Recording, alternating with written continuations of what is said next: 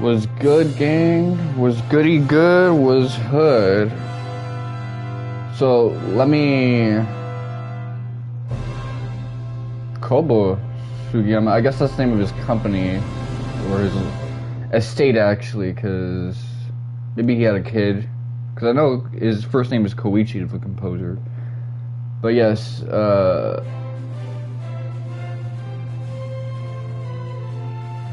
this is a product of Bird Studio, Spike Chunsoft, Square Enix, Armor Project. I guess Kobo is the one who inherited Koichi Sugiyama's estate of wealth, but that's neither here nor there. Let me check the audio really quickly.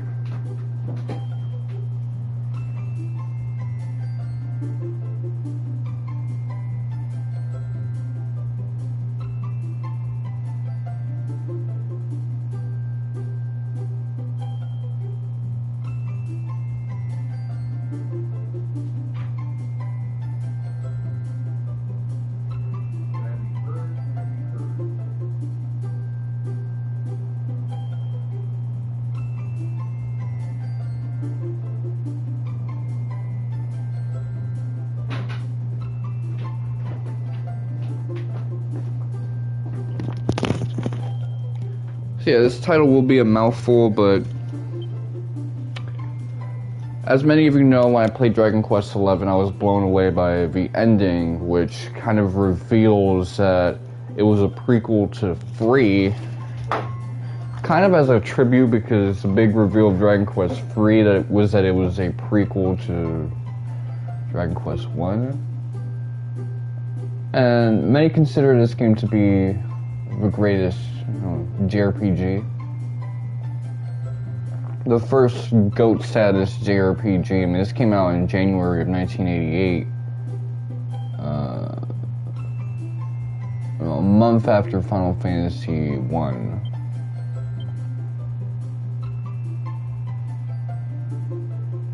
Okay, so I think I'm gonna go with... Let's just be cute and have my username.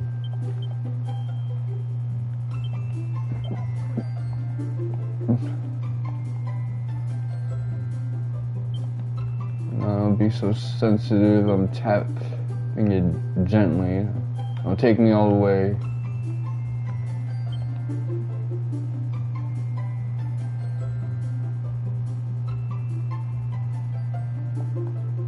Okay, so you know what? I do want to type B, so I'm gonna go with...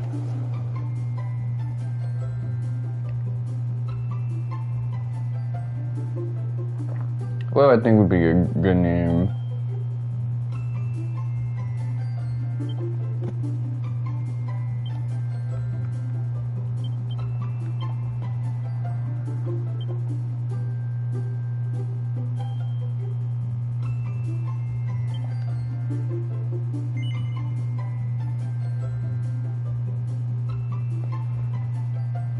Yep.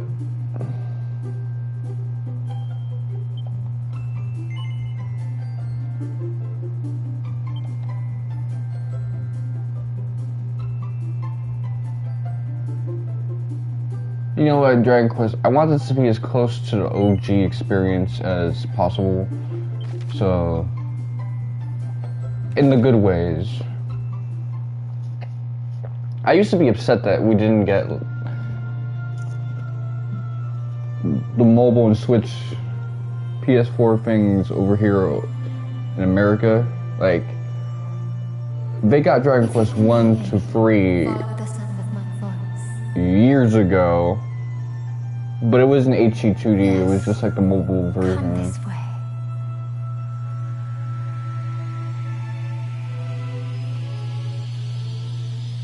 Now the Game Boy version had the most content, and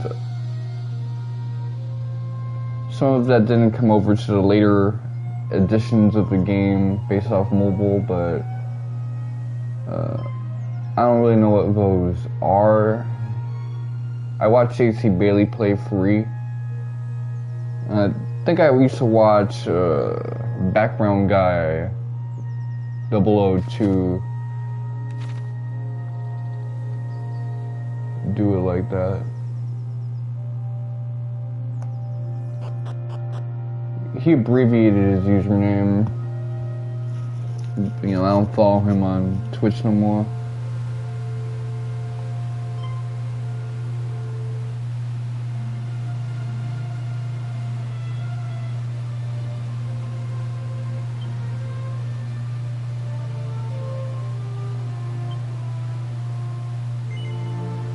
Alright, cool.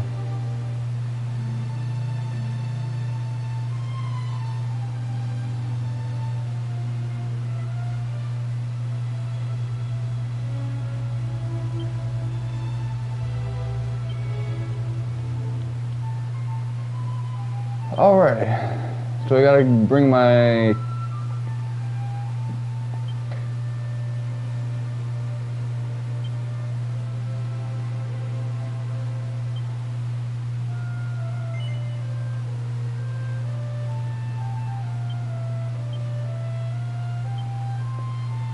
in my ID, man.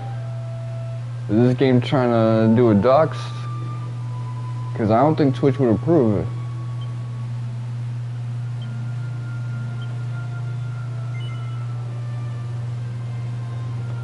I'm gonna be like,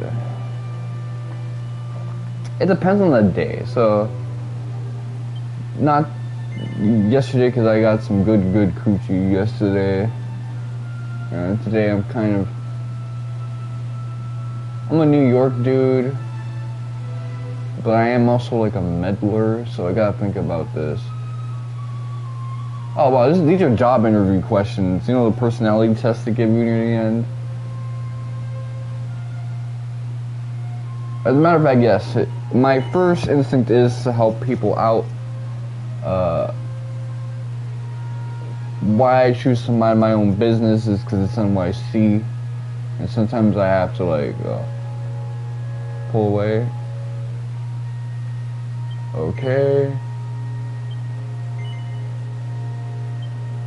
Okay.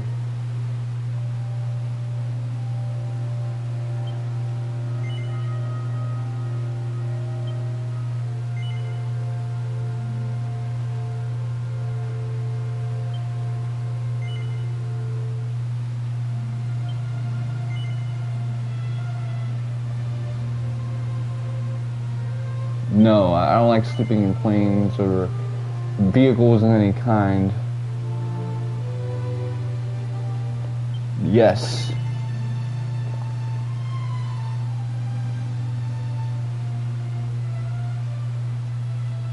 I don't let it like form my opinion of them, other people.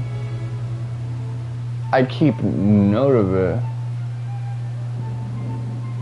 But it's like, I've been friends with people that, you know, motherfuckers have said terrible shit about them, like crazy tea.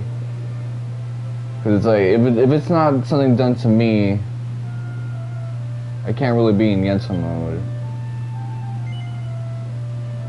Yes. Cause a lot of times you do know it's coming. It's just,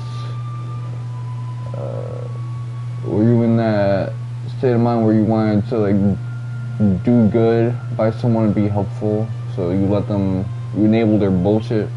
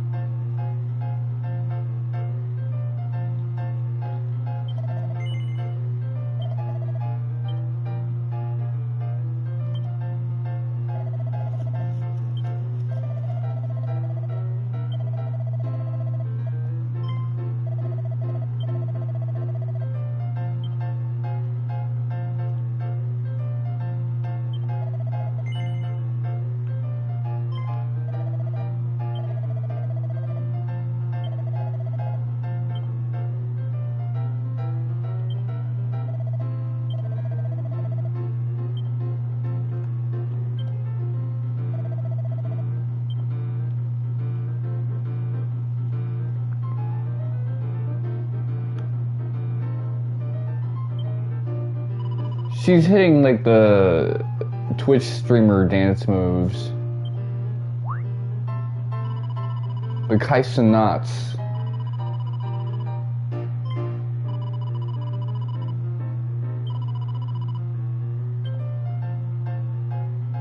You know what? He needs to know this shit.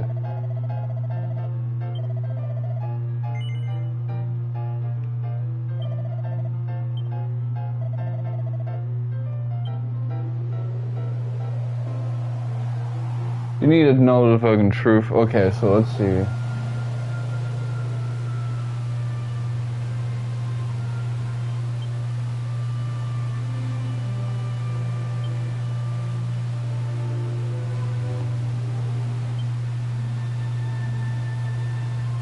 Okay, this is all true.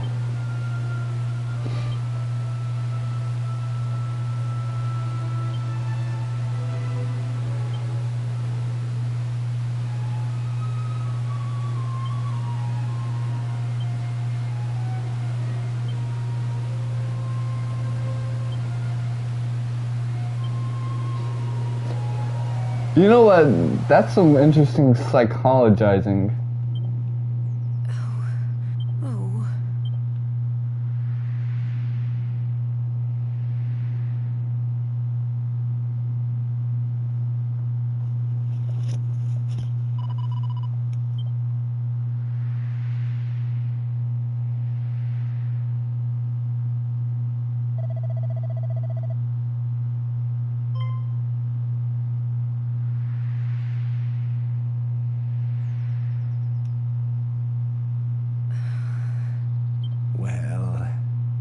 Time like the present.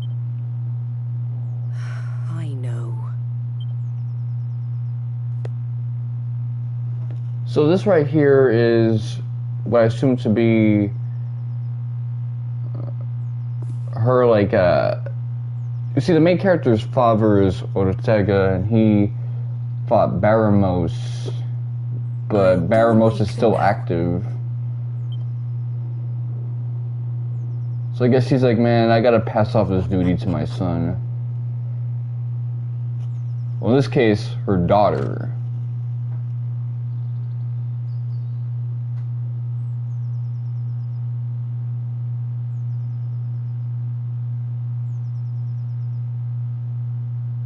Cooey, wakey wakey, rise and shine.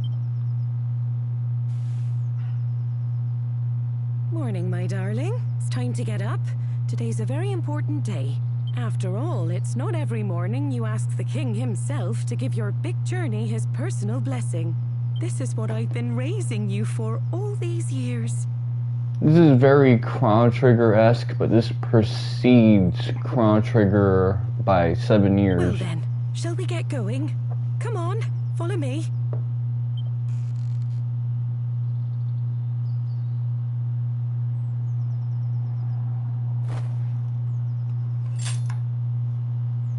But yeah, if you've seen like the end of Dragon Quest XI, it has this like Kui thing there as well, so you can kind of pick up on the momentum. I guess the reason they didn't give us the mobile ports that Japan got for Switch and PlayStation, which it's still available for them, is because, you know, over here, we got something bigger and better, so they probably had in mind that they wanted to use the technology from Octopath Traveler to deliver on a more definitive version of Dragon Quest. I would say more definitive, but Come on, dear. You know where the castle is. Straight on now. it's kind of weird to call a game developed by a radically different team definitive. Like, this is the fulfillment of the creator's vision. Yuji Horii was observant of this game. I mean, he was commentating on certain changes, and he's telling people he wants them to play it in a certain order to see things play out, which is Free 1 and 2, whereas release order would have been the appropriate thing in the past because of the plot twist of Free, but he implemented a new one. Off you go, and remember to mind your manners. I won't have the king thinking you've Yeah, been by the trapped way, there will be spoilers in this. I gotta preface that. It's why I put it in the title and stuff like that, because it's part of like the terms for streaming this game. I also can't beat the final boss, whoever that is.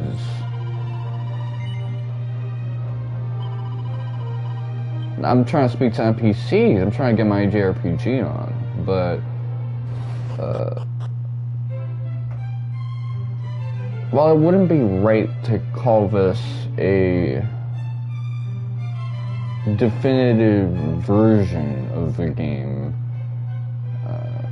just because Yuji Horii is not as deeply involved. Like, these characters are slightly redesigned from Toriyama's draft. Not just because he's no longer with us, but because they got like someone with a little bit of Toriyama's thing, but he's also doing his own thing.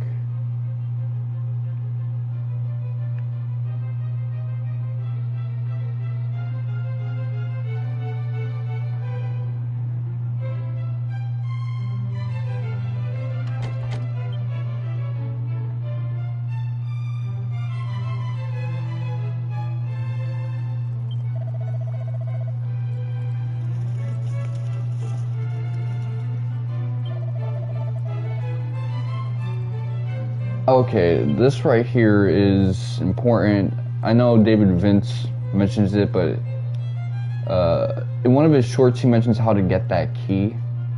It's a side quest, but some people will do it accidentally because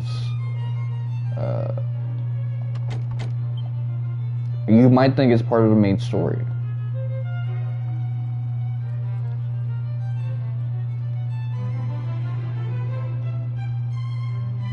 But yeah, I do think that around 11 they probably had it in their mind to work on this instead of just, hey, give everybody overseas the Dragon Quest free mobile port on PlayStation and Switch, because they're going to be hungry for Dragon Quest free if they haven't had it then, and especially with Smash Brothers.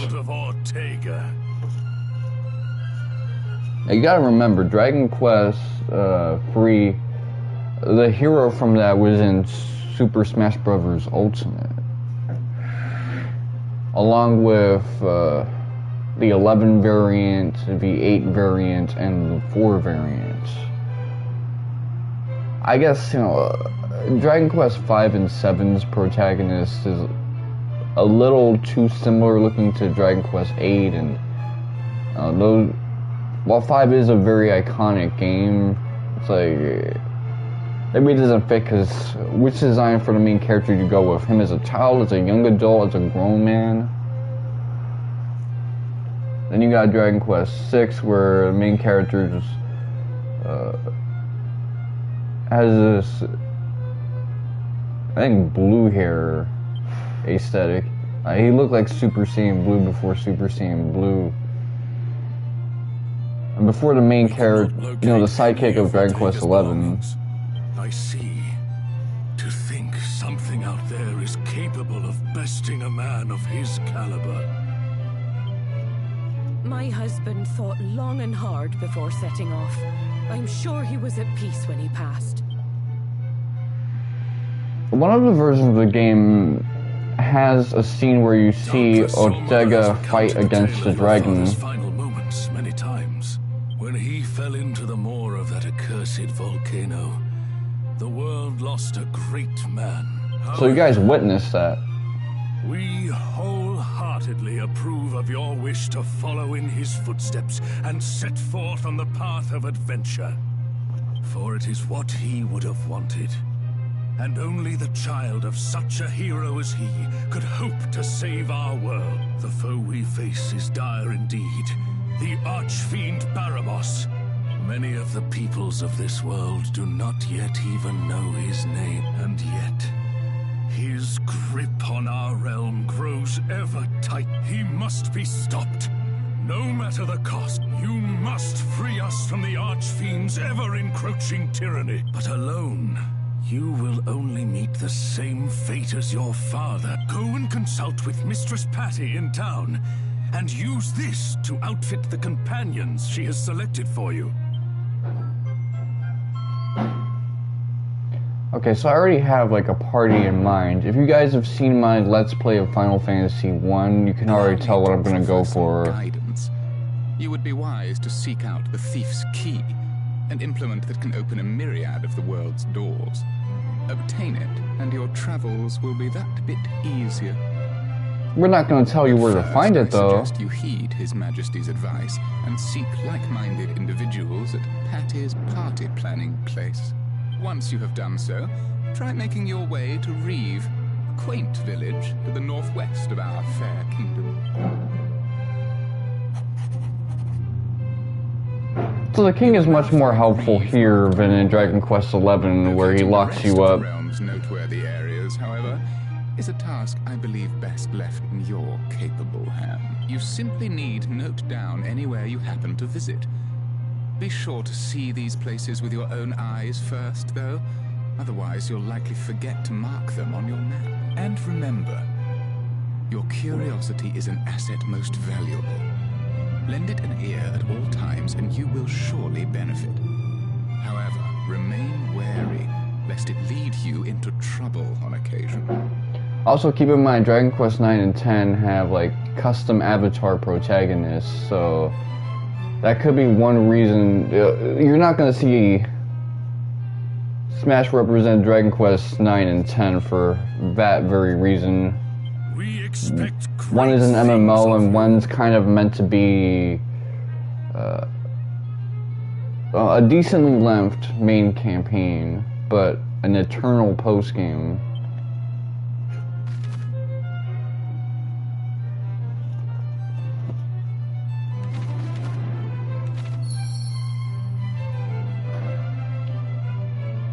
So, I remember I was in a Discord, I still am in a Discord for Dragon Quest III, and I was speaking about how seeing it in Smash kind of inspired me, especially because I played Dragon Quest XI to the true ending, to actually get this game.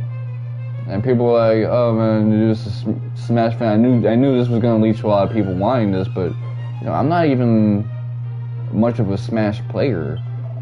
It's just that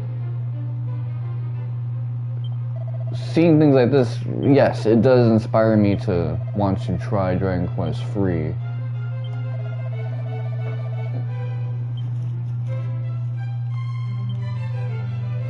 Okay, it has a classic, you know, black transparent box UI where you still see the field and everything. I like that. Let me check something real quick. I'm gonna pull this out. I'm gonna wait until this is free bars.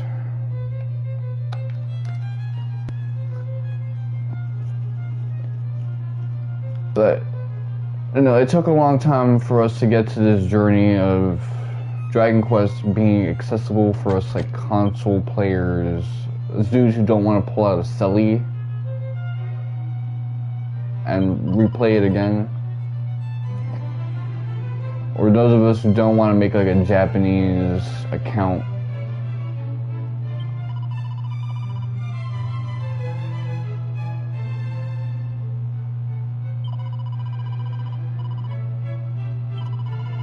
Okay, so she's got cabin fever.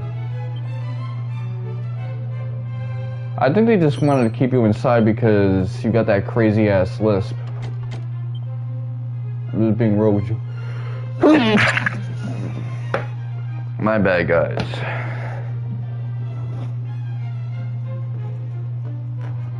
I almost broke my equipment with that big ass sneeze. So, no, I am very much looking forward to getting my hands on this joint.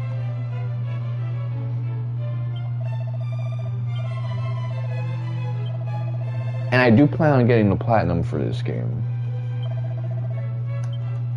Now, I've heard that this game has a lengthy post-game, but I don't really mind it. It's also important to note that I will be... How's my inventory looking?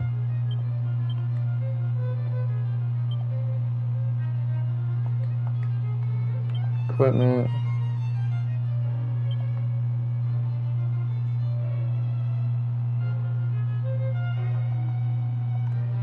So it's not that much weaker than the standard shield that I start with. Copper sword. I'm feeling on that so far.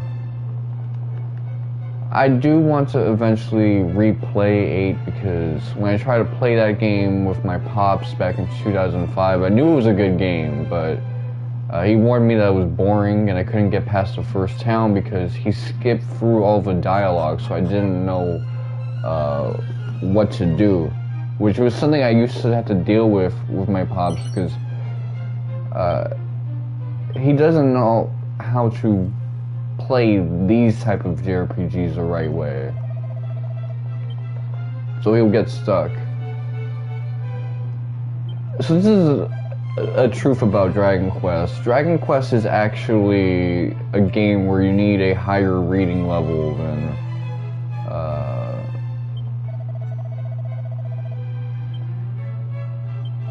Final Fantasy. Not just because 10 introduced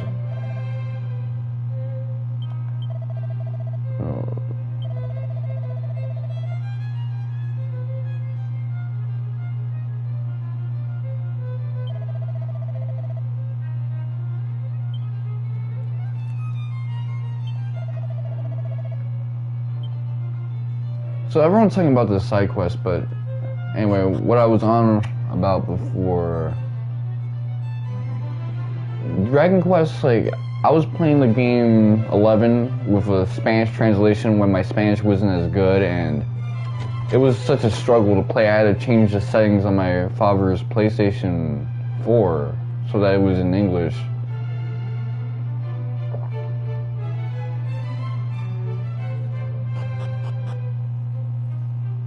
You need a level of, like, literacy for Dragon Quest that you don't for Final Fantasy. And that's even going back to, like, old school Final Fantasy. Like, if I played old school Final Fantasy with just Japanese, it wouldn't work. You need to play Dragon Quest with the attitude of you're gonna have to read stuff and you're gonna have to comprehend things. In that sense, I would say Dragon Quest is actually a higher IQ JRPG series, which is funny because it's also much more simplistic in its mechanics.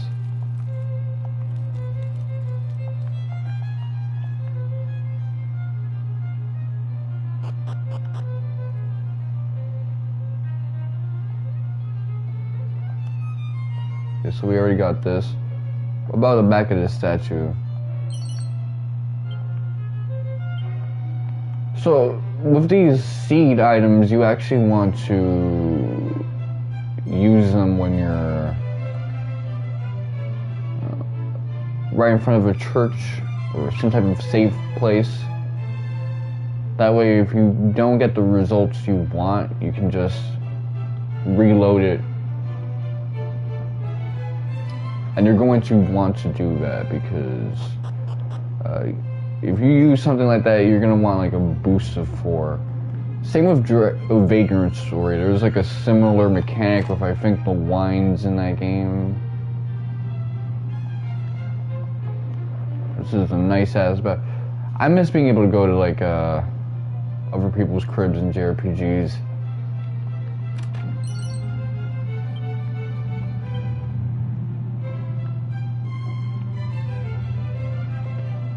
When I play Suikoden, Lord willing, it's gonna be like that too.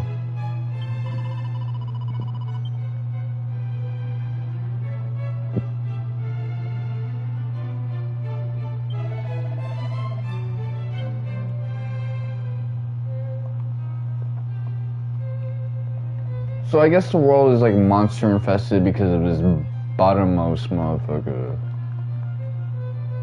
And yeah, it's been holding up, but I guess you can't really have a sustainable world if people have to like live ducking over their shoulder because of this dude. My shit's at 1 now. I actually lost battery. Wait, look. Did I use the right charger? I'm moving this. It just came loose. That's what happened.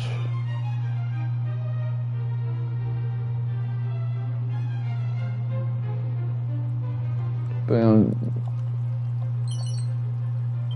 no mini medals? I think this game added mini medals, which I don't believe was a feature of the first game.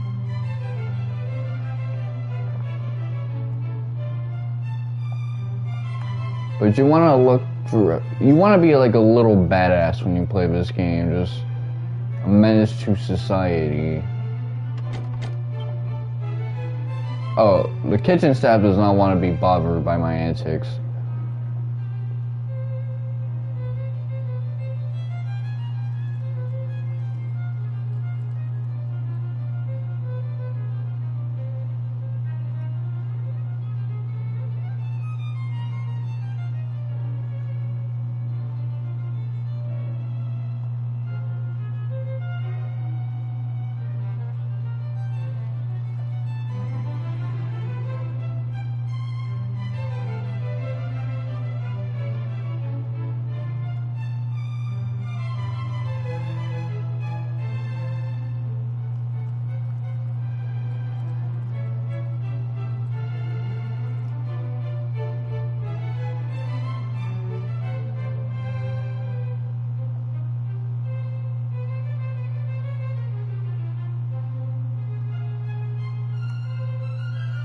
Let me see.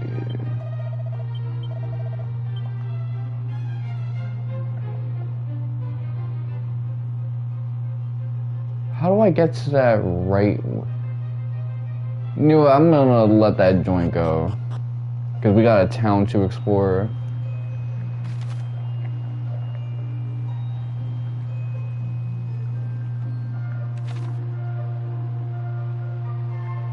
So much like Makai Toshi Saga, we have to recruit characters.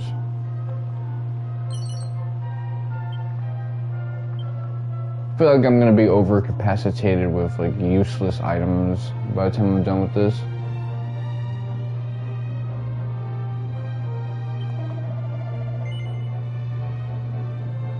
Let's see.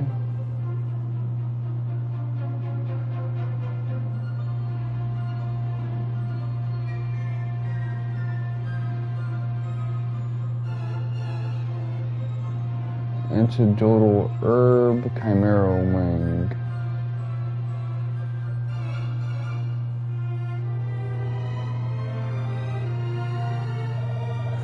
I'm gonna hold out on that.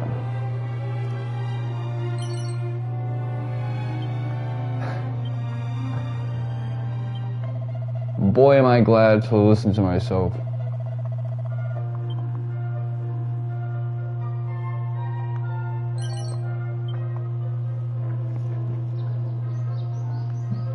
So I'm really getting my money up. Also, I want to mention this, but I will be playing the Saga game, like,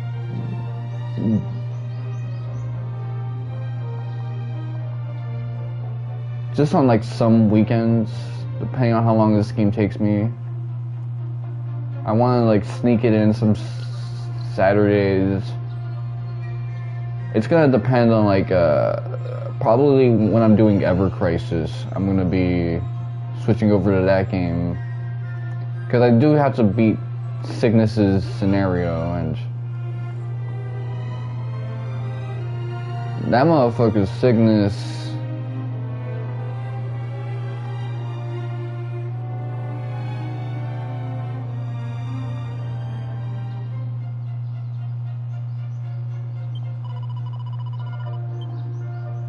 his final boss encounter should have been easy, but I guess for the group that I have, not really. Well, first off, he has an electric attack that just like has an insta-kill effect and it keeps going off. I don't really like know what to do about that. Like, how do I avoid the insta-kill property or getting hit by that joint? Because it's not like I can paralyze the boss.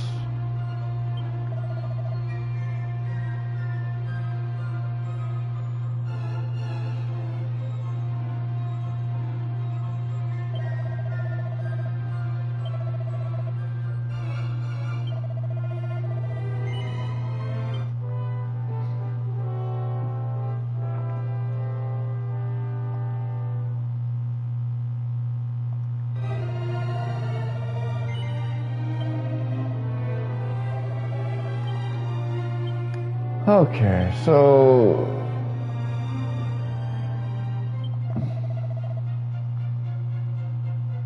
Aliahan. I wonder what this area is meant to be based off of.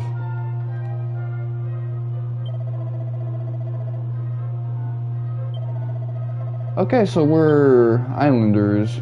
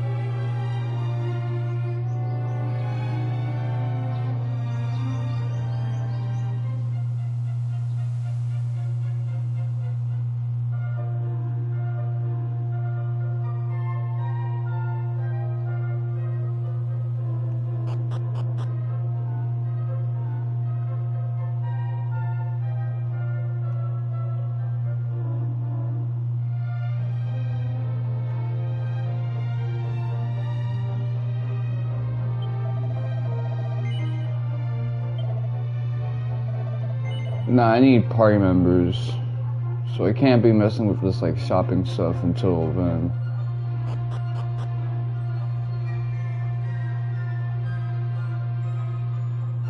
Yo, what's good with that dog, yo?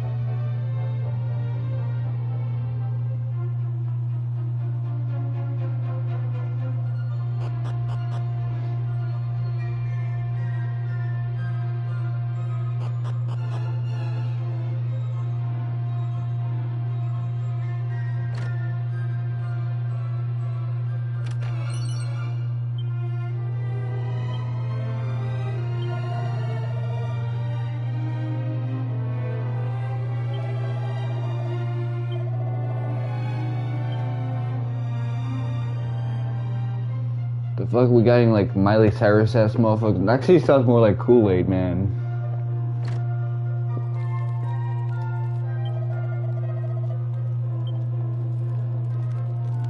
Okay, so he busted through a wall. The thing is, this isn't really drywall, so I don't know what he was thinking.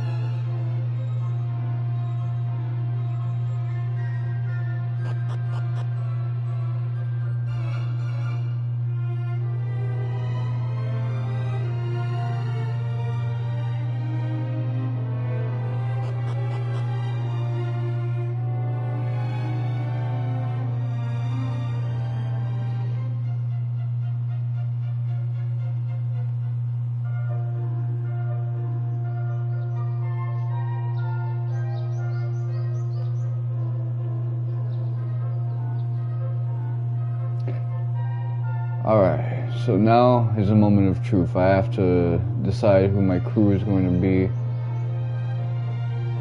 Let me try to sneak.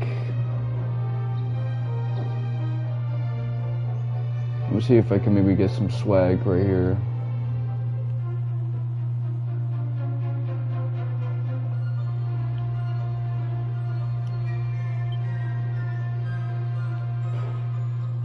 Is there like a settings thing? I want to turn off like the weird blur effect that they put in this game.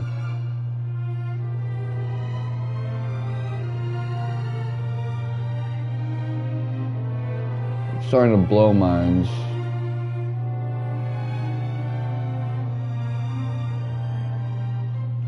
Give me that piano.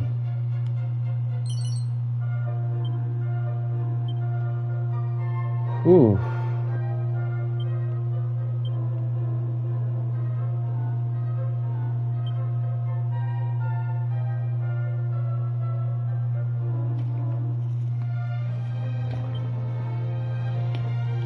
I see. So this is the ever elusive pre-order box.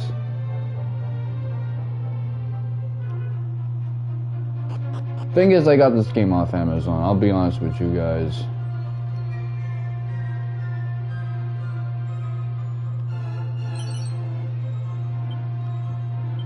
I guess this is for boosting health. Someone said this looks like Malos from Xenoblade Chronicles 2.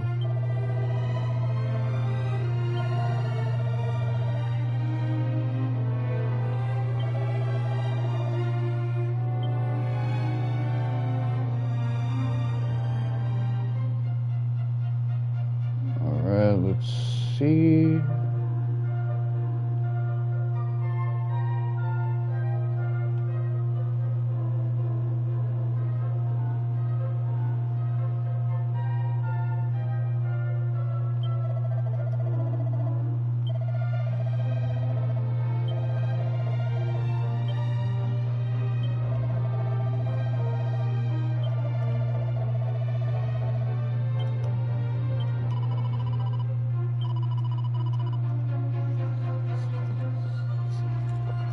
Heaven's got a distinction. I've never seen that before in my life.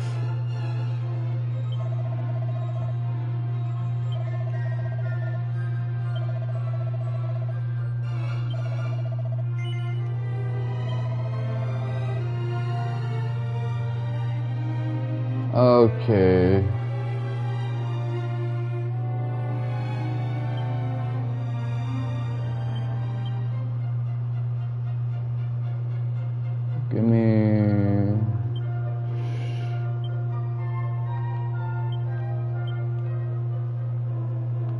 Give me Bobby Shmurda.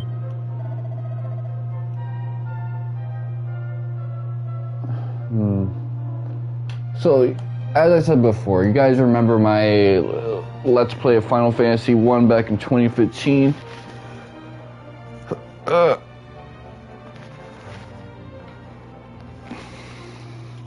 Now in that one I had a warrior, a thief, a red mage, and a black mage. So I decided that my main protagonist as a jack-of-all-trades swordsman is a red mage. So let's get ourselves a warrior.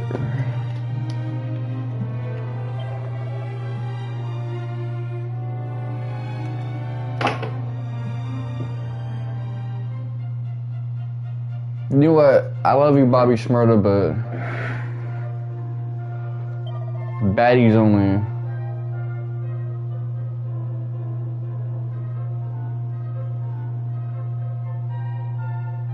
You know, I need that hair to be like... Okay, you know what?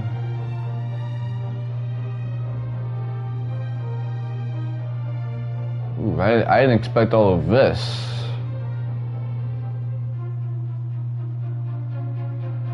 So, you know what?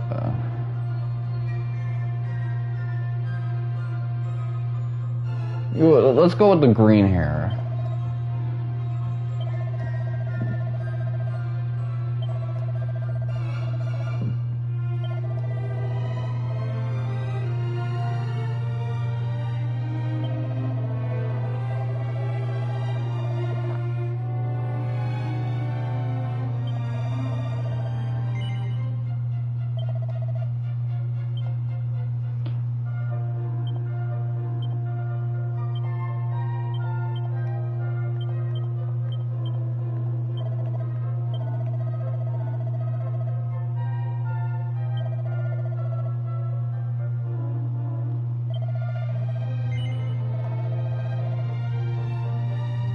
Okay.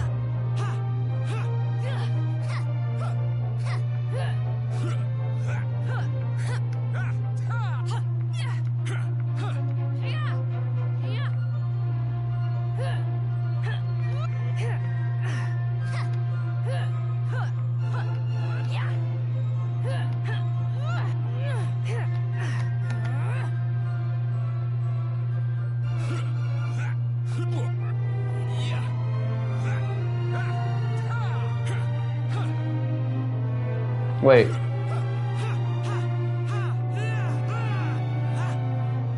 This music's so loud, so I can't tell.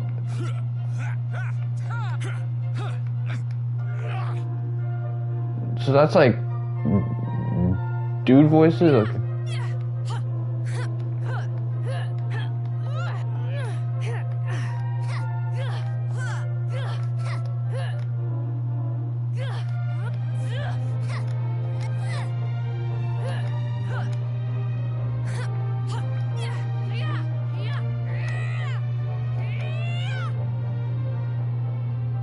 I'm gonna go with reserves.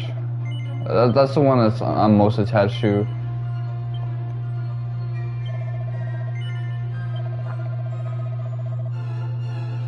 Okay, so Shmurda.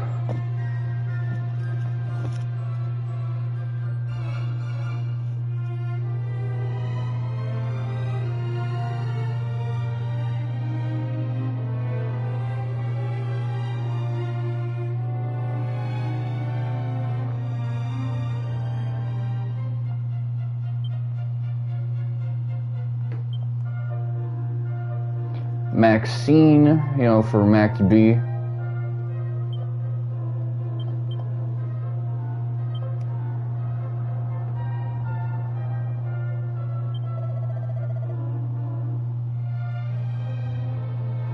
I'm gonna have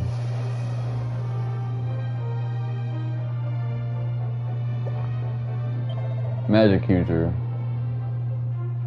You know, bad bitches.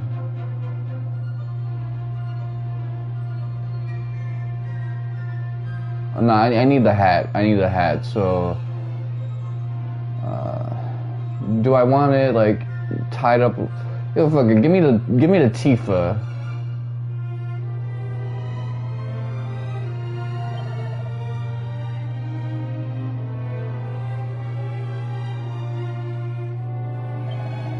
I need that blue hair.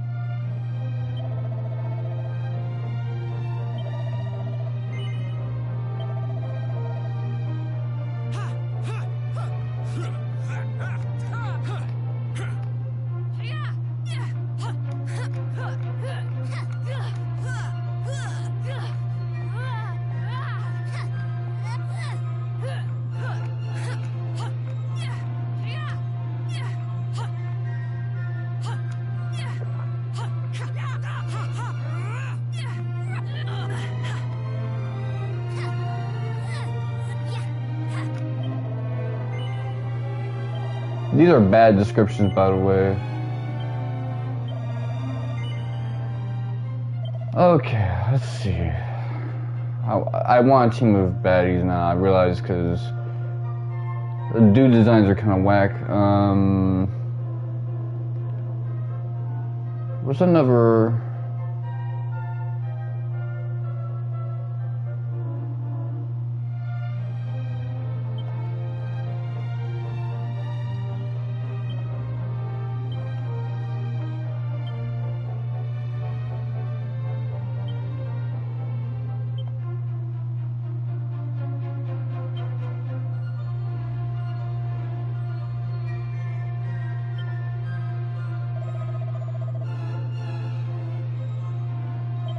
Thief.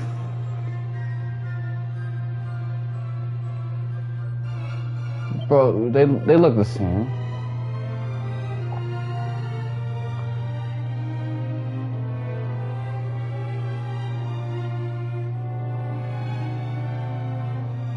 Honestly, it's gonna be between these two.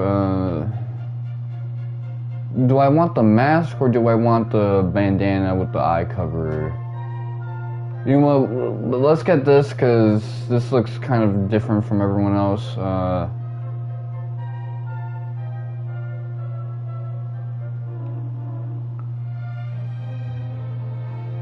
Do I want the silver hair or the black hair? You know what? Let's go with silver because that black with that black suit, man. Now you got look like Kakashi. I like that. Okay.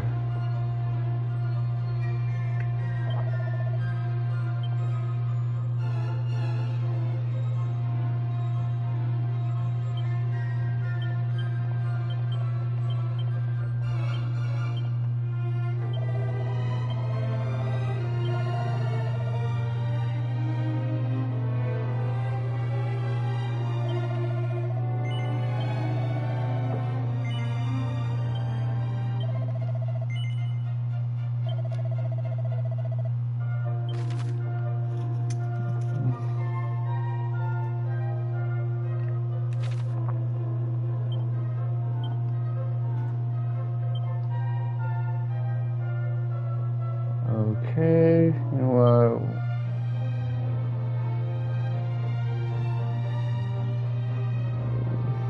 Open.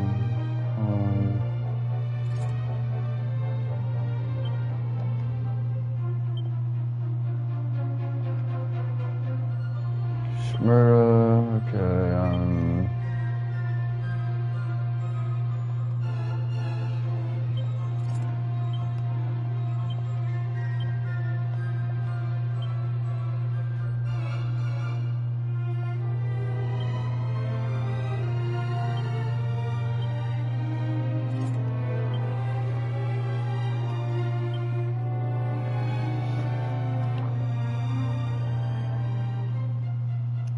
let me check my battery right now. Plain clothes, Wayfarer's clothes.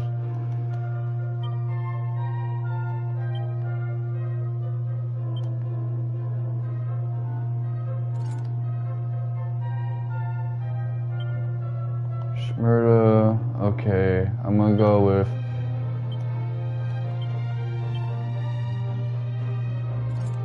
Wayfarer. So we gotta get you some swag. But you know what? How long have I been doing this? Less than an hour. It's a very slow start, but I think it's the kind of slow start that motherfuckers want.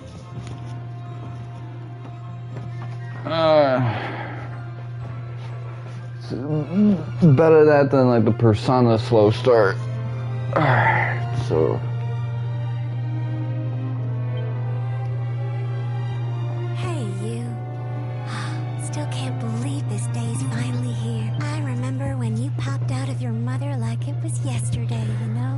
Really, you're gonna be that type of weird woman who just says shit like,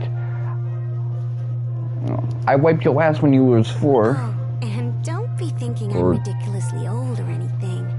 I was just a kid back then. But it felt like I suddenly had a new sibling to look after. You know, I just realized we have American voice actors in a Dragon Quest game. To think that was 16 whole years ago. At any rate, I'm sure you know by now that Patty's Party Planning Place is your one-stop shop for all things adventure. If you find yourself feeling lonely on the road, or simply want some muscle you can count on in a pinch, let me know. I'm dehydrated as hell, by the way. Companions to suit your needs. But gosh, you really are all grown up now, aren't you? May take me a while to get used to. At any rate.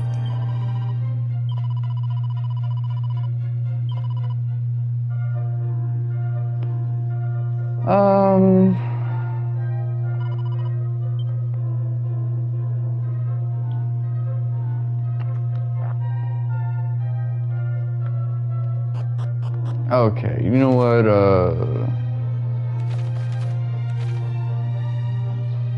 we're going to need to save, for sure.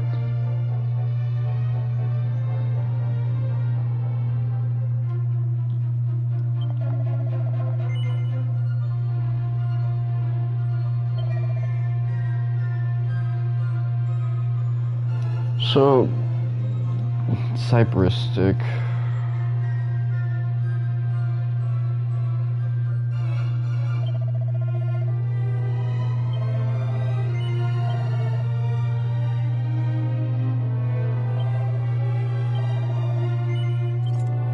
Oh, nice.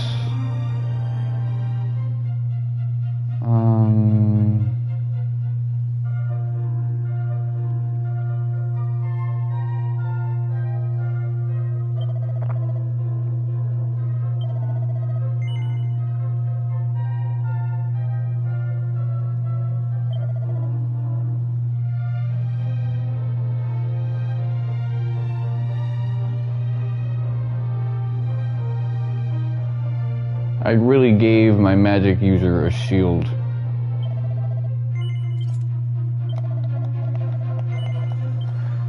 Well, let's just head off to the church.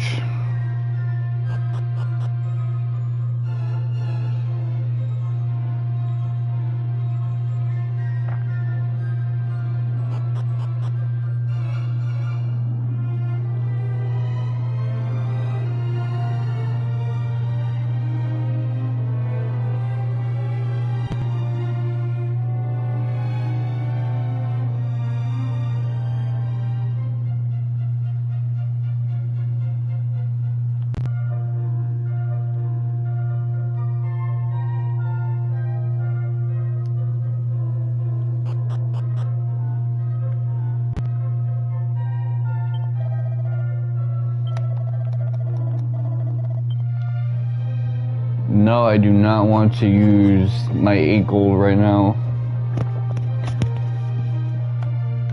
I feel like if I touch the pad, I should be able to like see where I need to go. Not like expand the mini map. That's what I want to do.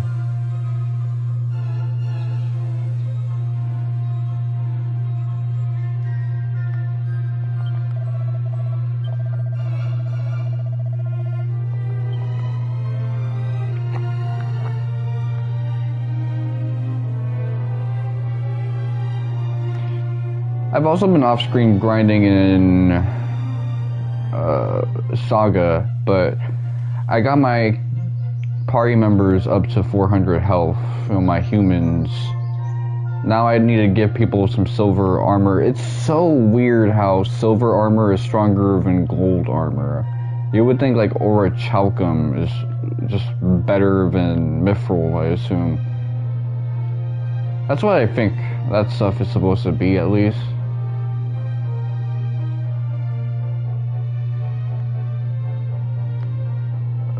Again, I'm not too pressed about Saga because that's a game I'm going to be playing when I can't have access to my living room.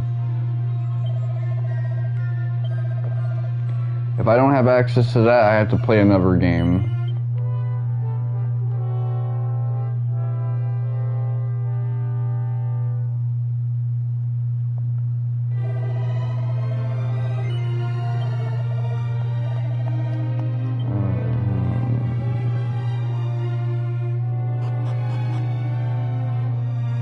What do I want to do after?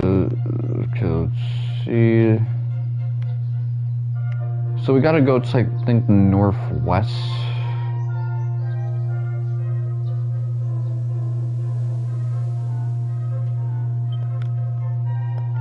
So there's no party talk dialogue. A lot of people weren't really, like, happy about...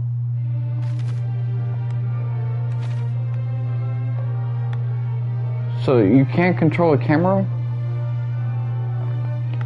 Oh wow, I did not expect this. This is like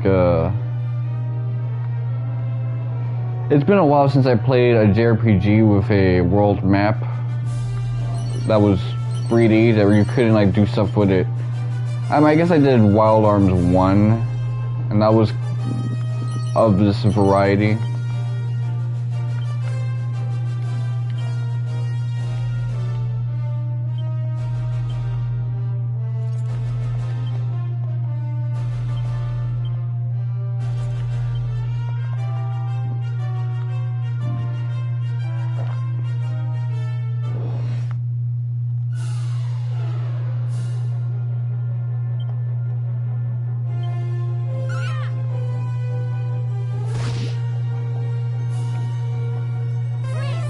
So this game actually has a good tactic system.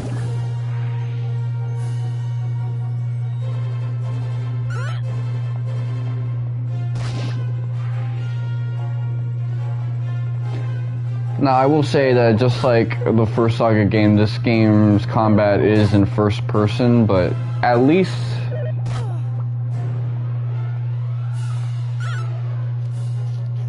I will say this much. You have this thing right here where you see the characters' backs and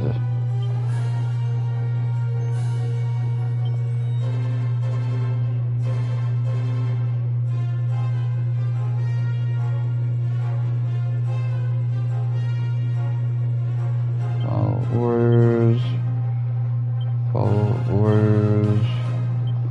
orders.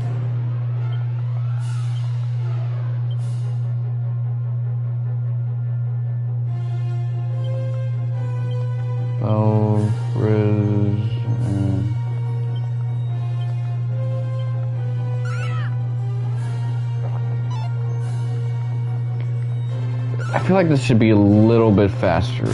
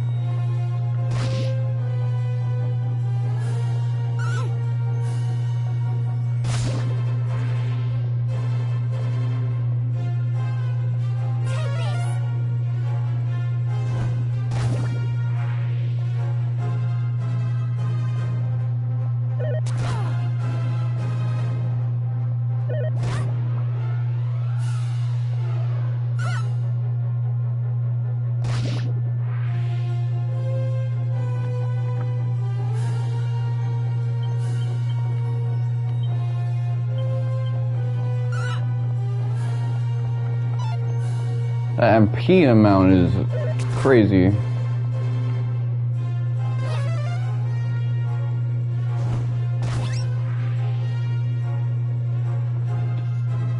So far, Maxine is kind of the best party member I have.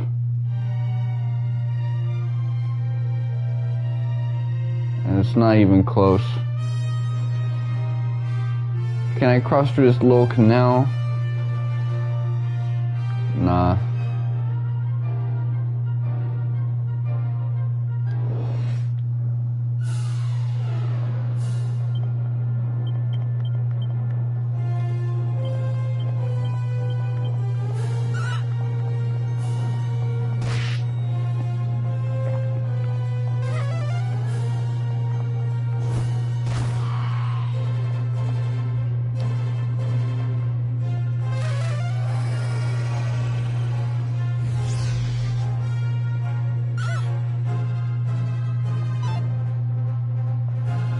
Come on.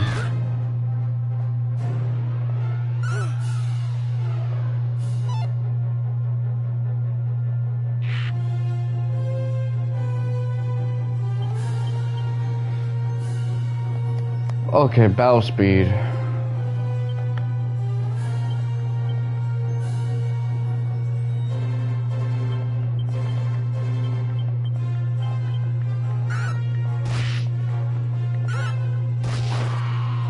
Nice.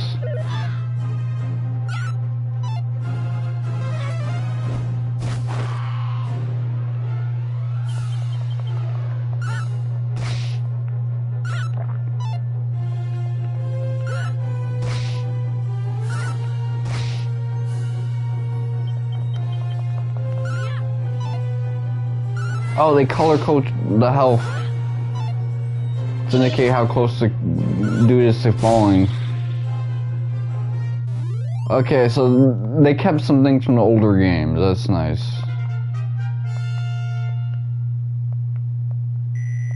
Older releases, I should say, because this game is old as shit. I was negative 7 years old when this came out.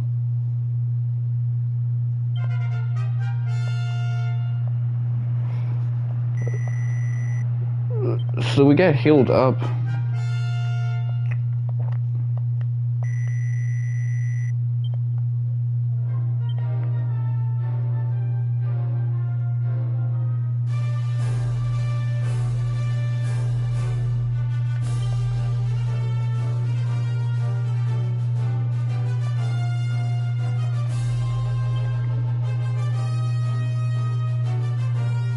Damn!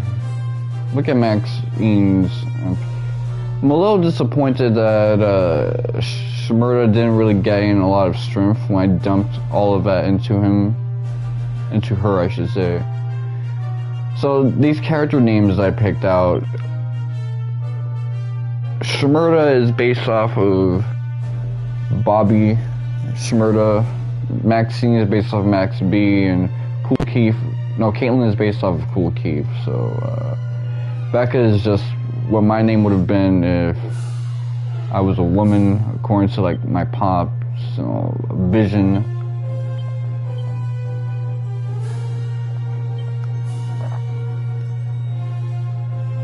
Oh, Buff.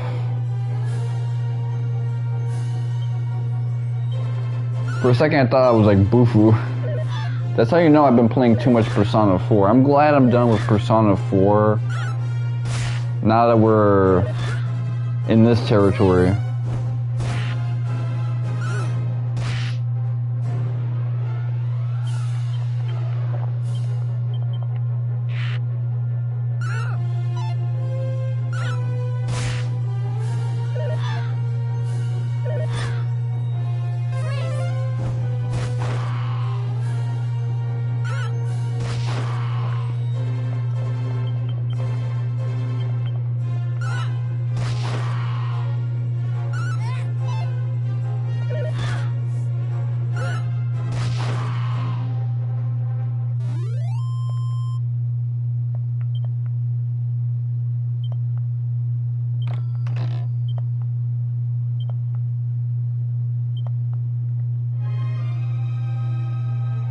So I gotta be mindful of those Chimera wings.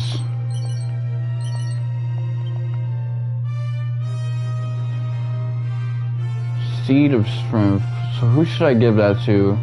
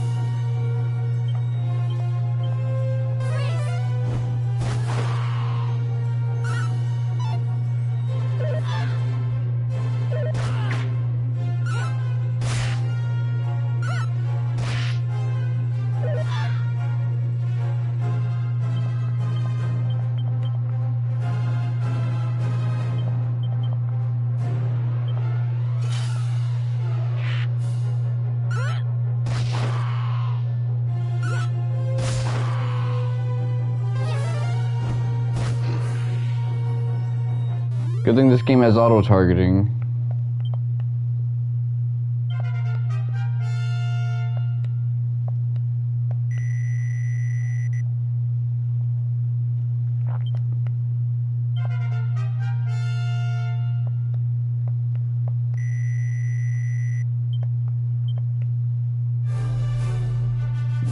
Their EXP growth is so, like, on different wavelengths. It's kind of interesting.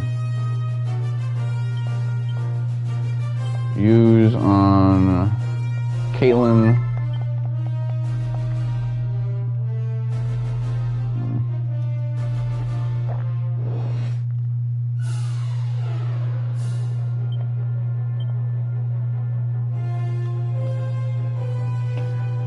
Whew.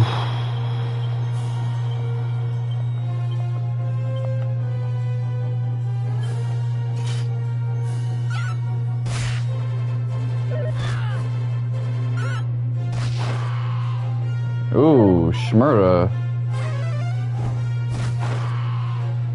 If only you got some freeze in you.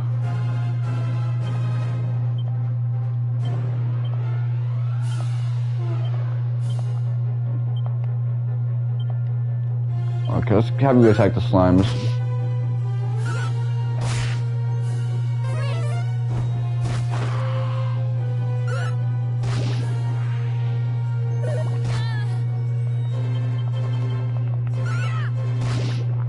So the Lakers have been doing pretty well lately.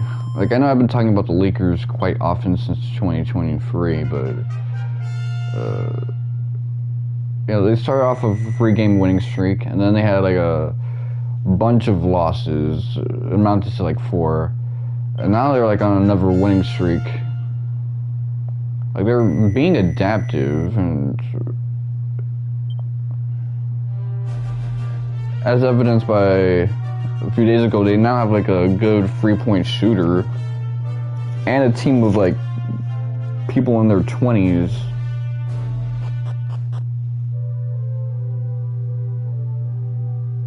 Speaking of Austin Reeves, we got Reeve, but it wasn't Reeve that was like going nasty with the 3-point shooting.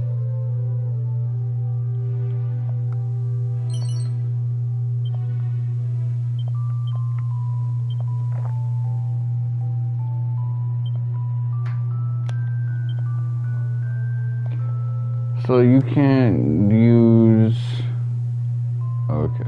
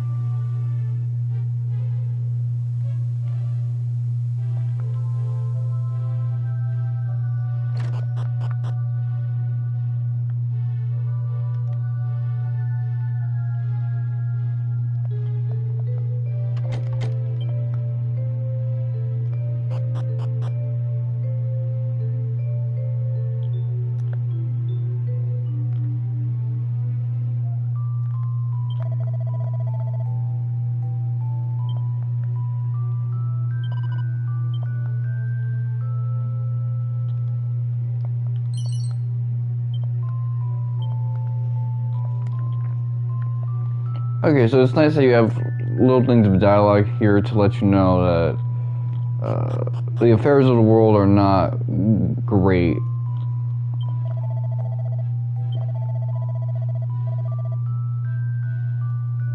Stay overnight.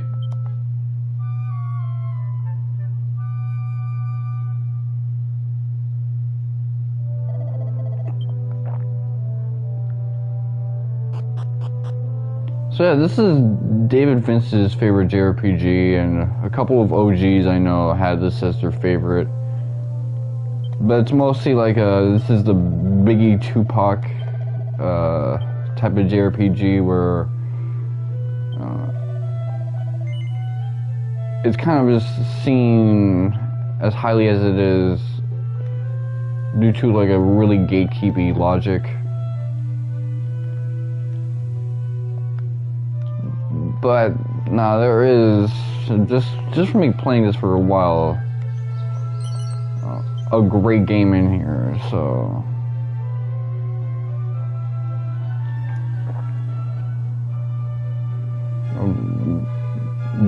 Biggie Smalls is a good rapper, even though like it's barbershop talk. That's kind of the reason why he's esteemed as one of the big three of rap to this day.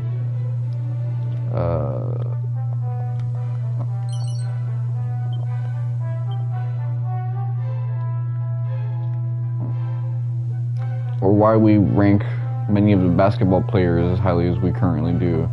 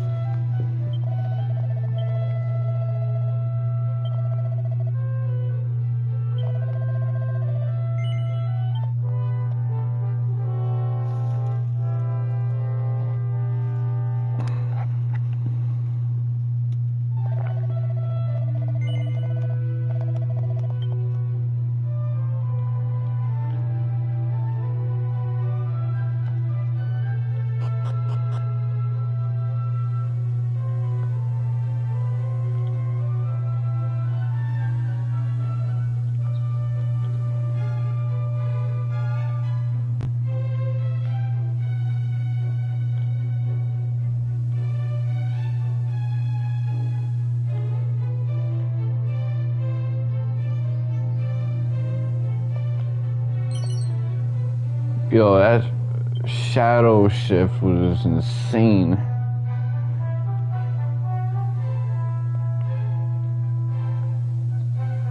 So, yesterday I was watching Across the Spider-Verse with some of my homies on Discord. I think one of them watches my streams every now and then. I gotta say, that was a much better movie than I initially anticipated. Yeah, some characters are like really tropey and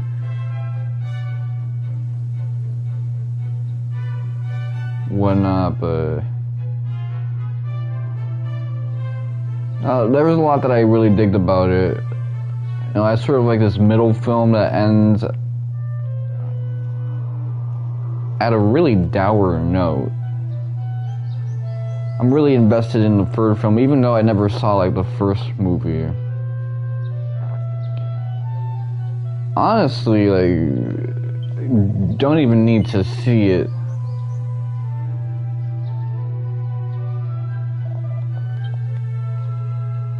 I really don't.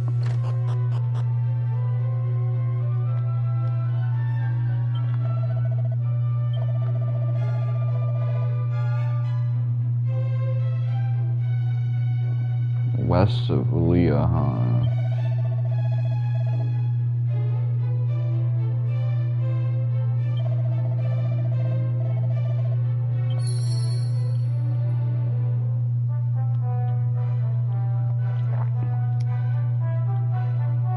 So this is a side quest from the OG game. Diary of the Hard Man. That's a lot of people in November.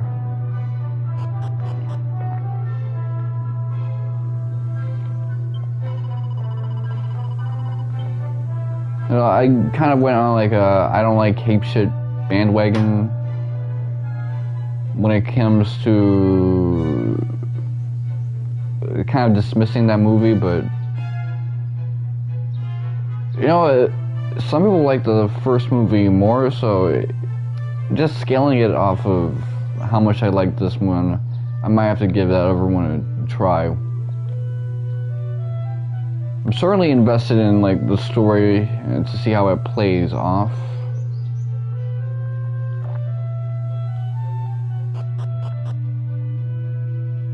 It's one of those things where like, the whole premise of like a multiverse story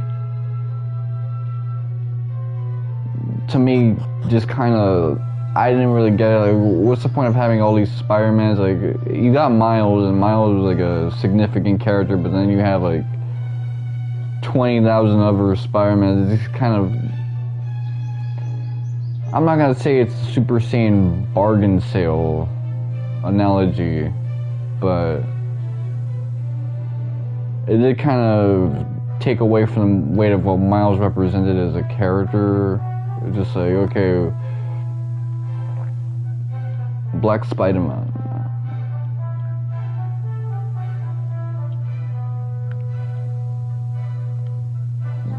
But like, you kind of if you have like a bunch of other dudes, what's the significance of that?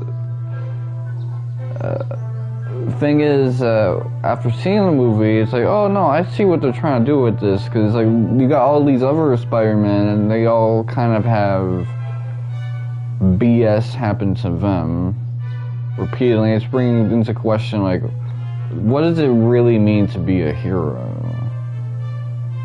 Is it about like making these cost-benefit analyses?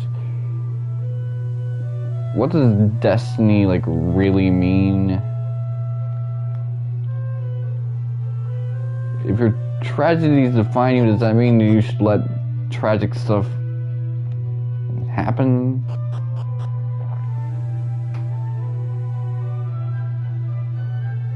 Or was that just not right? Like, it does play into some interesting questions, and it's already leading into some answers, which is a good thing.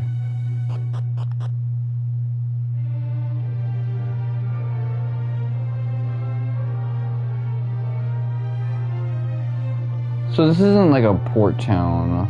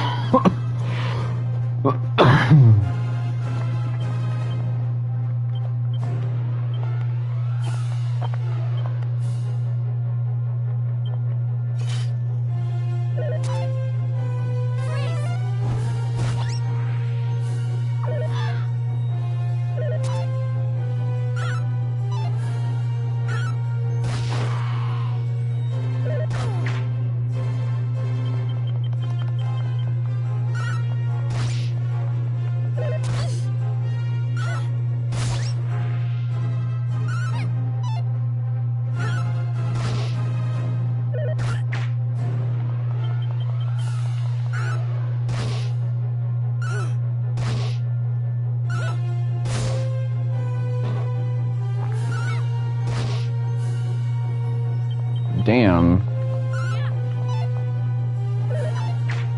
You could have got it right there.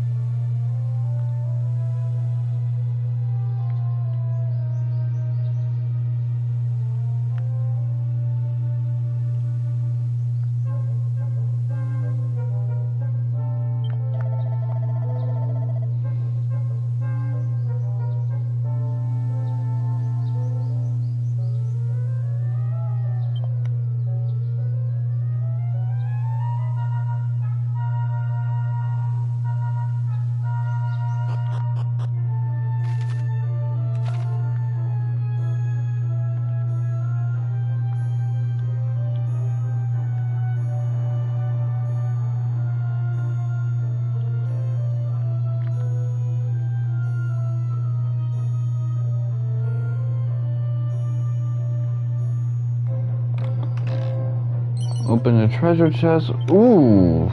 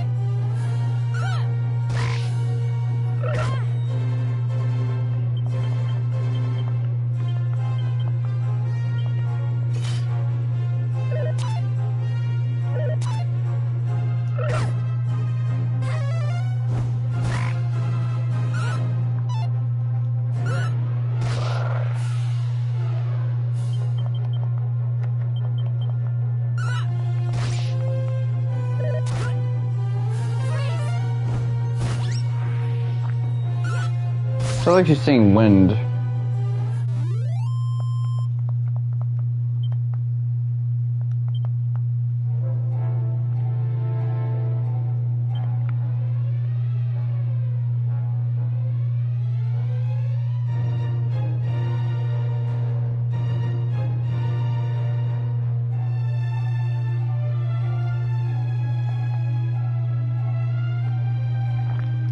Yeah, I think I'm gonna have to get some level ups. Okay, so recall, abilities, spell.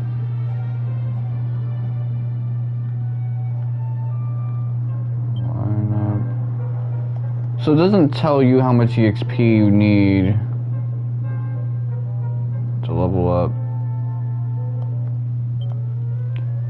Tell me I have no mini metal motion, which is crazy.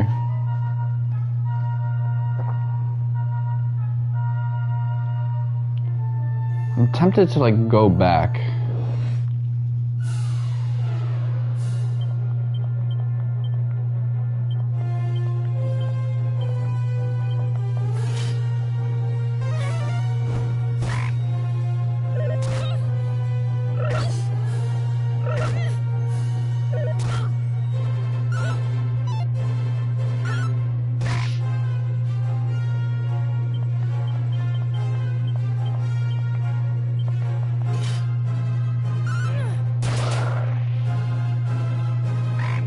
A crit.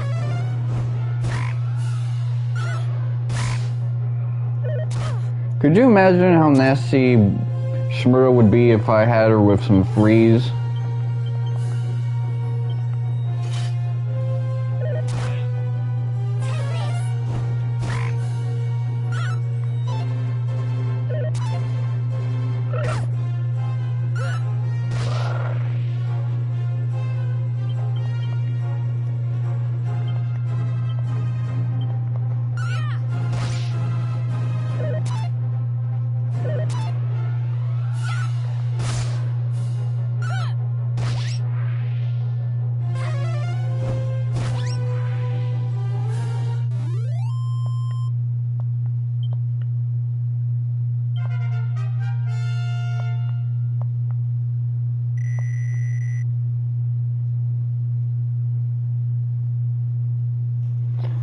Okay, let's see, Becca.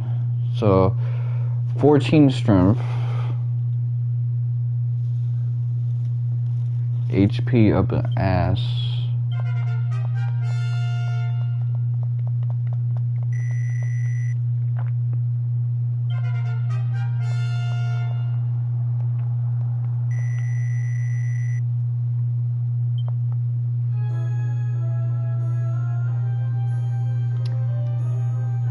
You know, that had me singing a different tune.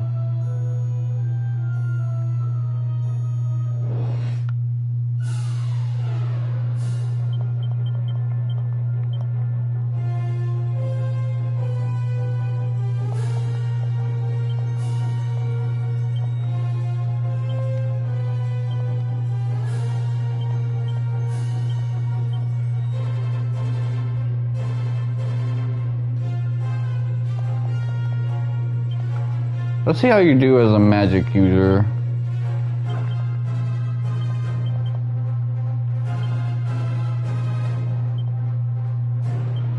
Just a moment.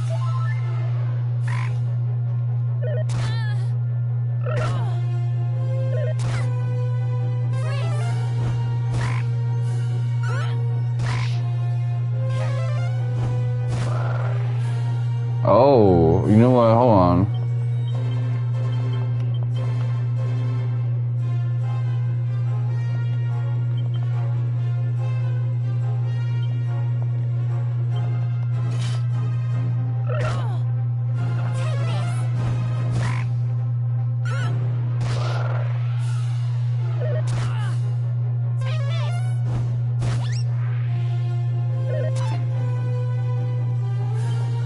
Spell.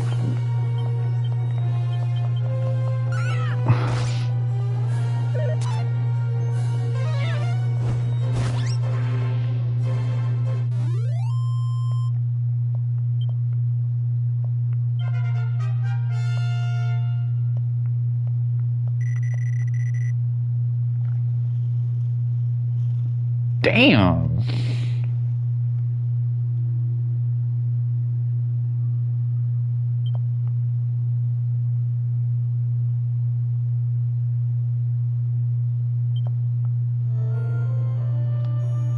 Now I got no strength, but I'm not really surprised by it. I didn't really go for a strength build. It's crazy how strong my builds are shaping up.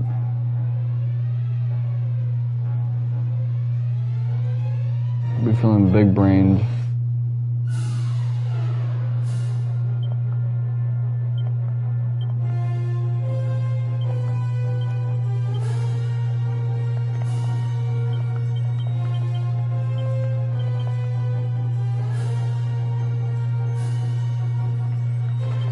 Let's see what you can do now.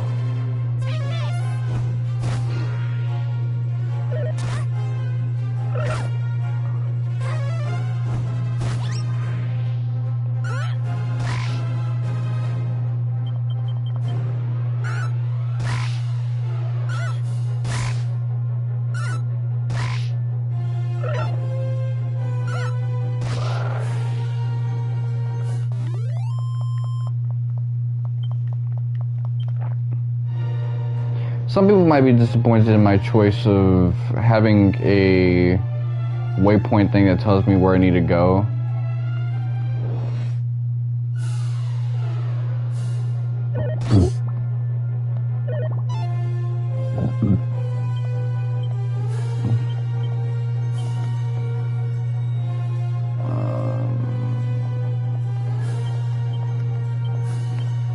The reason I accept it as an option is just because I feel like it's part of the new UI.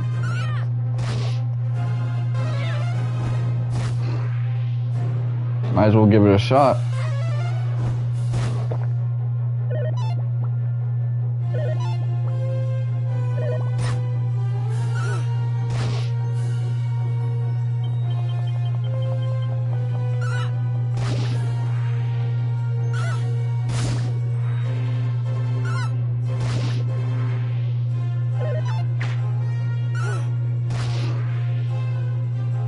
Great round.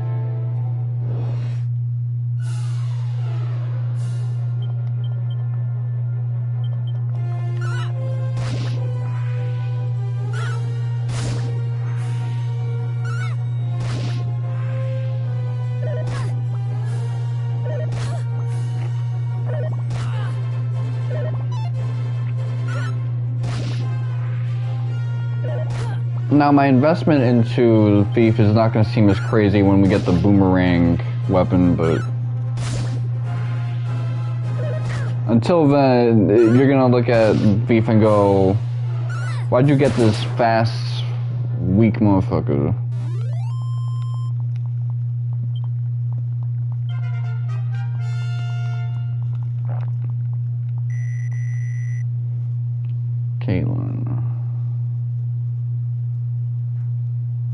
Caitlin.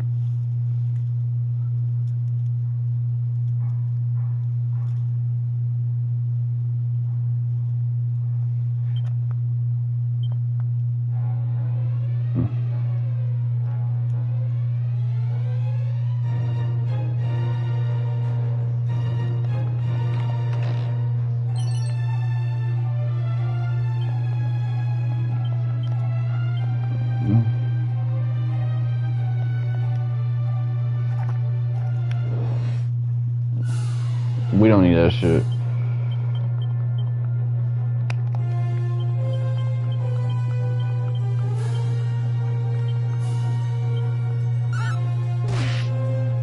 Okay, hold on.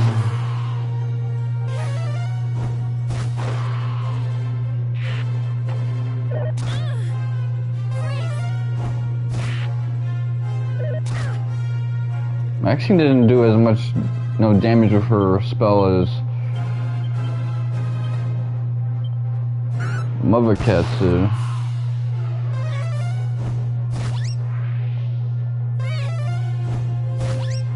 Becca did. Becca's just so good, I guess.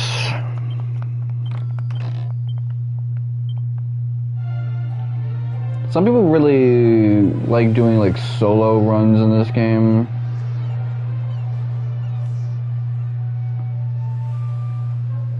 I could see the appeal of doing a solo run in these early Dragon Quest games.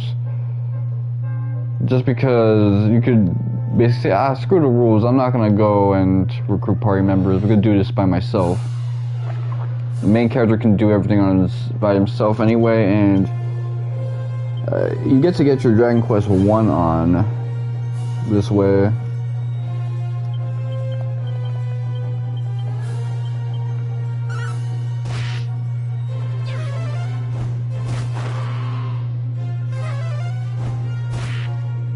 My beard is crazy.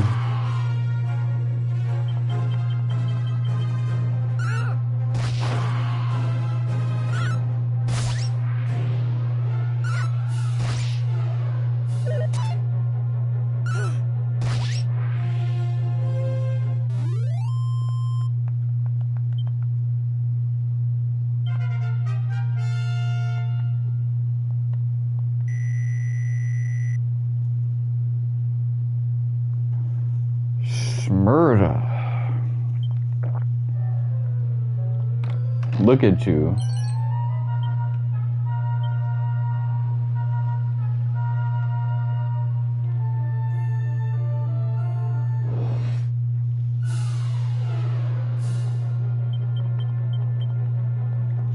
The lady was too stunned to speak.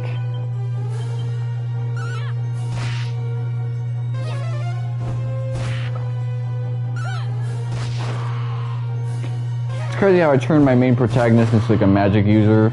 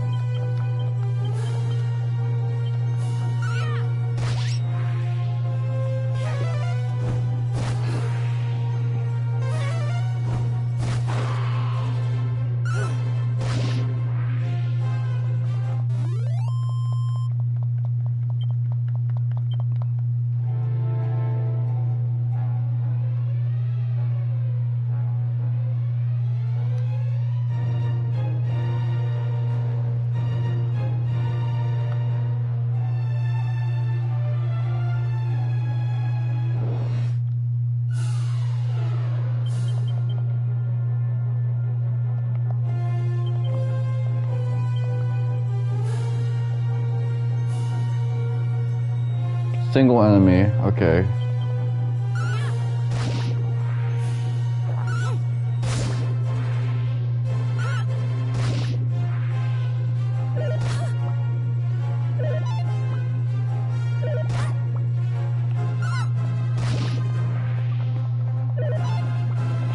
So one of the things I gotta say is I really want to play Dragon Quest 1 again, because I never got to beat that game due to the fact that, like, back when I played it, I was doing it in 2011 for like a YouTube Let's Play, but the software that I was using was like,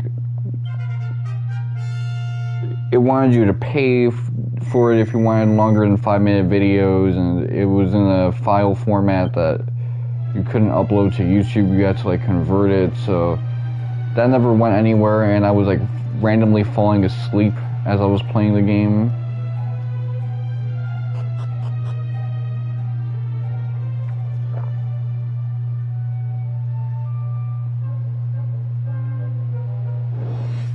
It was looking more like a let's fail.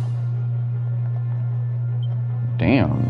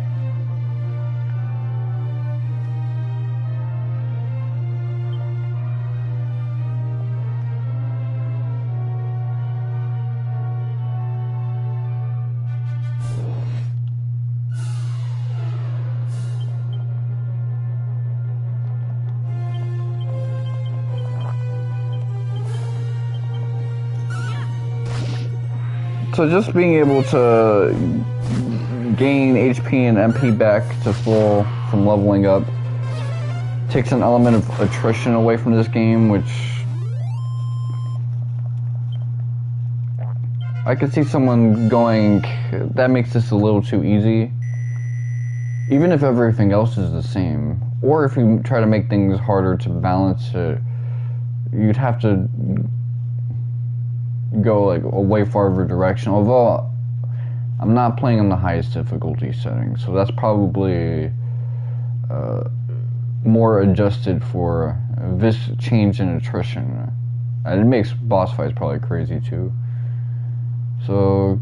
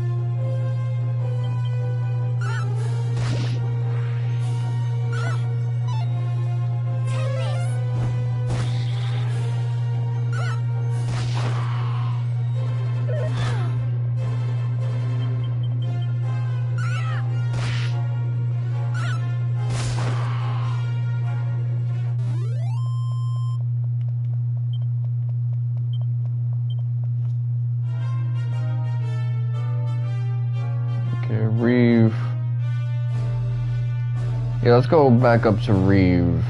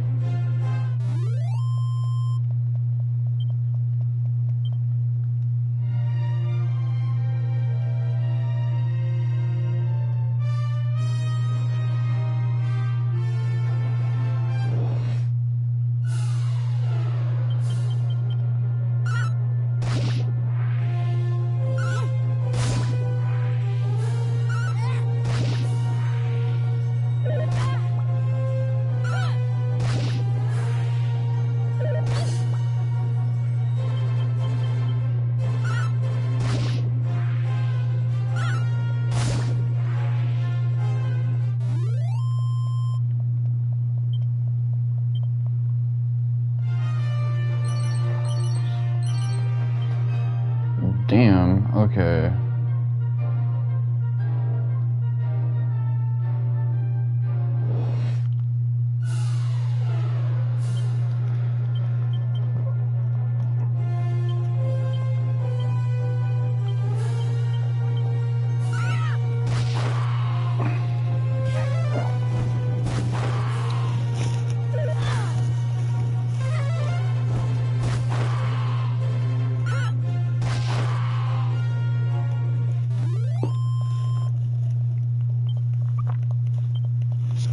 So when it comes to Saga Emerald Beyond, which I promised you guys I was gonna like try to sneak some stuff in while playing this game.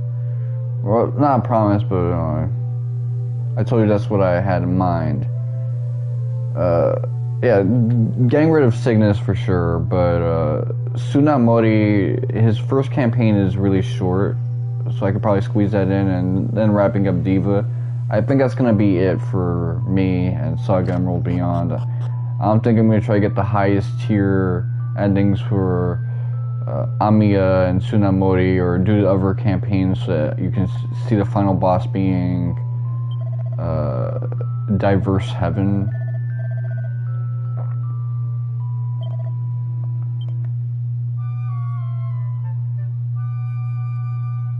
It ain't that serious for me.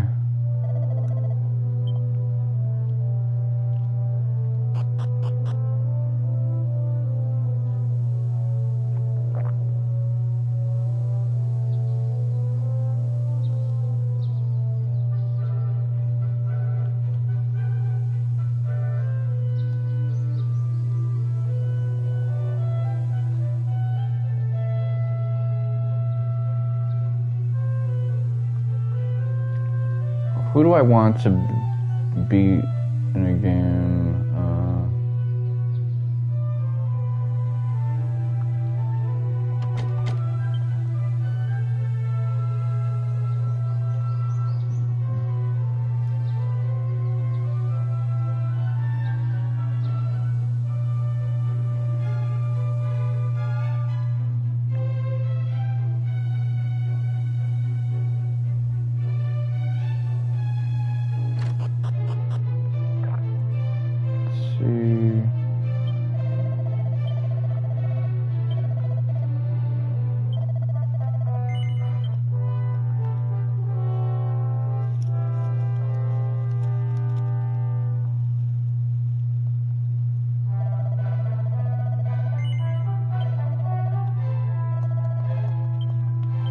Okay, let's see,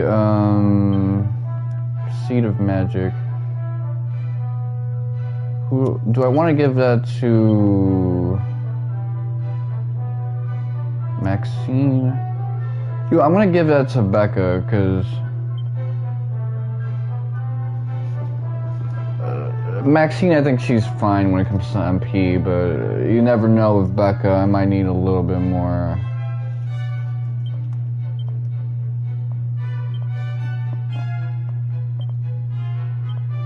Okay, so that ended up averaging to like a 2-2.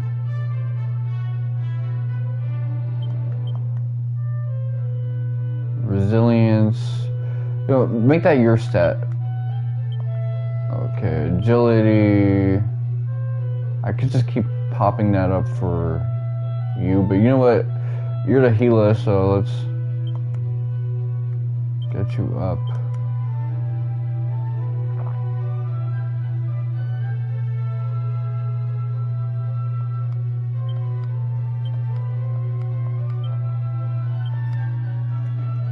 There you go. Strength. There you go.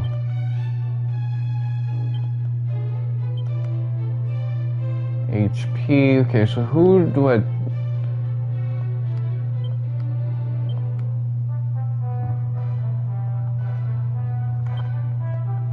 For the most part, that was really good. There was like one thing in there that I was thinking, that shouldn't have been a 1, but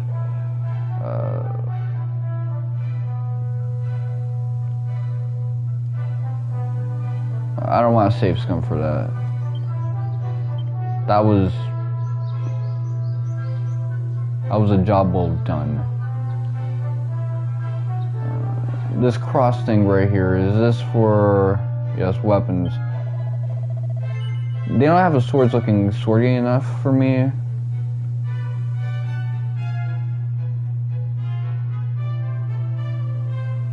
Cannot equip. Chain sickle.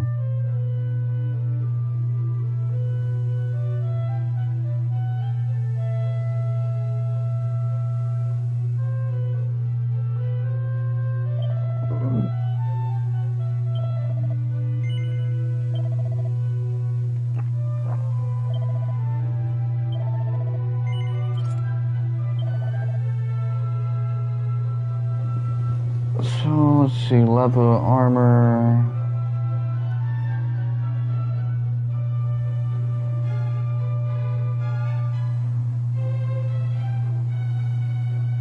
Trainers.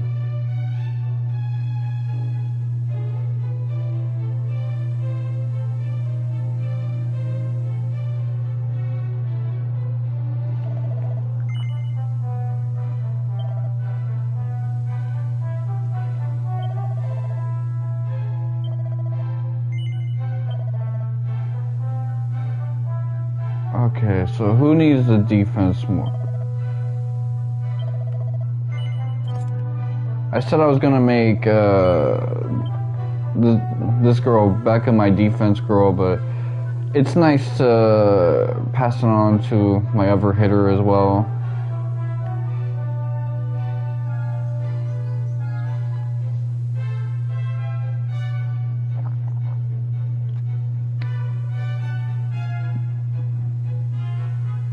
You know, just restructuring the town so that I can... There's a camera that's scrolling with me. It's already doing wonders for this game.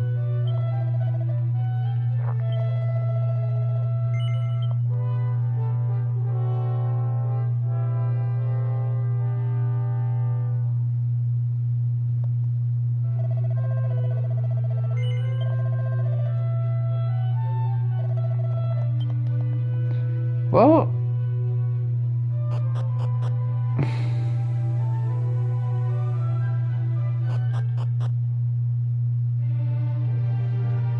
I need to move a little bit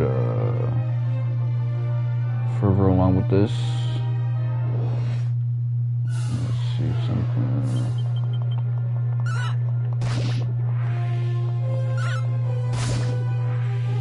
Let's see what you can do, Maxine. Drill him.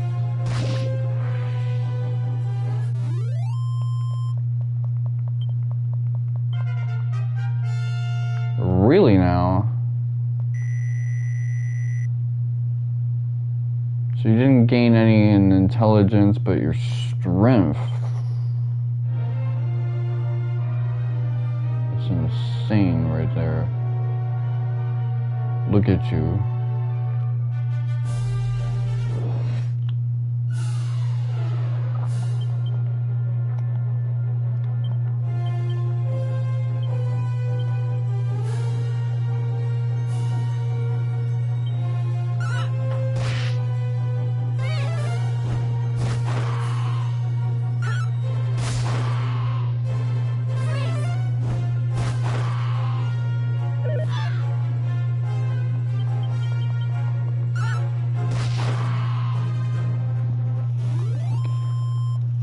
look at the difference just gaining level ups did for our crew.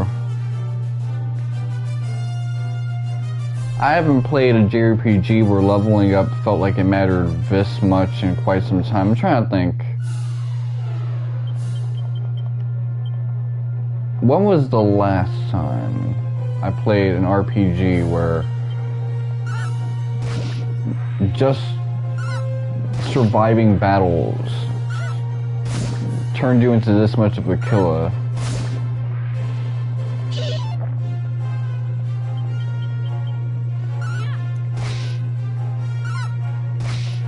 Because it's not Persona. Well, you know what? Persona... I'll take that back. Persona was the last one because Persona didn't necessarily turn you into an OP dude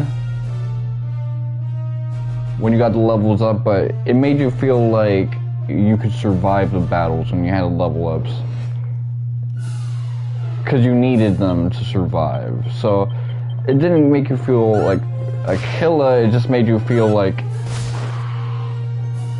you're immune to killers.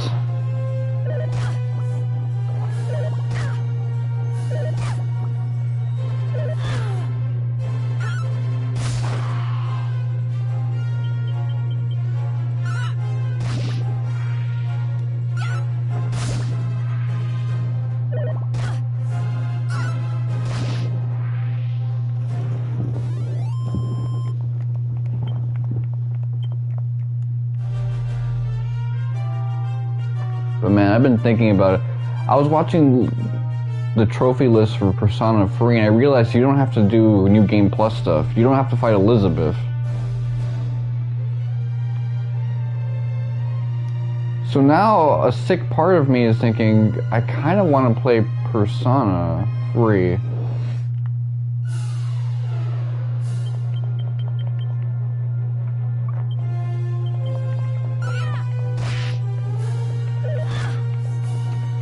But not like now. Not now at all, like. The only long JRPG I'm thinking of playing in 2025 is Trails Through Daybreak 2.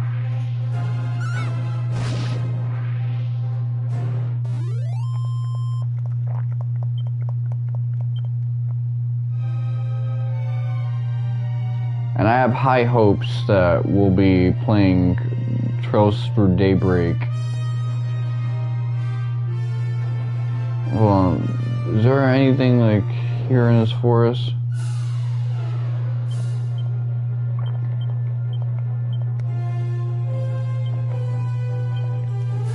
So I have high hopes that we'll be playing Trails Through Daybreak's like sequel, Kai no Kiseki, sometime in like 2026. Like I don't think waiting 3 years anymore is like appropriate. Bring it back to the good old days of Cold Steel getting like a 2-year lag.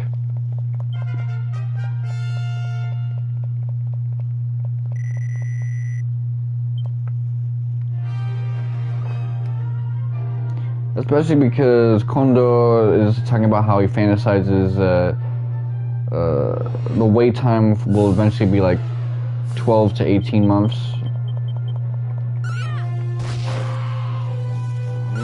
For Kiseki, 6 months for Ys, which, you know what?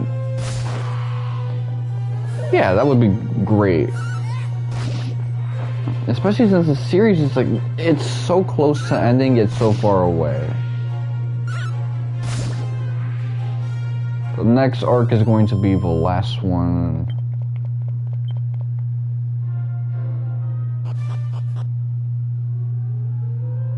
They're already thinking of, okay, what are we going to do with the Legend of Heroes, like, after Kiseki?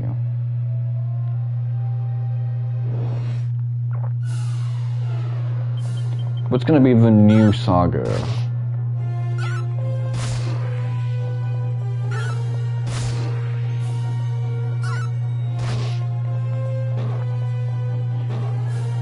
Because for a while, Cold Steel 4 was the Avengers Endgame of that series, but it seems like there's gonna be another one of that kind.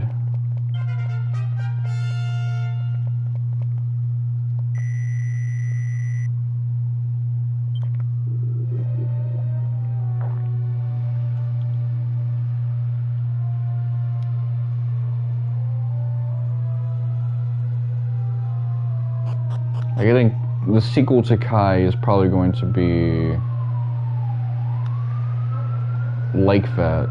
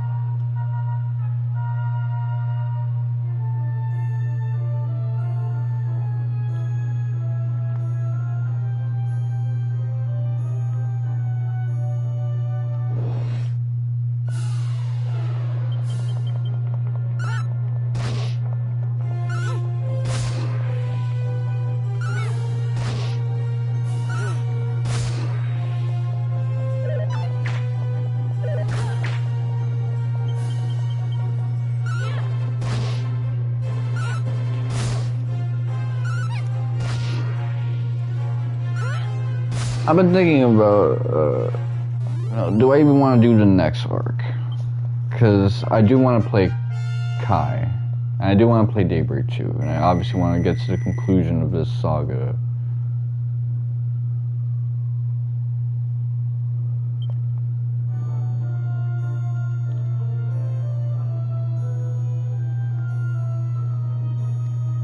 Oh.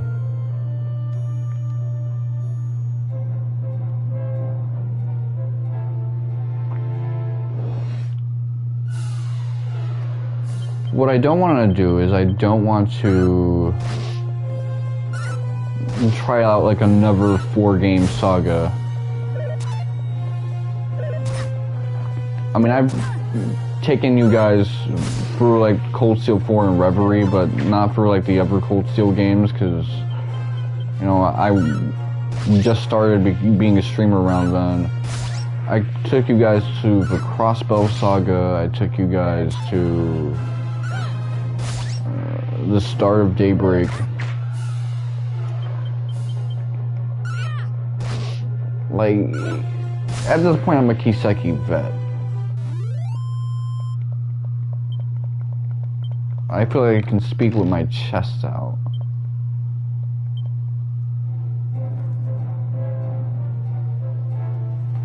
Which was not a feeling I had even when I was playing Cold Steel 4.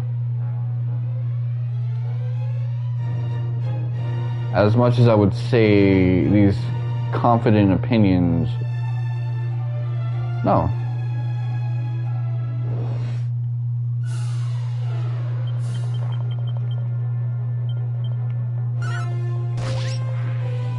Notice I'm not even like using magic anymore in regular battles.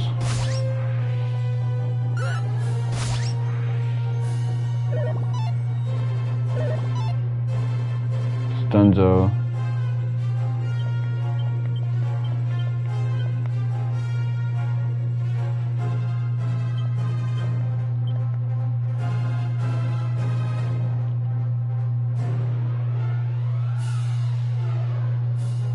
So you got some crowd control with Caitlyn.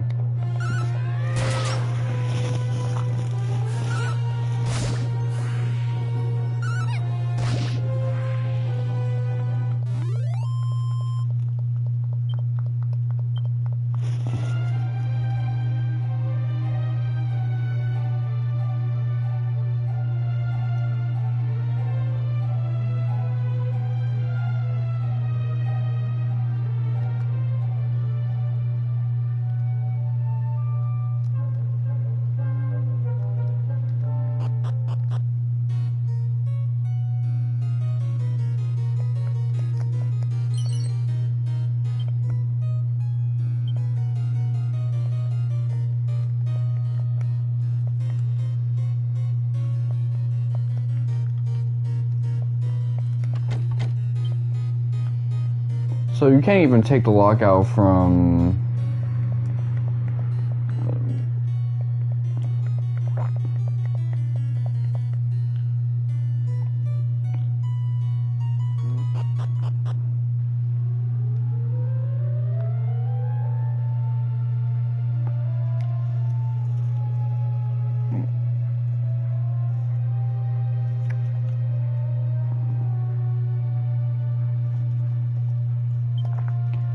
I think I'll do the side quest when I have the warp spell, which I don't know when I get that, but...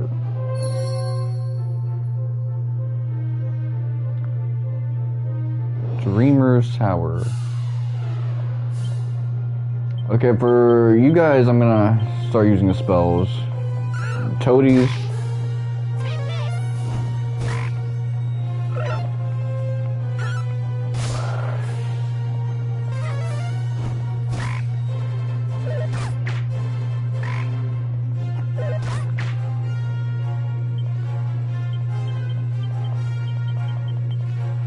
Wait, I saw that color. Do you guys have like fire resistance?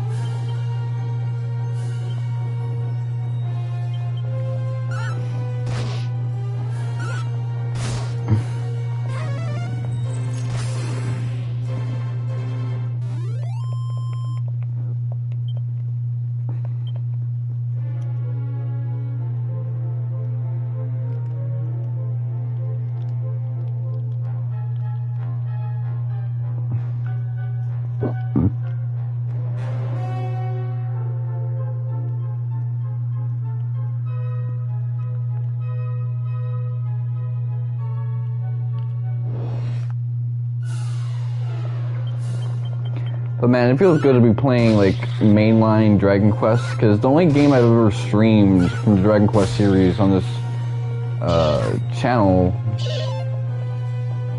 well, I should say the only one I've streamed period is you know, Heroes 2, and that's a spin-off, man. I was tempted to maybe like chase platinums for Dragon Quest 11. I don't know if I have the save file clouded. I'm gonna have to check my cloud saves, see if I have Dragon Quest 11. Because I only have like 3 trophies left to get in that game. But it's like, trying to get them was a pain in the ass. I was like, nah, fuck it. I might have gotten frustrated, decided not to save a couple of times, but...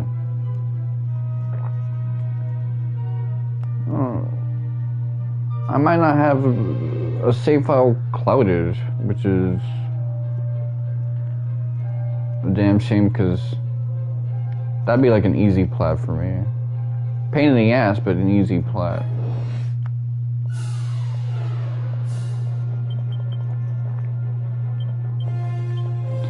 Maybe I should just get the definitive edition.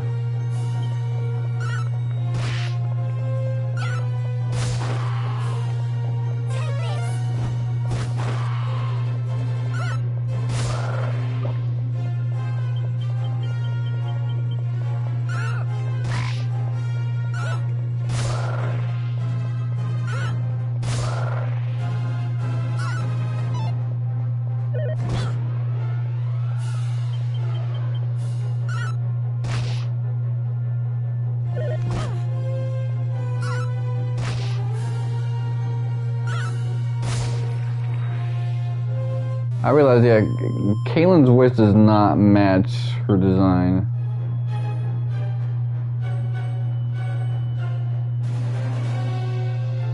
I think that was Max, actually.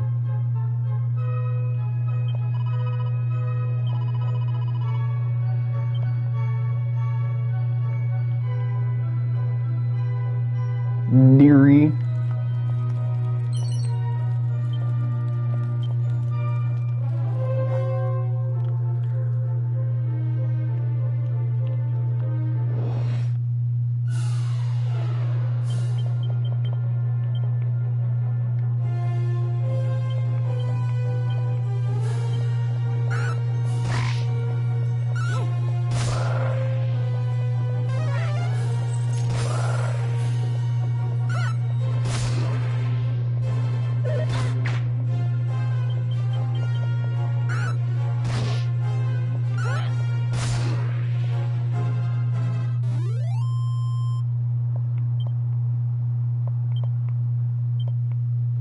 Leather hat, hold on.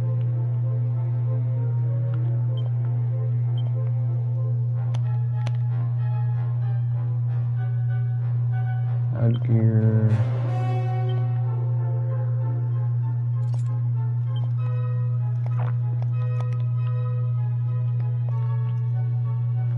Now I'm a tank. Okay.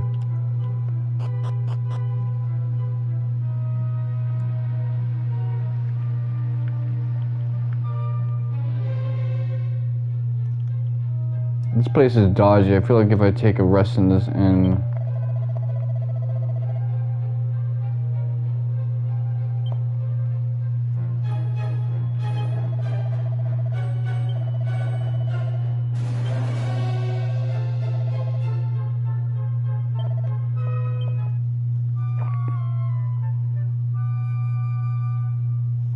I didn't really need this one.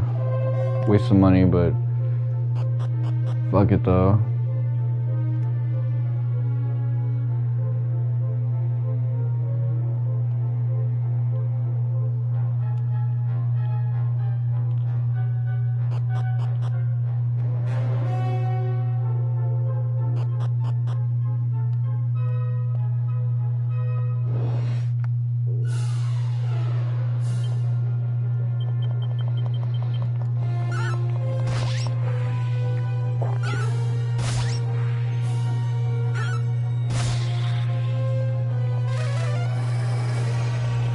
So these guys are just so overrun with pests that they're trying to run like a hotel service, and they just gotta deal with it.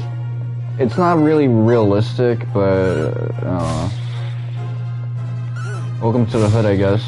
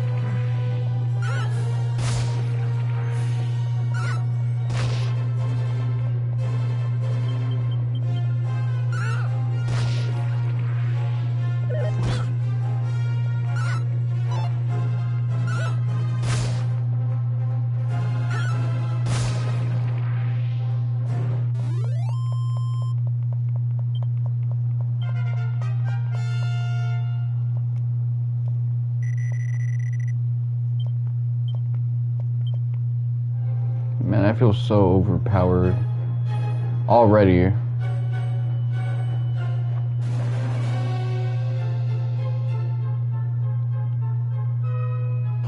But I've watched people play OG Dragon Quest 11. It doesn't feel like this.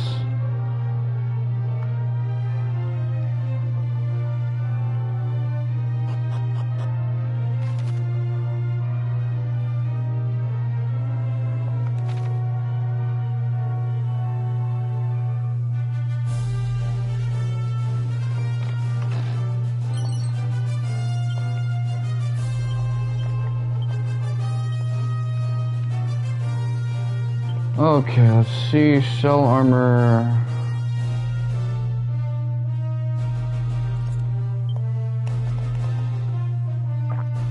At least it doesn't come with like a trade-off. Like, okay, this will make you slow as hell.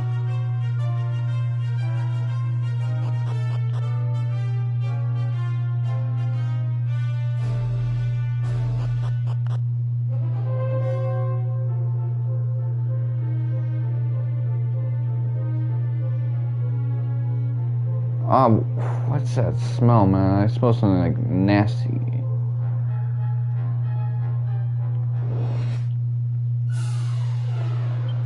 Not like something that's like full of bad bacteria, but like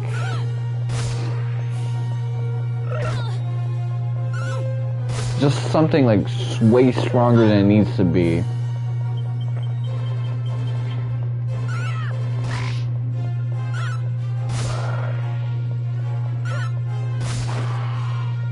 Like, you ever smelled food that was like... This is something I usually like smelling, but it's so much more fragrant than usual, so it's like, oh fuck, this is actually kind of nasty.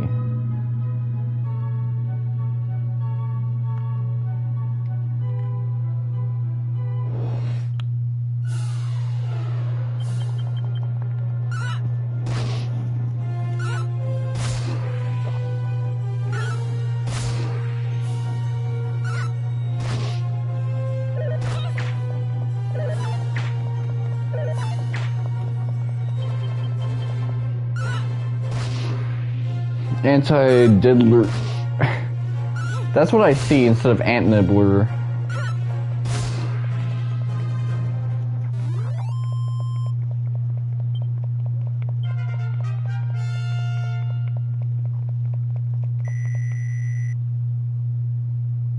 Look at that MP growth.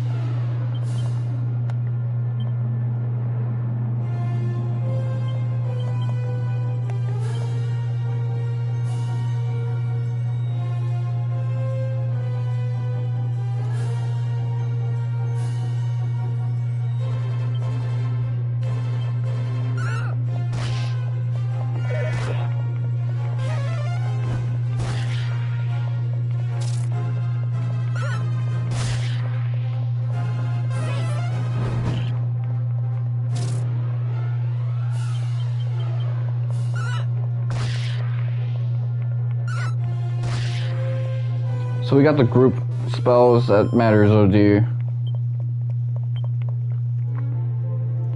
So if I recall, this isn't really like Final Fantasy where you get like the upgraded tiers for spells. Or if you do, it's not really that big of a deal. Also, there's not a lot of elemental weakness stuff going on in Dragon Quest. This is more of an elemental like resistance-based game.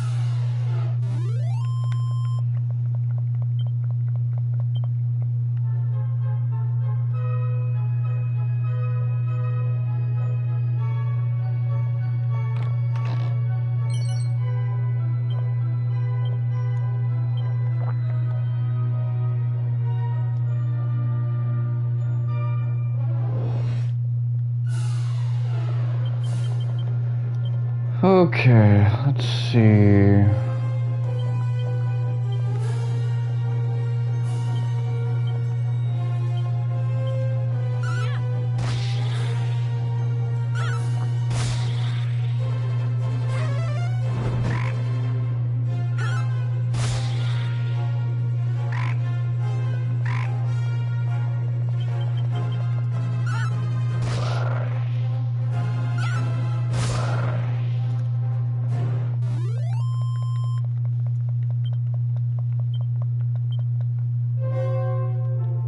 I got all these medicinal herbs, man.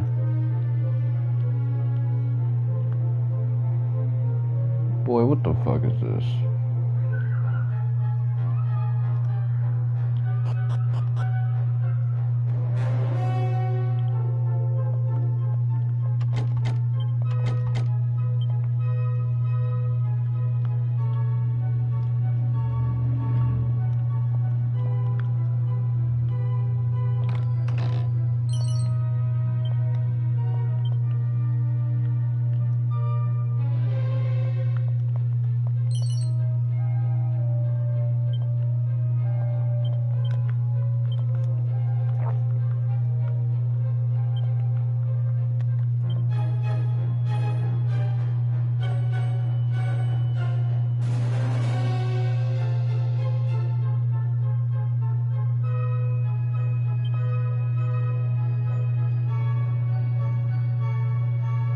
Oh. So these are class change items.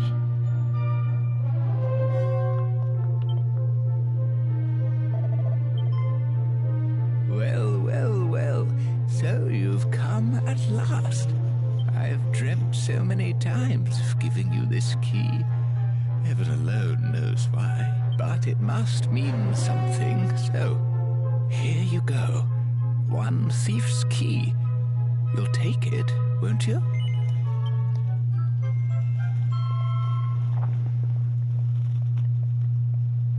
Now, use that to go and have a look inside the house in Reeve with a red door. Don't worry, the chap there loves visitors. He won't mind you dropping in unannounced. By the way, there are books in this world so influential that they can change your whole personality. Open them with caution, that's my advice. Off you go then. I can't stand around all day. I've got important dreams to be having.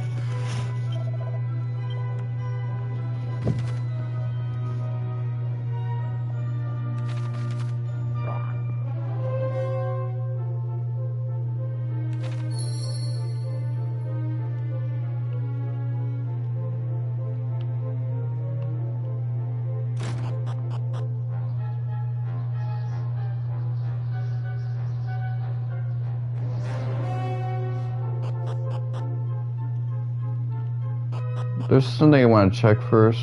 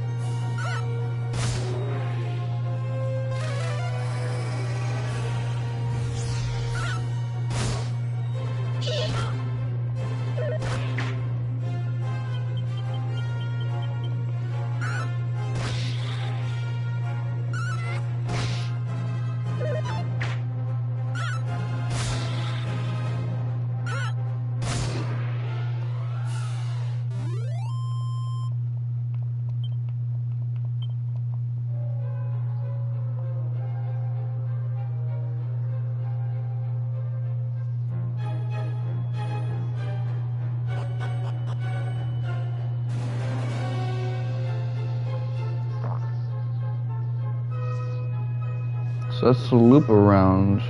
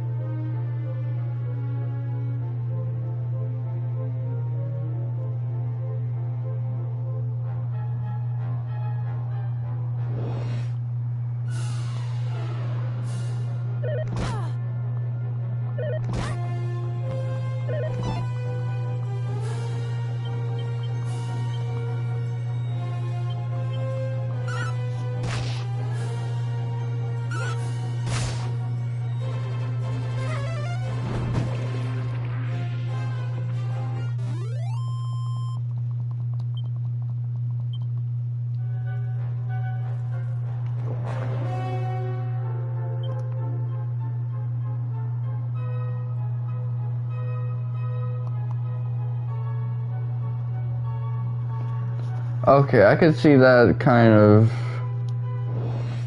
pissing some people off, like, you're not gonna let me figure that shit out on my own, but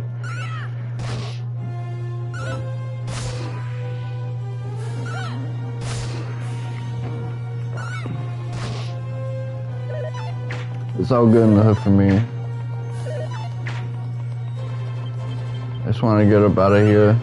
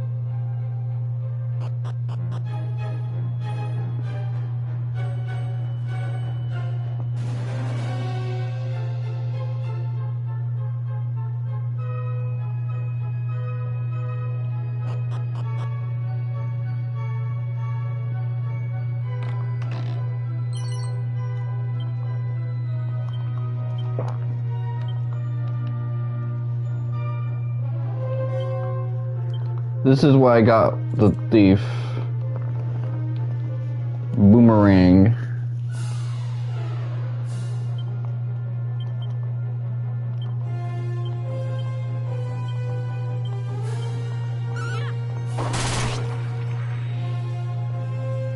Woo!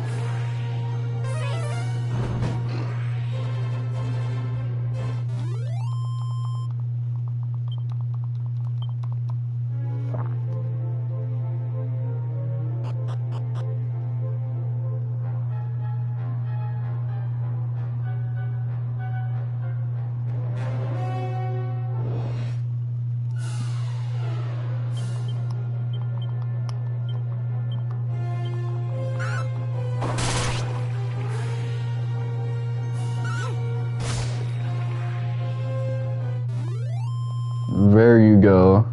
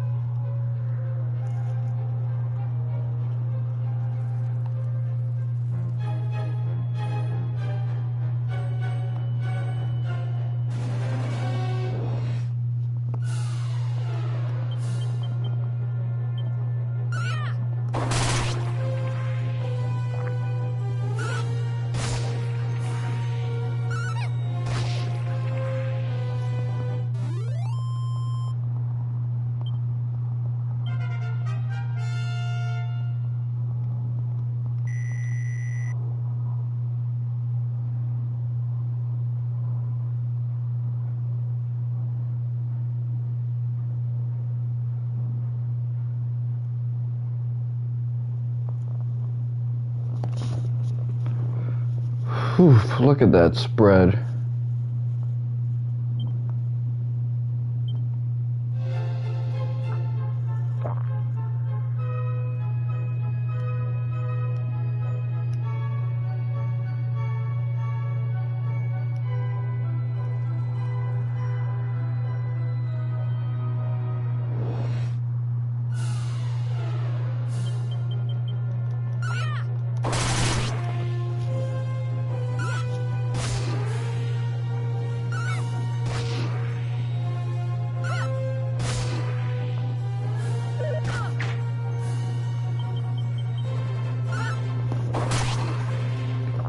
That boomerang skill, it's even better than some of the older Dragon Quest games I've played, because it hits everybody, not just in like a group of people.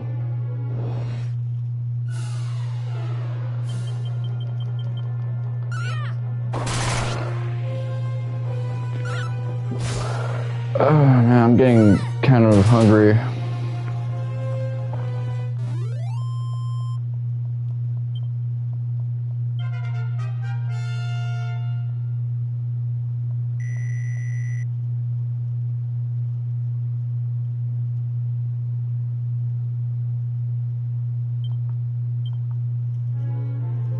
Buff, let's go.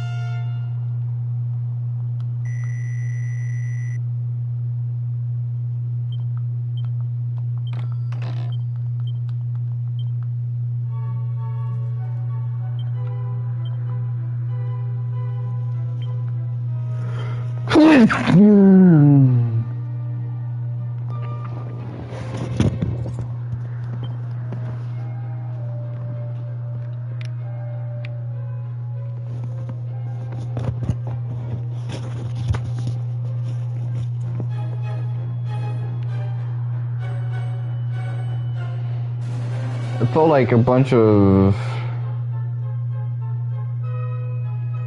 like pepper went up my nose right there.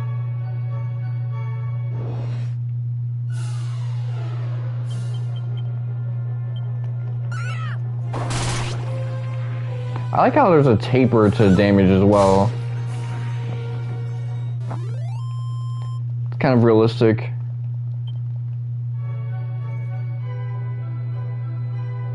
It'd be cool if there was like an ability you did that had like a reverse taper. Instead of it tapering down, it tapers up.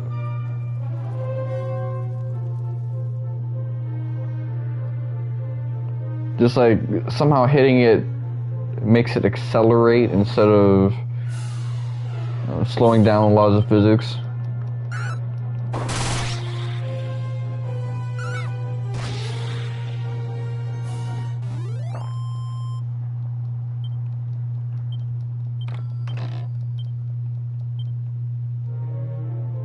I'm getting so many items, it's crazy.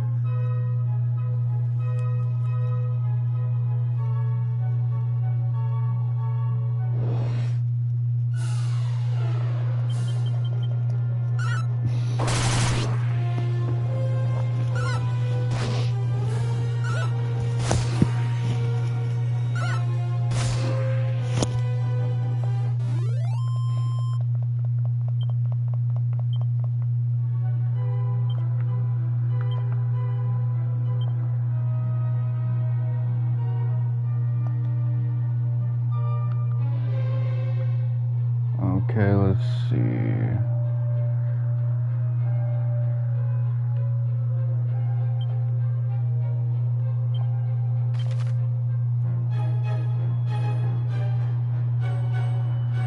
You know what? Let's go to Aliahan.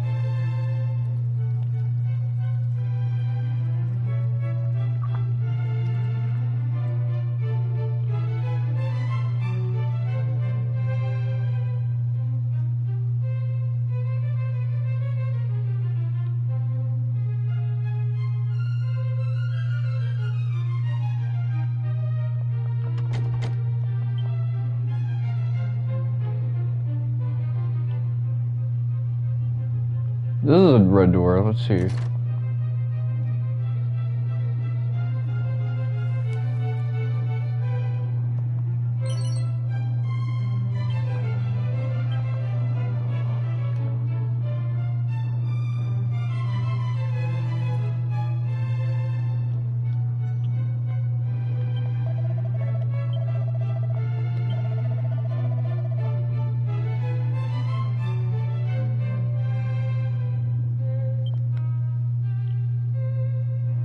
A book that like raises your IQ, that is...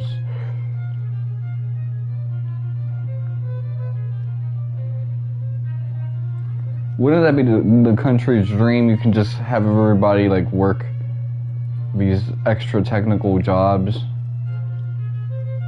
Or if you give them like a whack job, they do it Trader Joe style.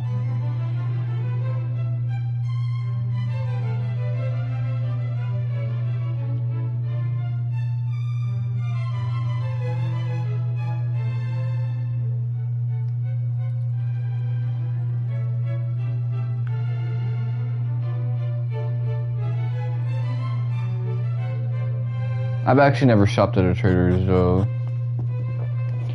Trader Joe's, Whole Foods, those long line type places.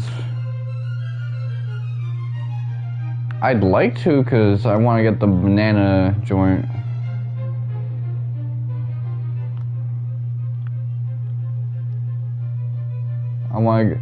There's so many things I want to get if I ever go to a Trader Joe's.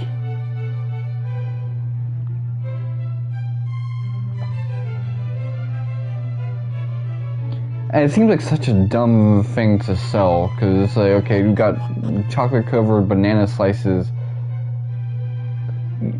that are frozen.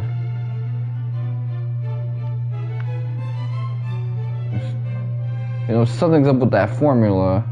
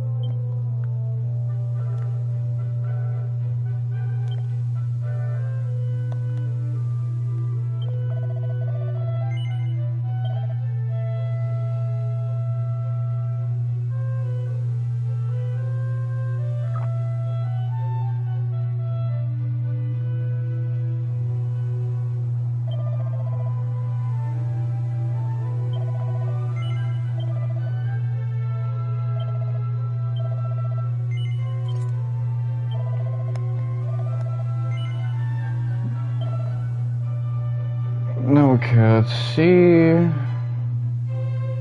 So none of you can wear that.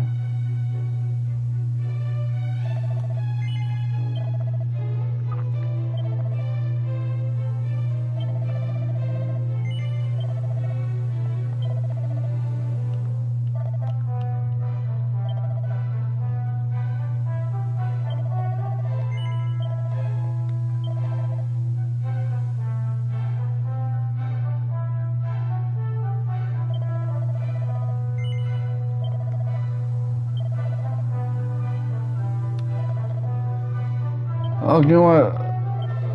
I'm selling this.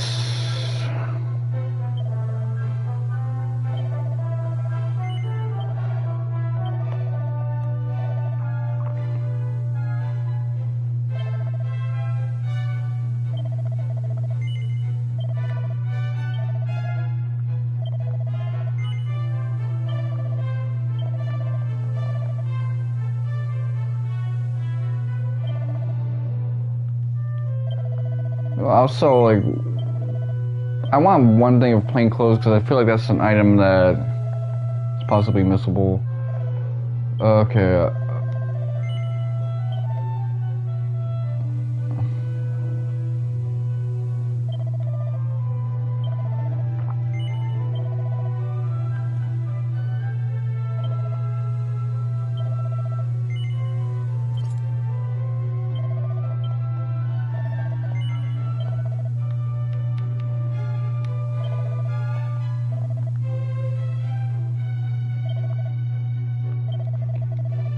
This kind of item management, you're gonna need to learn how to do this if you ever play like the suikoden type games. For sure.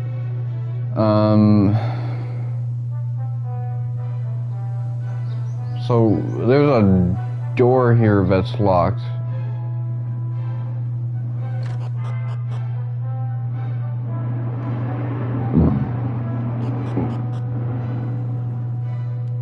And I need to like unlock it in order to progress with the story.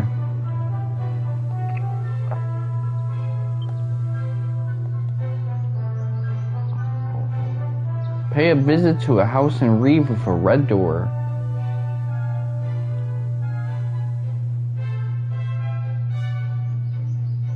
Thing with like going to like a supermarket aisle is that like you feel kind of weird if you just get sweets or if you just get meat stuff. Like,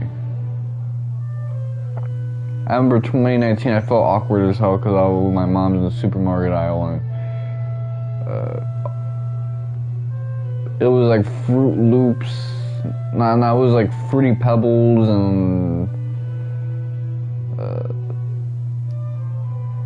these like starchy desserts and stuff like that. I'm like, nah, man.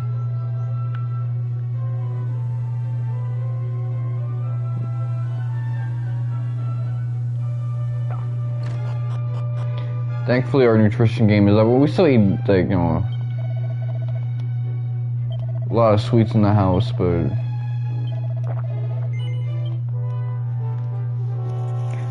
we're making better choices. And, like, if you eat nothing but meat, it's like, man, it makes me feel like I'm a influencer. Like, I watch those carnivore videos.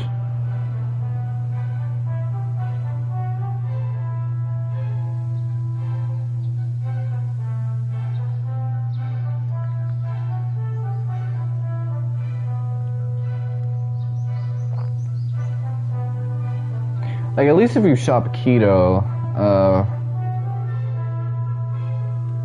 there's ways to do it where it's like, okay, I'm just getting utilities.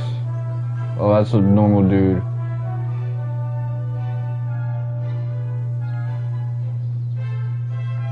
Shopping vegan would be kind of strange too, but hold on. That's supposed to be a red door. That shadow kind of messes it up.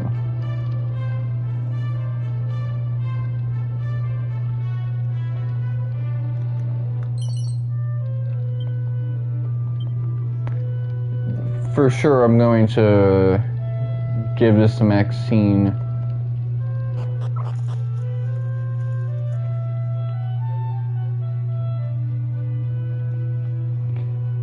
Look at his reaction. He's like, they've come to kill me?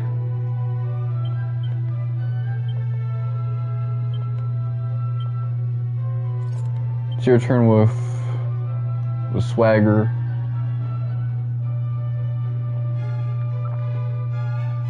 See, at the moment, I just feel like I can beat the final boss of this game, but I know I can't.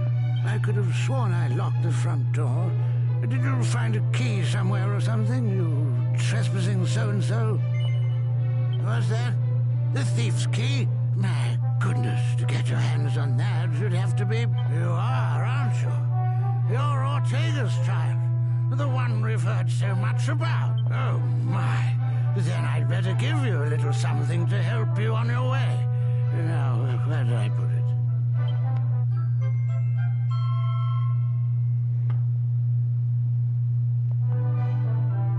it? You can use that to break the seal on the teleportal. Once you're feeling suitably prepared, make tracks for a spring to the east of Aliahan. But be careful with that ball now. Those things go off with an almighty bang. And good luck. You'll definitely be in need of it. But to think that you will never again lay eyes on the great Ortega. Your mother puts up a strong front, but deep down she's sorely racked with grief. Be sure to head home from time to time and show her that all is well.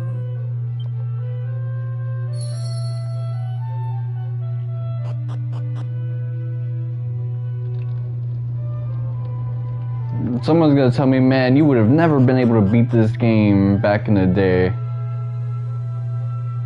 Like, I remember, I remember when I was streaming Final Fantasy 11, one of the commenters said some shit like that. He got tight, he was like, man, I hate Zoomers so much. Just watch me play that game. Meanwhile, I was, getting help from another dude. A lot of those dudes don't realize is that, like, back in the day, you would get carried by a dude who knows his way around, and it's much more of a community effort. You know, playing this game, I would have probably had, like, a Nintendo Power guide, or a bit more recently, a GameFAQs guide on hand. Or I would have started making maps and stuff like that. I would have had, like, you know, room space to do some interesting stuff.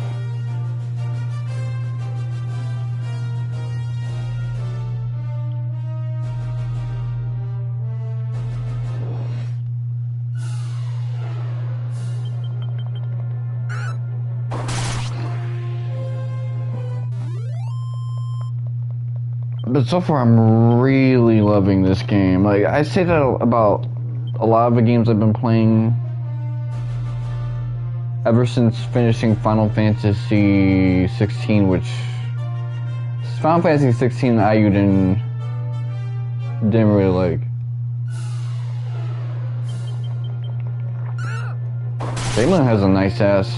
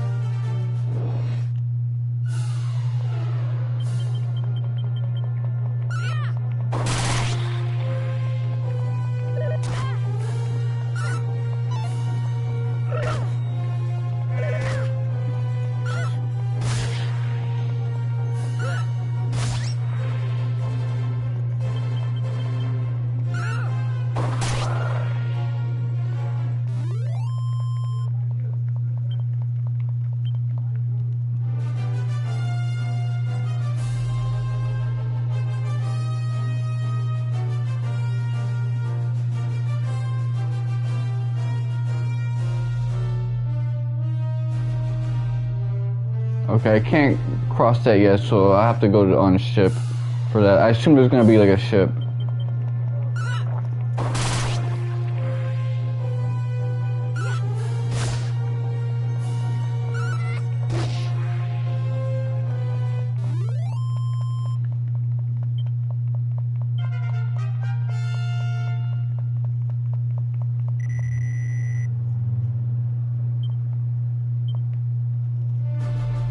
Oh, nice. Mercurial Thrust. I'm familiar with that ability.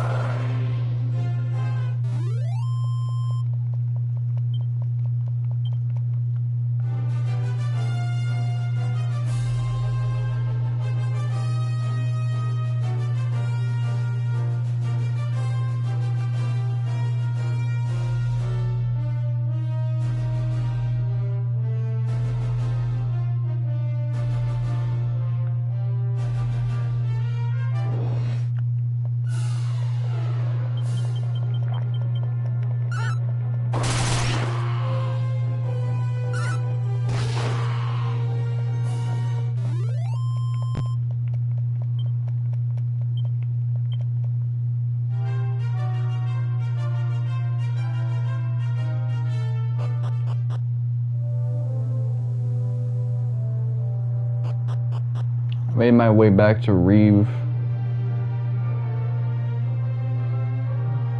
Bro.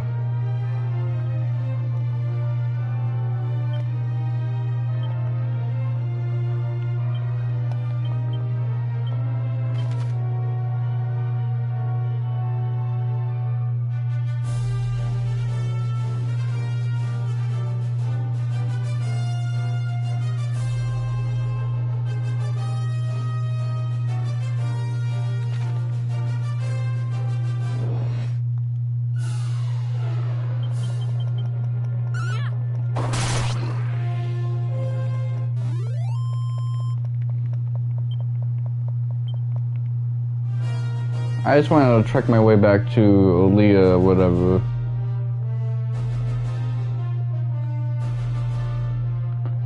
I want to get to Aaliyah-san before trekking there.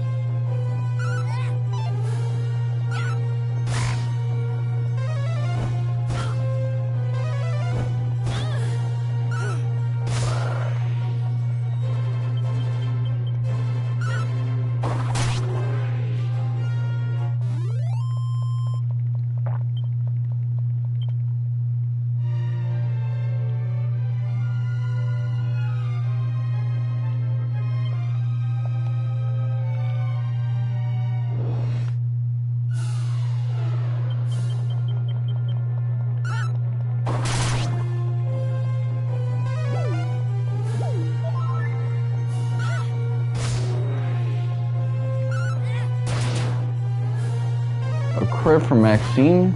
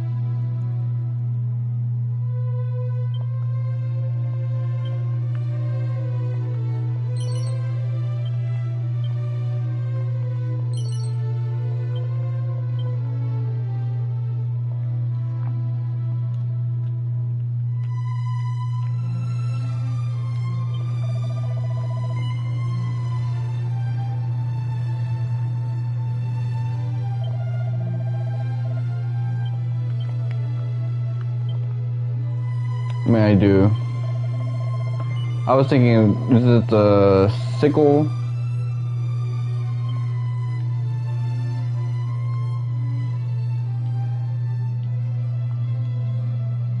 It's interesting how many old folks just know me as the son of Ortega.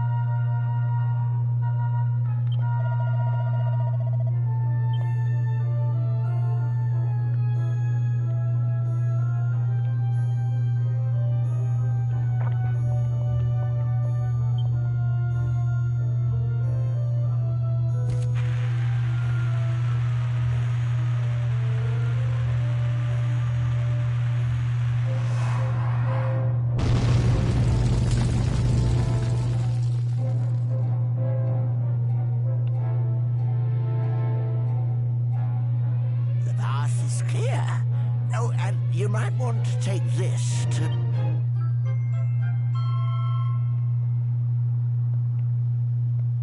Just know that there's an entirely new world awaiting you on the other side. Keep your wits about you. And don't do anything I wouldn't do now.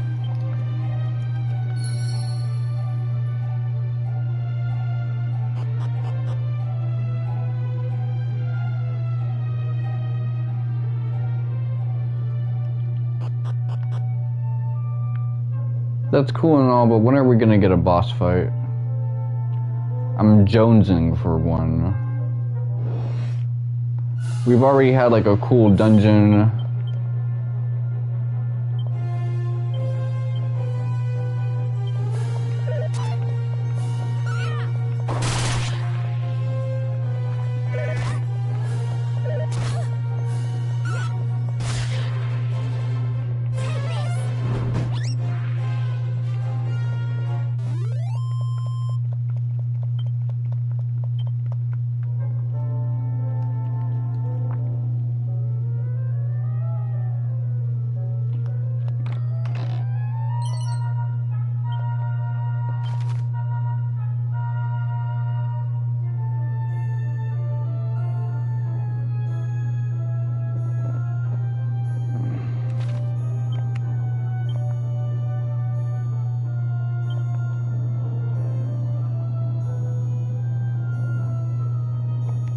Happy camper. No, I kind of like the lone wolf thing.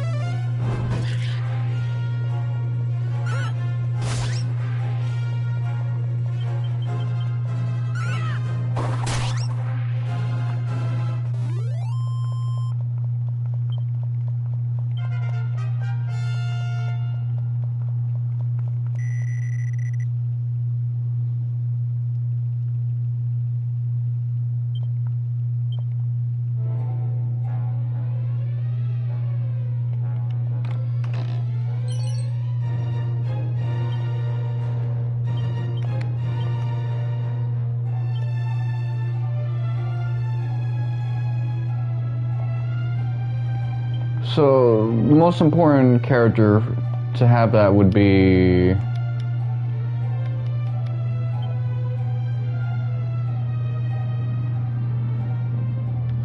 Wait, hold on.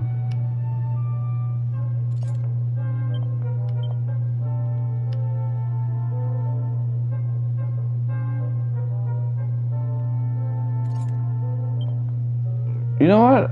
I'm taking that because if it raises my luck stat that many points, I can really go crazy.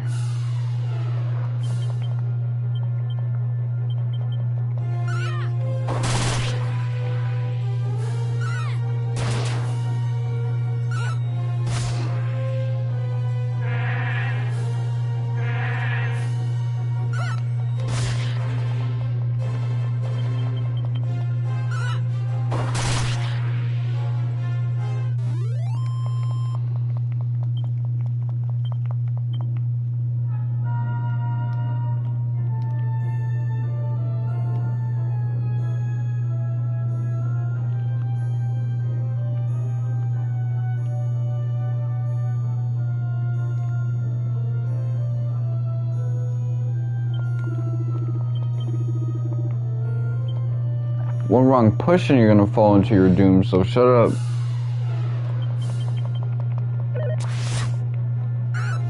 But yeah, raising the luck stat means I can probably get more crits. Should've used Maxine for this one.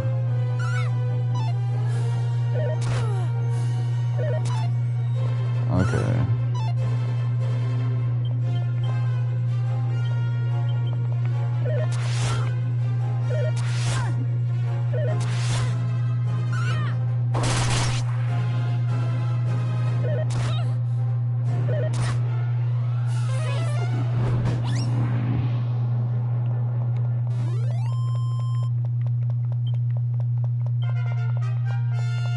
Okay, that's who needed that level up.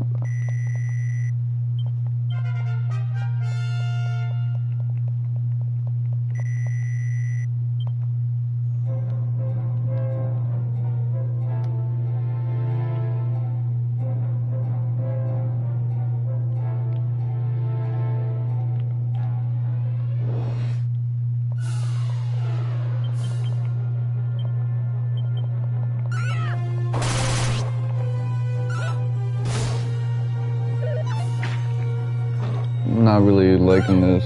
I need...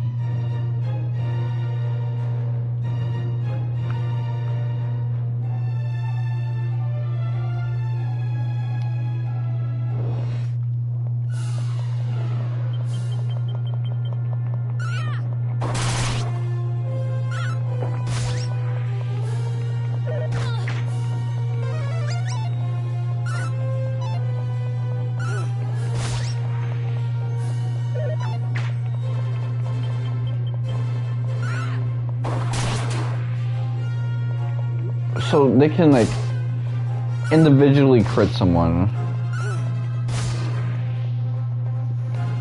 in that group.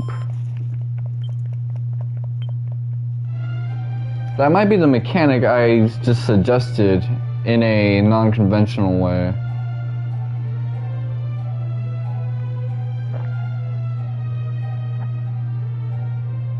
Someone heard this track and said, you know what, it needs some capo.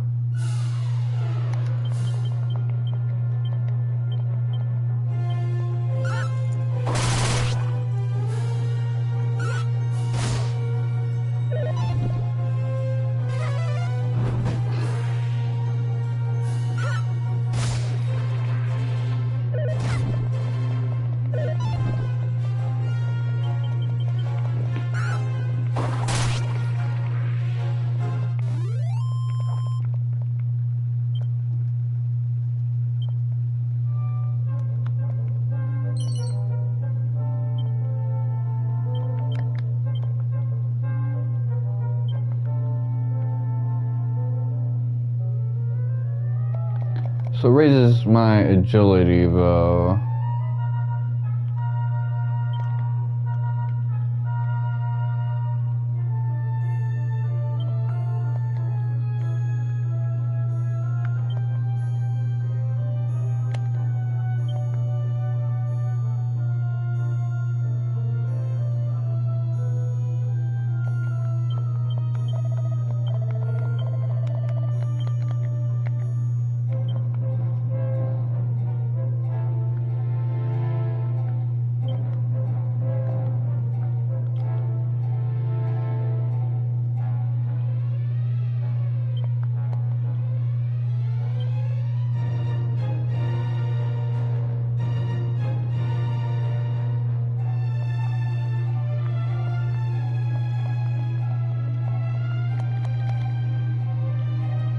Okay, so the accessory doesn't like change my personality description.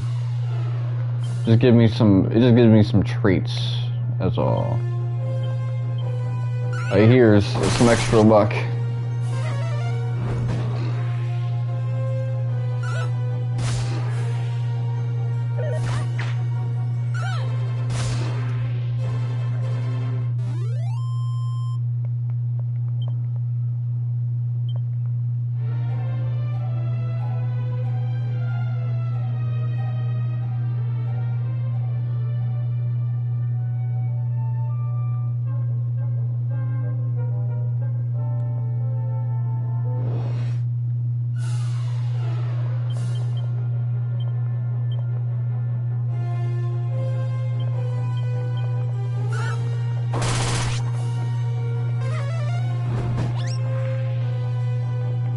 Okay, yeah, this is the way.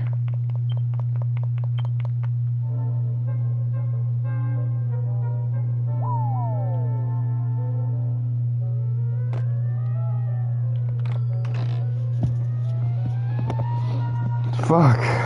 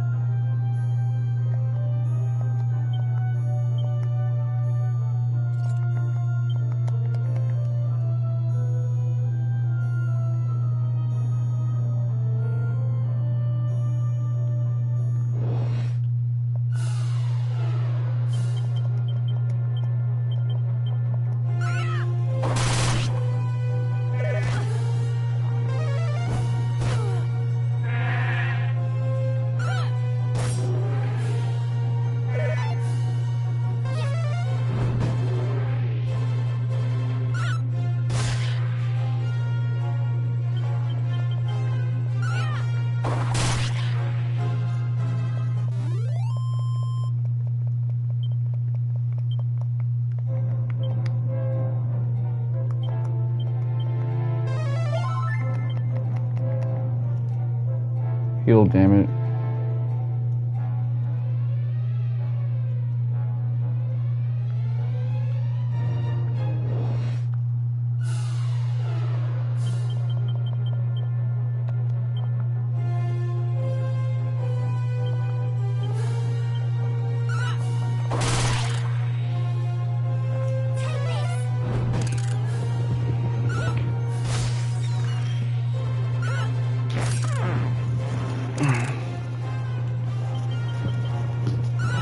So this is the regular ass attack.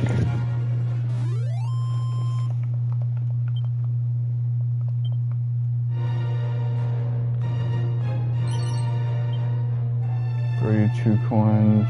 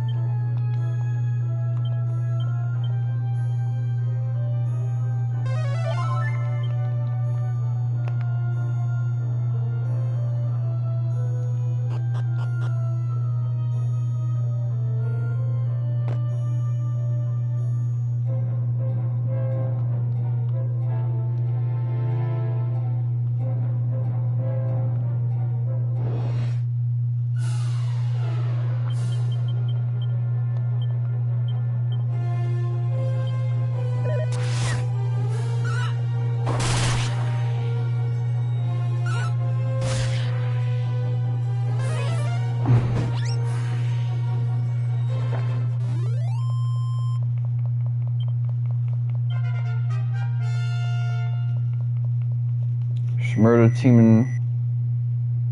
Okay, let's see. I'm liking Schmurda's stats so far.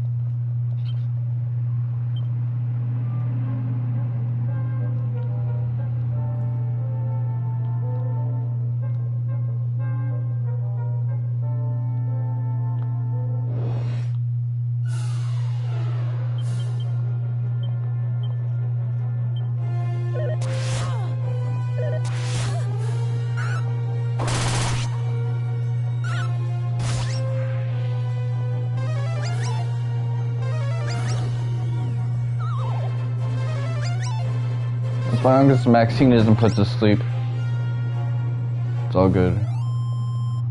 Everything else is kind of trash as an outcome. Let me go check this out. Okay.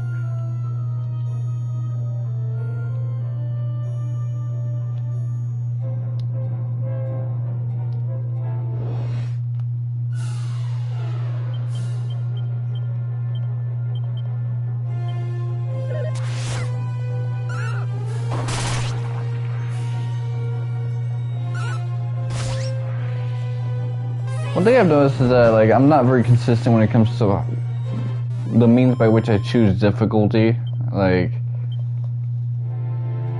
Kiseki, at first I was like, okay, just normal hard mode, don't gotta go to Nightmare. Now I do Nightmare. East I do Nightmare.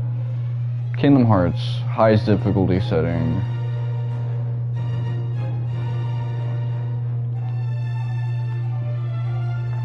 But then, like, some other games, I choose, like, the most mid difficulty setting.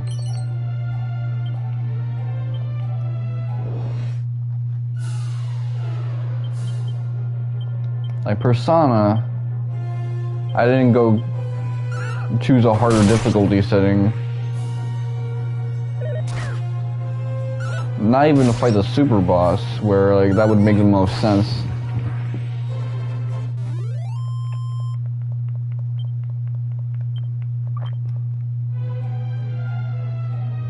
Because, you know, you're doing that partially to challenge yourself. I mean, for me it was a trophy and to discuss Persona 3 a little bit.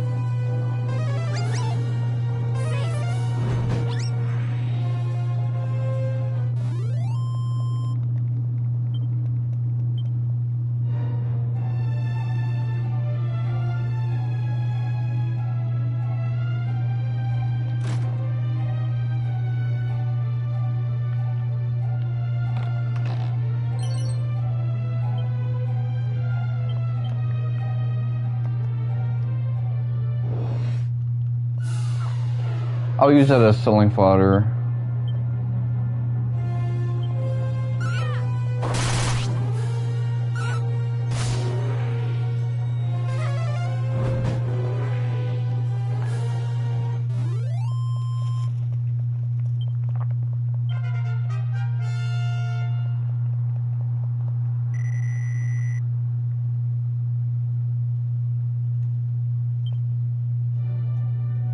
So kind of reaching the point where using Becca as a magic user is not advantageous. Like, let me try to do it right now just to kind of get a feel for it.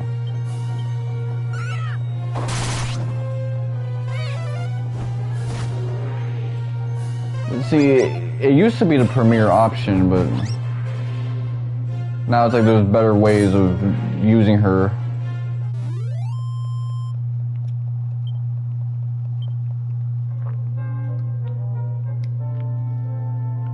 It's so funny, like, I keep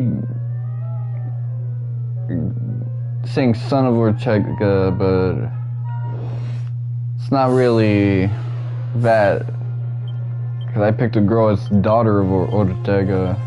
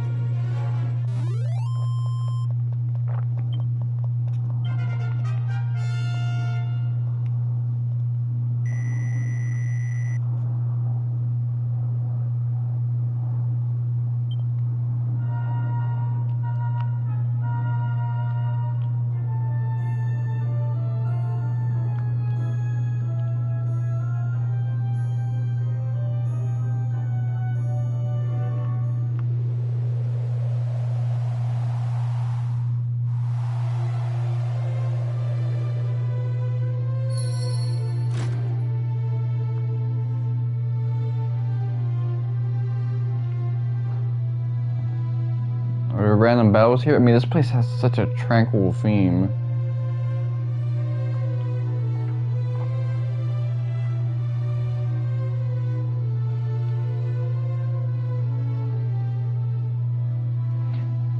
It's so interesting how they make the tone of this game so, like, subdued and kind of introspective. Like, is this supposed to be some beautiful thing that makes you reflect?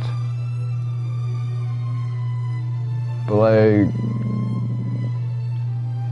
the core of this game is still kind of like a whimsical, silly grand adventure.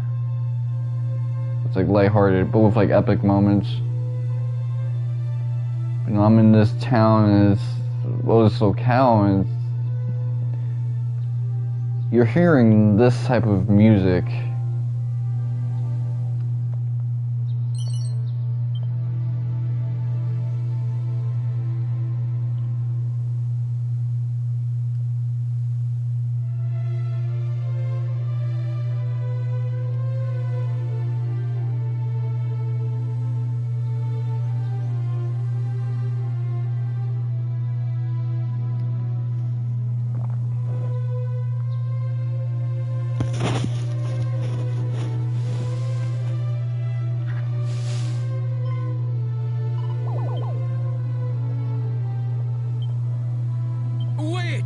Don't do anything silly now.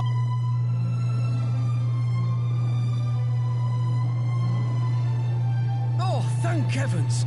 I made it just in time. Most would have attacked this defenseless slime by now. You might just be the one. Don't worry, friend. You've nothing to fear. Tell me, have you encountered any unusually friendly monsters on your travel? There are some in this world that hold no ill will towards us human folk. This slime being a convenient example of said phenomenon. Ho ho ho! Look at that! He likes you. At any rate, I've taken it upon myself to look after as many of these cordial critters as I can. Oh, that's right. I haven't introduced myself yet. Though I'm sure you've probably pegged who I am. Yes, the one and only Monty the Monster Monitor. You do know me, right? No. No need to play coy now. Frankly, it happens to me all the time. Many freeze up around celebrities, after all. Listen, would you mind if I asked a favour of you? Should you happen to find any friendly monsters on your travels, could you send them my way? So they added mini medals to this game, and now they're adding Dragon Quest 5 through 8 to this game. As it happens, there's a monster arena in the nearby town of Romaria. There, critters of a calmer persuasion test their might against one another. Do stop by if you have the time. You'll likely find me there as well. Now farewell, kindred soul. May this not be the last time our paths cross.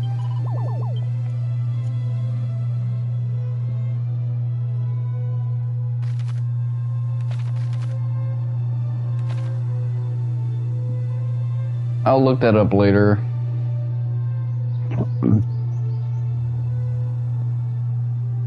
Right now I'm just dying for a boss fight. Like, can someone just jump me? Let me look at my trophy list. So I got 3 out of 42 trophies.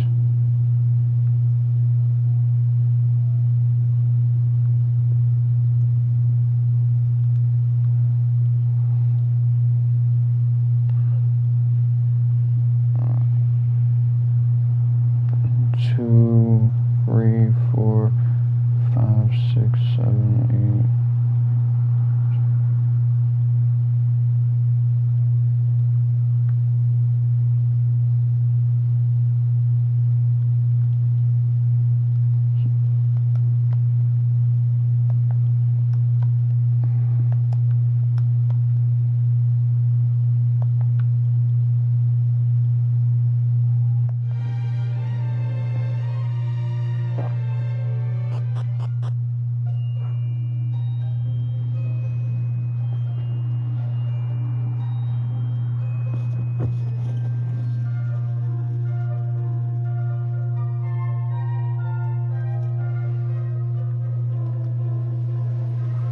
Now, keep in mind, I do really like having boss fights in my JRPGs, so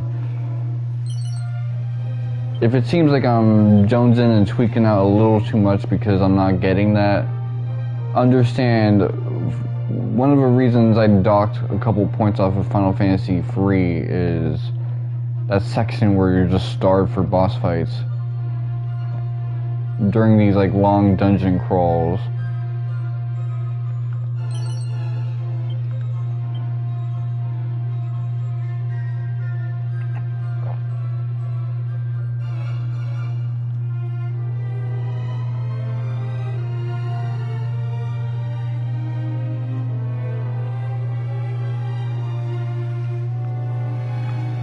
But keep in mind that while I do want to do sickness off screen, once, not off screen, on like a Saturday or like an off day, I'll stream that. Once I'm done with Cygnus from Saga Emerald Beyond and his scenario, beating the final boss, I'm gonna make some, I don't feel like an obligation to continue playing that while playing this. Like, I might do Tsunamori a little bit, or even complete him, but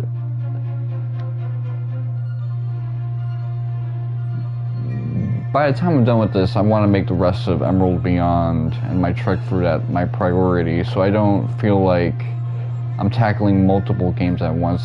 Instead, I feel like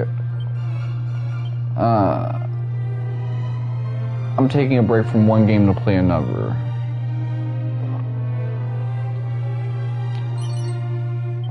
So the strain of playing Castlevania and Persona 4 or Persona 4 and Trails Through Daybreak, that's not here.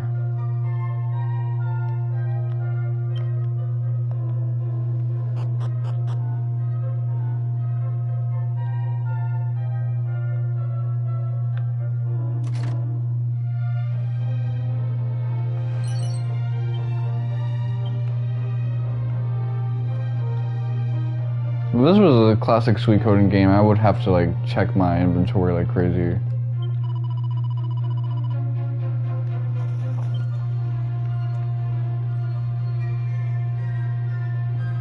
I mean, we've seen him do damage to these many villages, but you guys have been holding your own for quite some time against Baramos.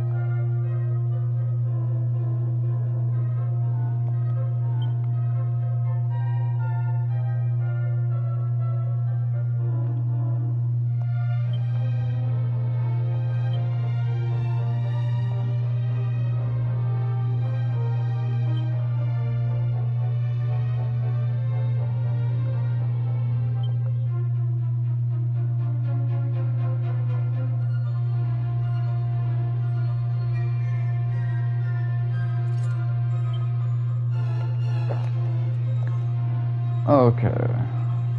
Should have probably noticed that a while ago, but...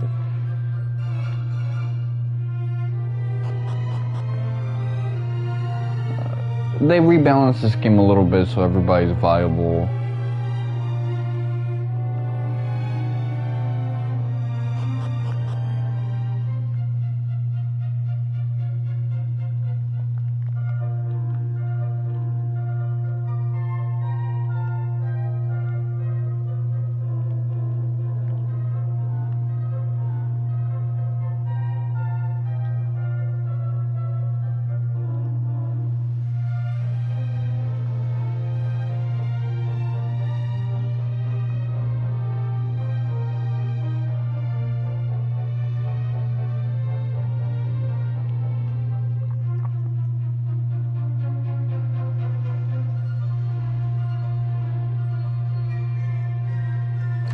I can picture H.C. Bailey playing a lot of these Asano games. This is actually the first Team Asano game I've played since Final Fantasy III Remake.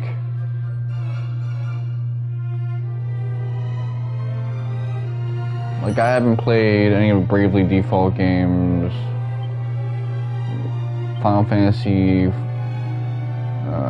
IV Warriors of Light.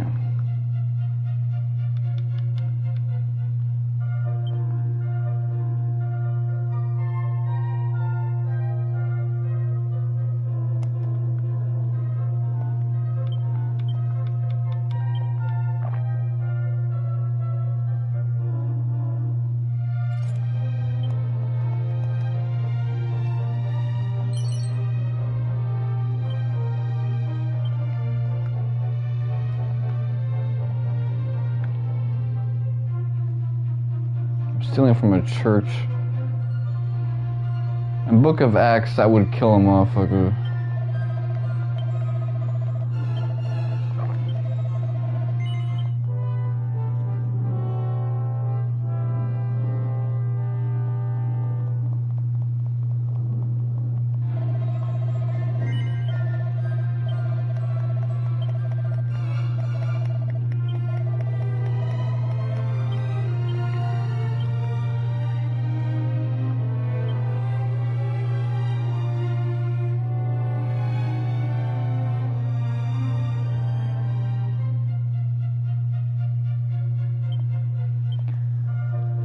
Okay, so I'm giving that to...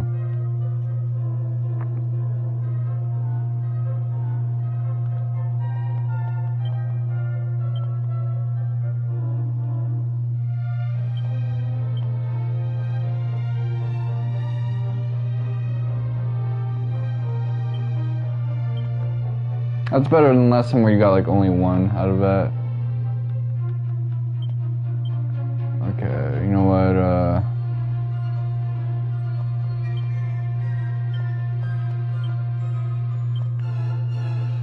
okay, so that's like a 2-2 thing. I'll take that, that's beautiful mid.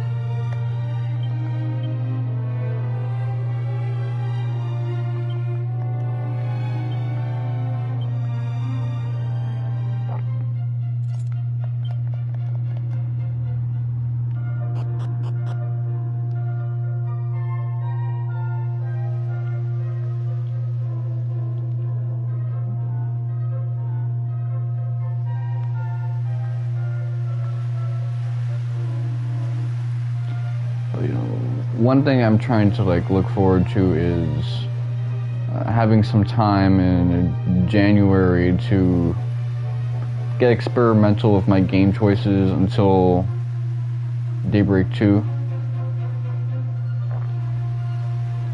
Because I want to be able to jump into Daybreak 2 after trying out some weird things.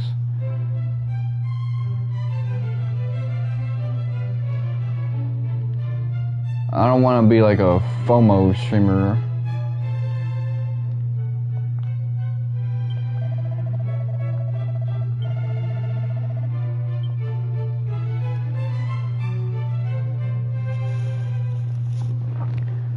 Fear of missing out, man. I don't want that to be the vibe I give off.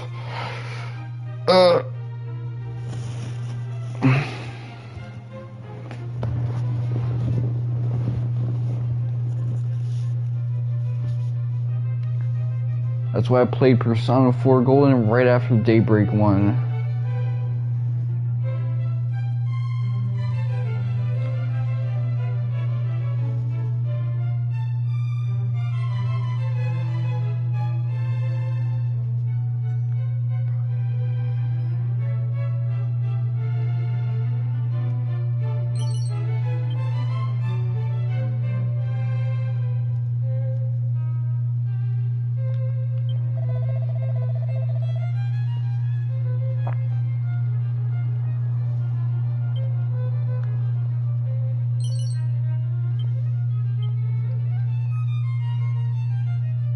Man, they are just going crazy with the Chimera wings.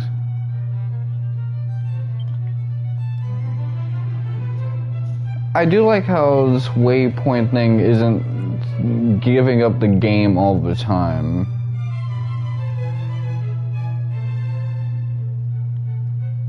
Like, it's not a Final Fantasy 16 7 Remake Rebirth style thing where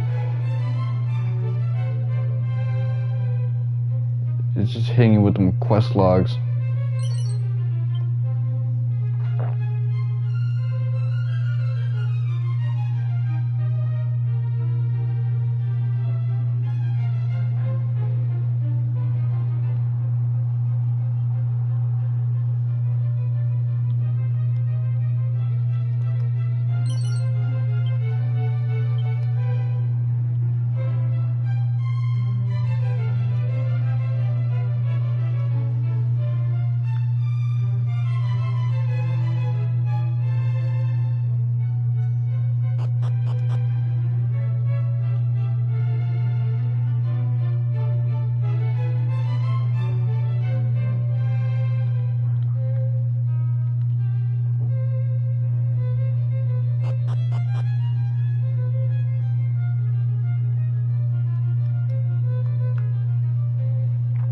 I know Stella Noxiclara doesn't really like the HD-2D aesthetic. Prefers like the pre-rendered background look.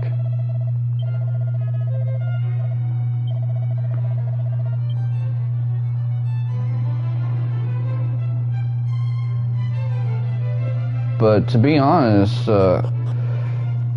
if you gave me an HD-2D, not an HD-2D, because that would mean there'd be like sprites, but you replace the pre-rendered backgrounds in Final Fantasy VII OG that were deeply soulful, but kind of required machine learning to make it look really good. I don't think Square messed with that technology at the sufficient level yet. When they released it's like the Switch and the PC port and PlayStation 4 and stuff like that, Xbox One. Like, if you can just release Final Fantasy VII, but with this type of like background work, that'll be a nice like remaster.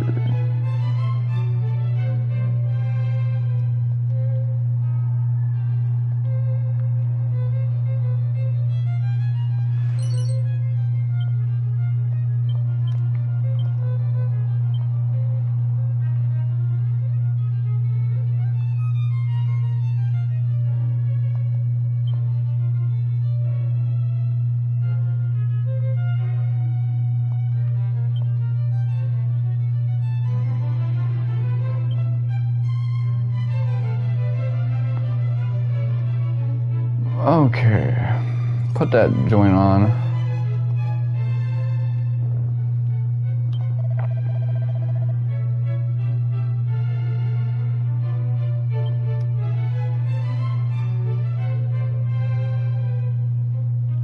Okay, so he's a stereotypical prince in fiction. Doesn't have anything serious going on, so he's just kind of enjoying the royal life. But, you know, considering the fact that Baramos is out here doing fuck shit and people are worrying for their lives, I don't really think... I think them town's motherfuckers is ready to, like, throw him the fuck out. Be on some regicide shit. Cause that's some real stuff right there. Like, if you're a king and you're not taking the job seriously enough and some shit like this is happening. Well met, traveler. Tell me, what brings you to ferries to Roma?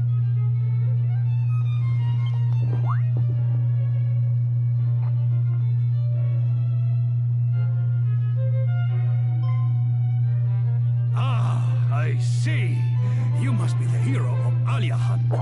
Your king sent word that you were on a mission of great importance.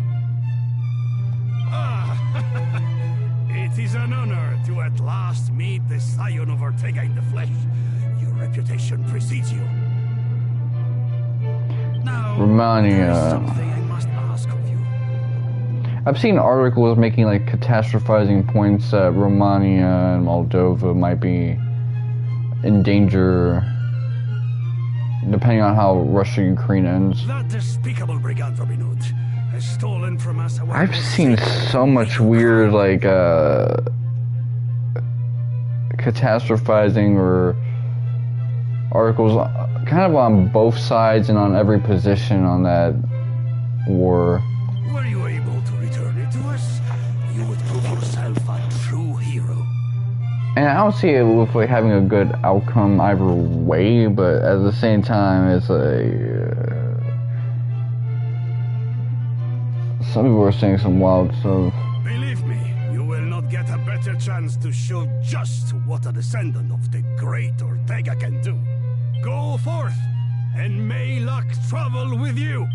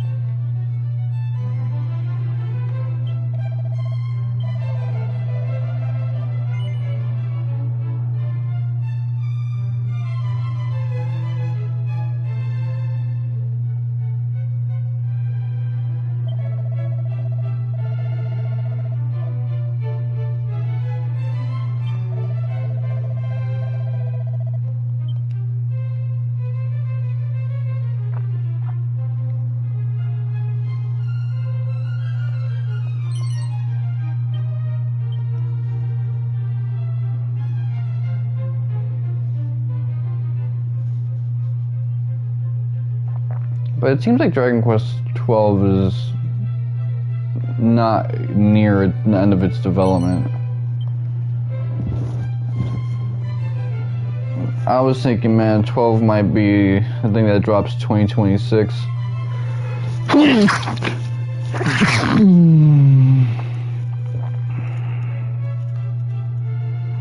That might not be the case.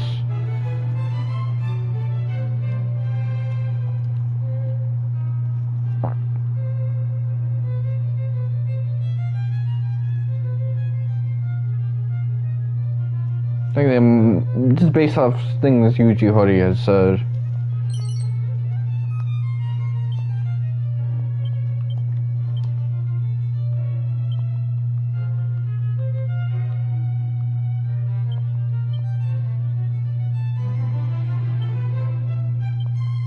Okay, that's like a mid one.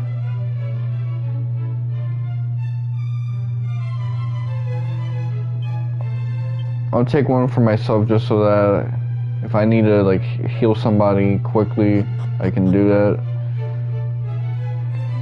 You actually don't want your group healer to be a fast healer. You want them to be a little slow so that they're replenishing everyone at the end of a round, where they'll like most likely need it consistently.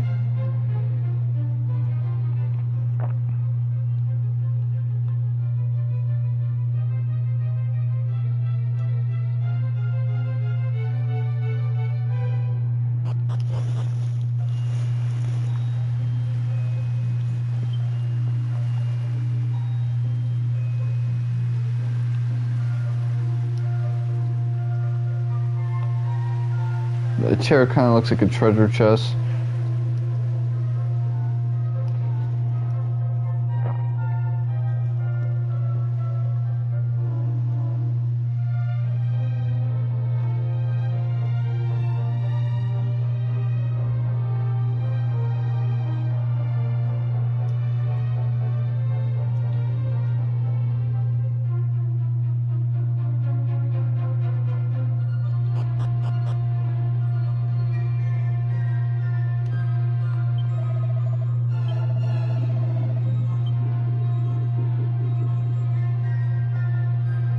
So yeah, these guys speak like a form of Spanish.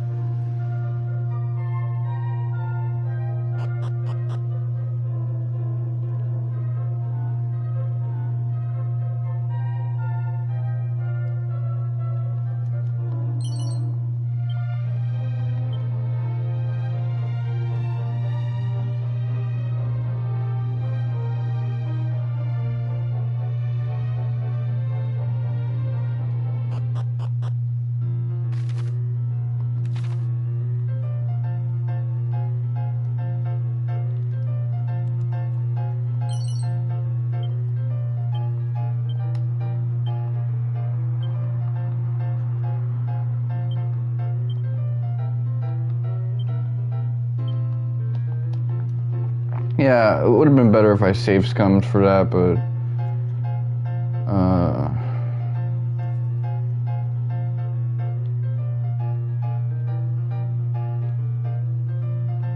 this game likes to take advantage of your time preference. So if you're not someone with like a high time preference like I am, or a higher time preference, because you know, you guys have seen my streams, I'm not necessarily Mr. High Time Preference all the time, much to the chagrin of my viewers.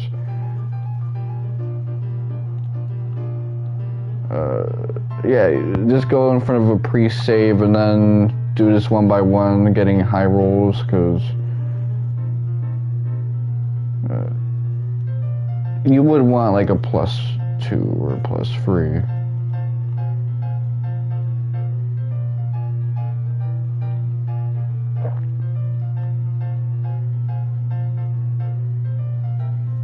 Yeah, the stat points, they matter, they're significant, but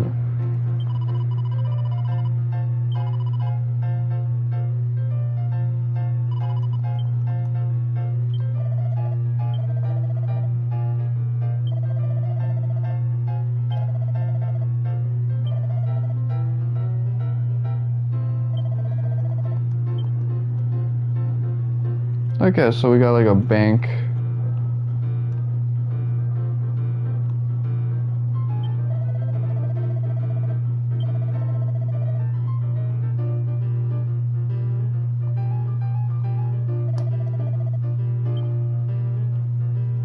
Little visits.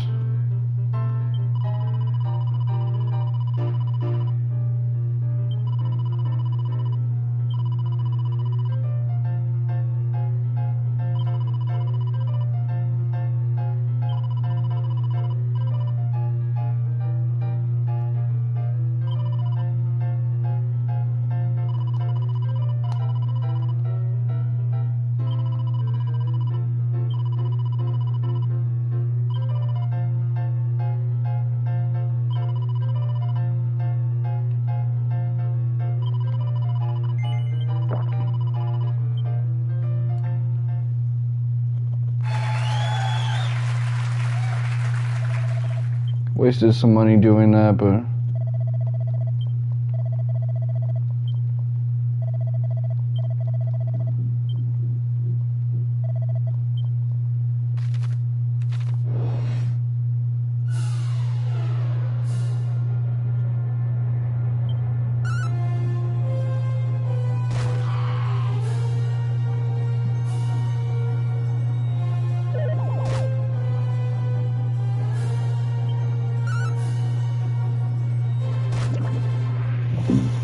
Damn.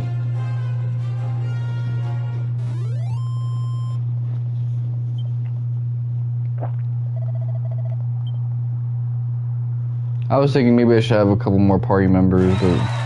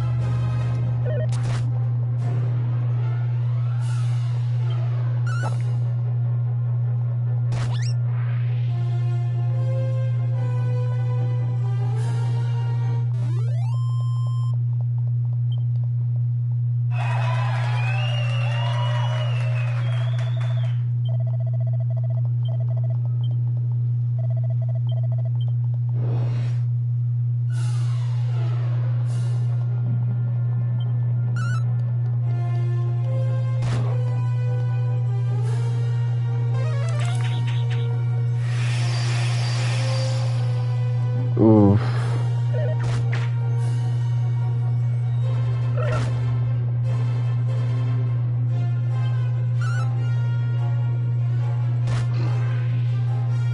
Okay, the AI is pretty smart. It's focusing the same guy.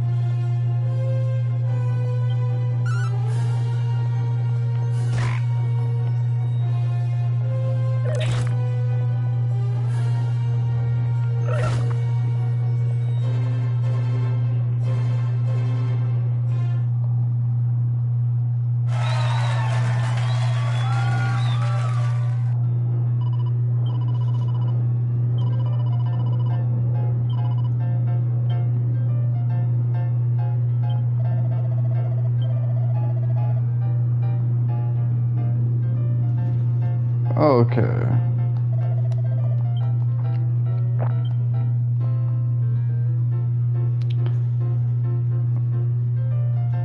I will say this much, yeah, it would probably be a cakewalk if I had a second party member.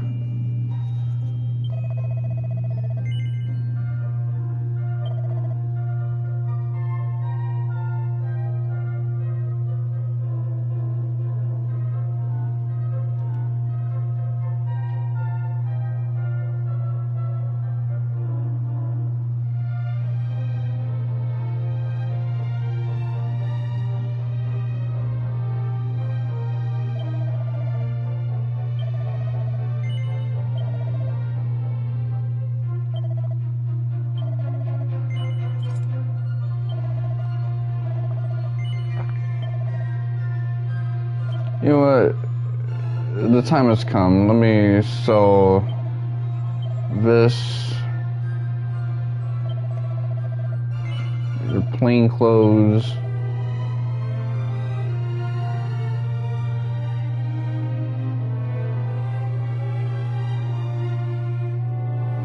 tortoise shell. Yeah, that has to go.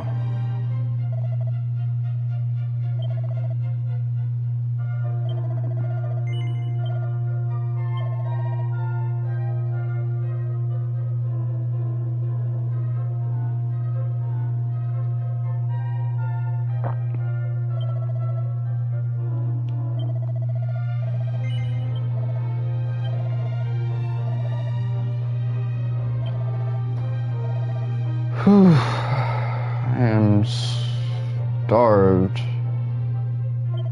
I need to go and get something hearty.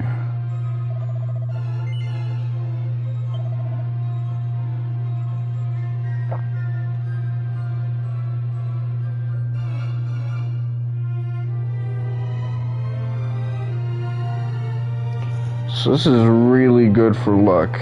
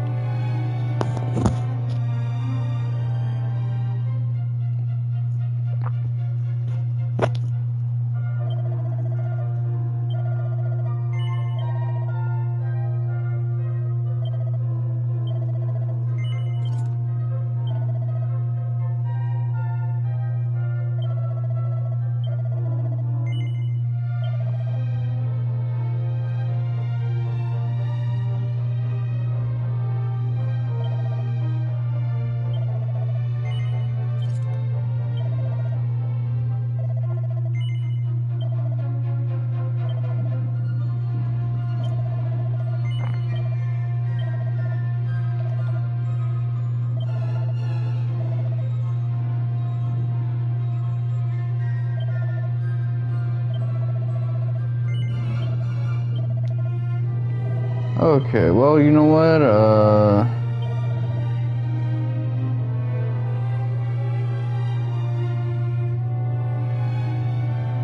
leather cap, leather armor, leather cape.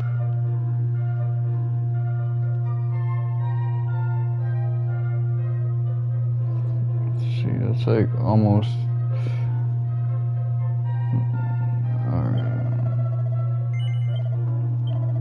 So I saw that Sweegie got world record for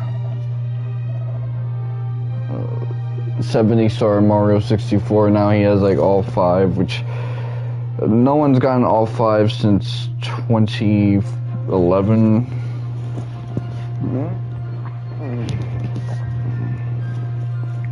Which, let's era tax that one.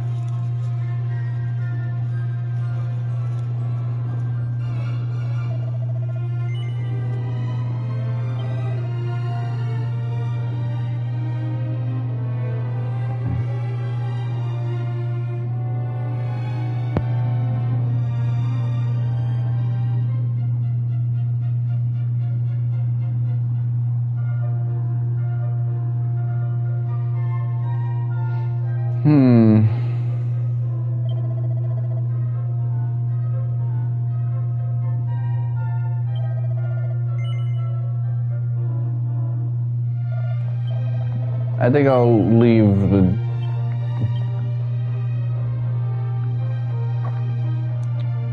Should I leave this? No, no.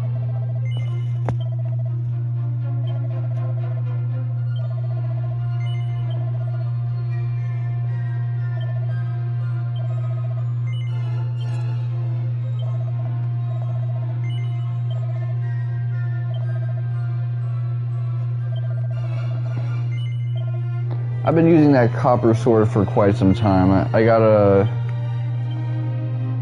switch out my thing so people don't think I've never played a JRPG before.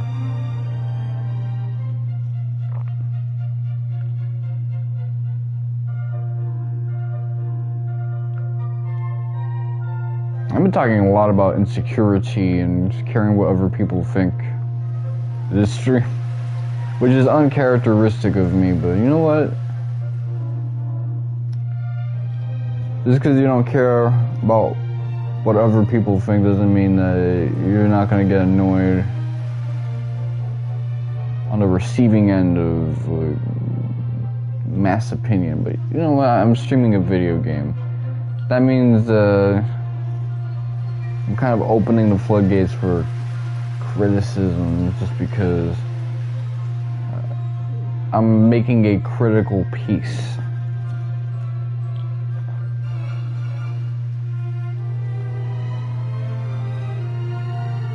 How I play the game is how a layperson is going to judge the game. If I'm playing it badly and I make the game seem worse than it actually is, that's going to play a part, for sure.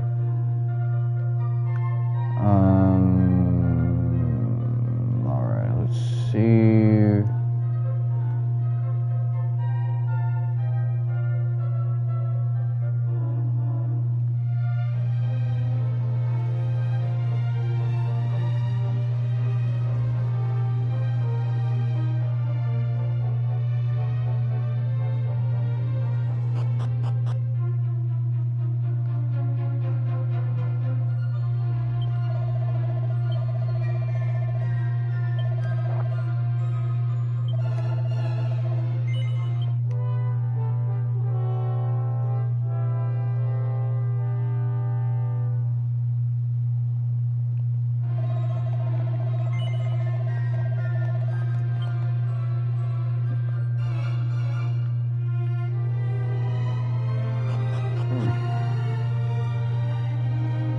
So we're off to the next town.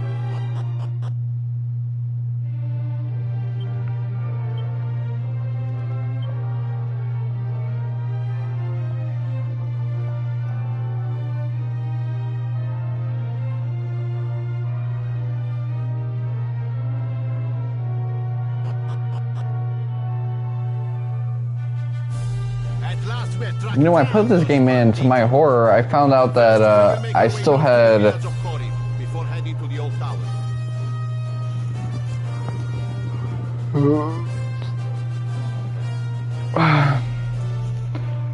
I still had that copy of Trails for Daybreak on my system. I was like trying to fit the game in and be like, why isn't it going in? And I gambled and pushed the eject button, and it's like, Daybreak was still there. I was thinking, damn, that's been in there for 4 months, a little more than that.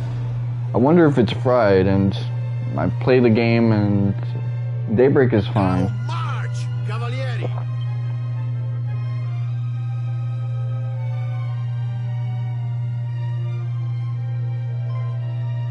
Ah, scusi.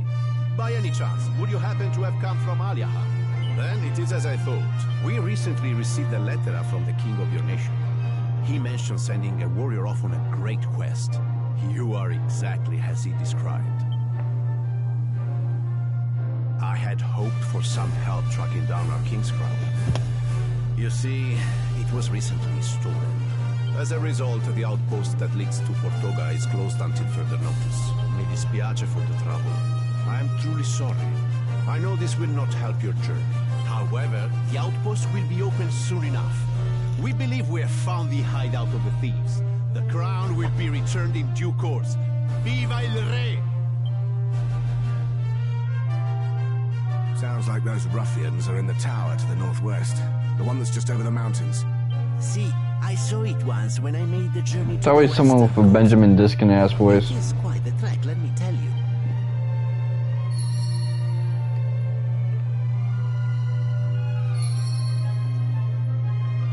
I think that motherfucker just voice acts anything.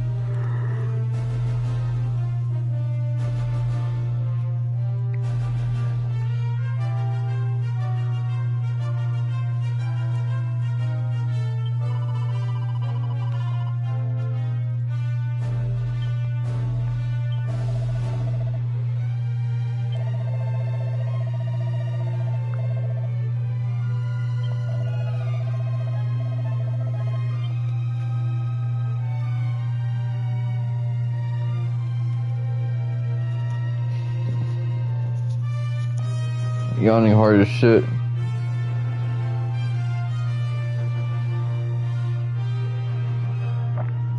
I will say this though, like, his reaction to winning the world record this time, like, kind of had his, like, usual thing, and then it quickly calmed down and said, well, that just happened. So, Luigi, man, like, we need you to hit bigger accomplishments, because I need those reactions to be crazy.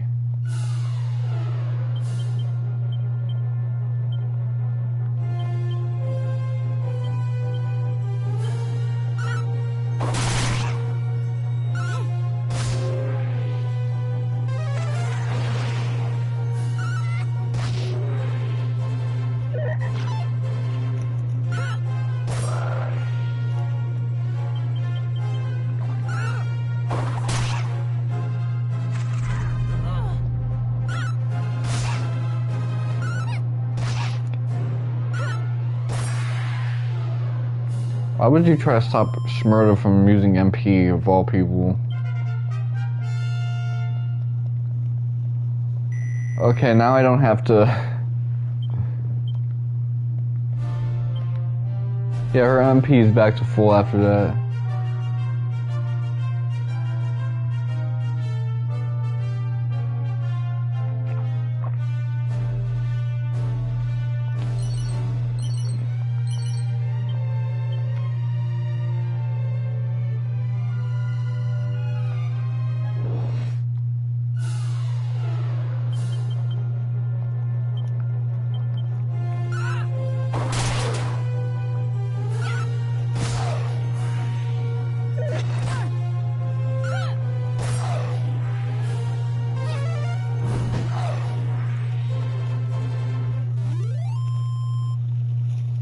Yeah, I should probably give Caitlyn the luck build.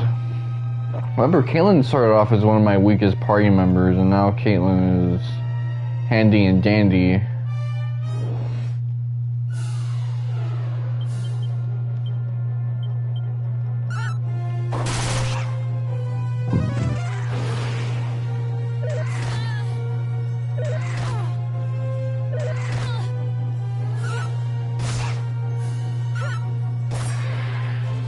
Which moan sound do you like the most?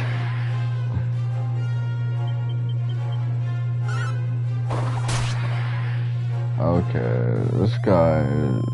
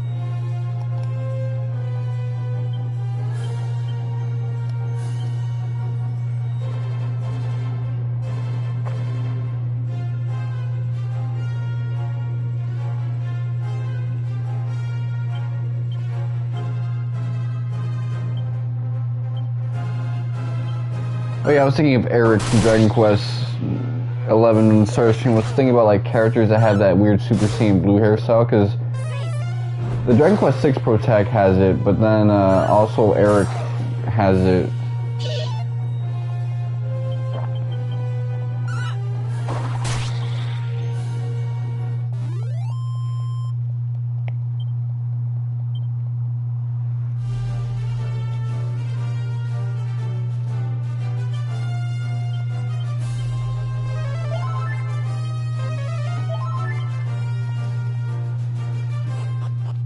So my hood was on fire back in Wednesday. There was like an inferno that just didn't go away for a while, and now everything smells like burnt.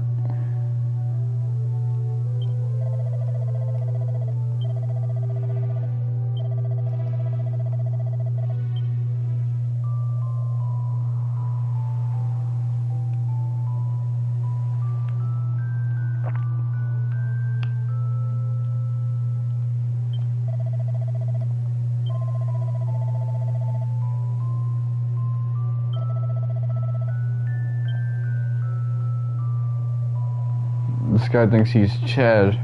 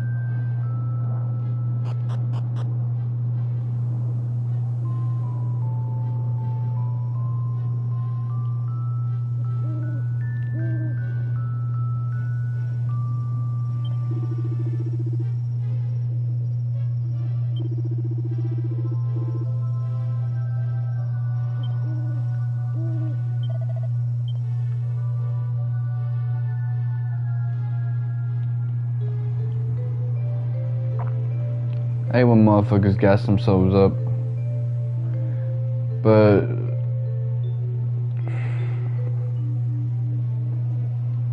yeah, I need like a big ass boss fight.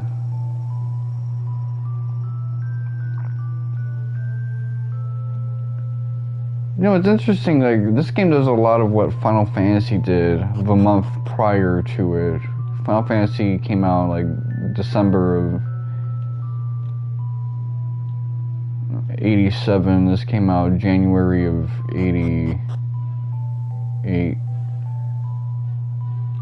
Let me think, like, what part of January? Because Bush Sr. could have gotten inaugurated that month. I'm gonna have to check. But yeah, so much of what this game does is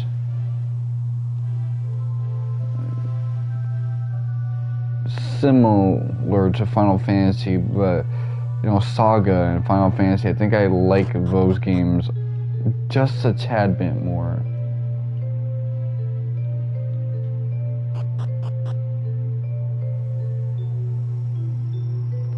Just a dash. I'm gonna rob you, but I'm gonna rob you peacefully.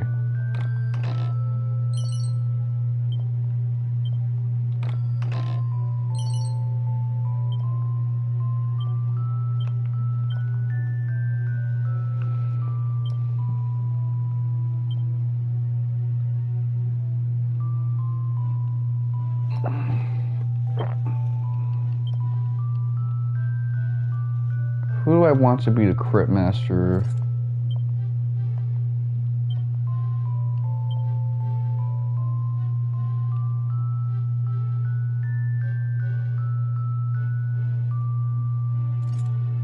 Okay.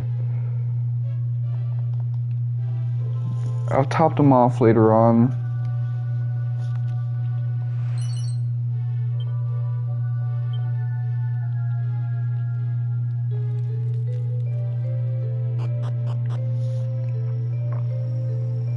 I feel like DK, I got a waifu team, but just cause, well, the main girl, it's channel tradition, but with the other cats, it's because I don't like the dude version of their designs. Except for the thief, because it's about the same.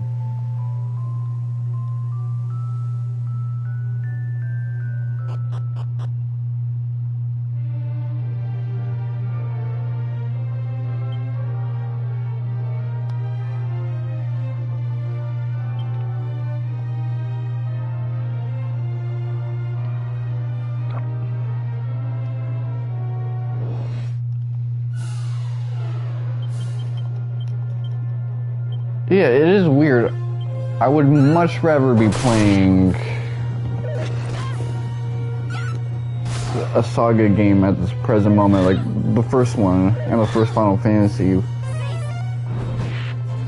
But at the same time, it's like I'm also liking this game a lot too. So it's not me saying, "Oh wow, this is like straight booty."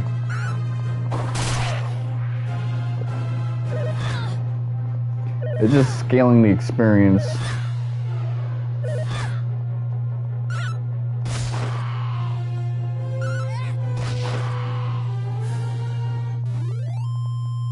That is insane. Let me head back to civilization. Well, first,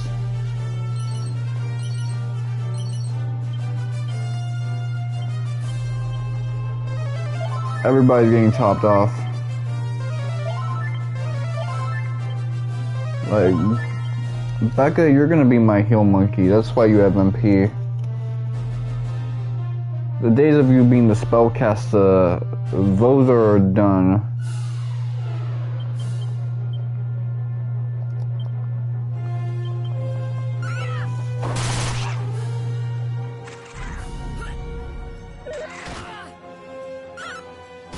See how it quickly shifted to like daytime? The day-night cycle really fucks you up in this game.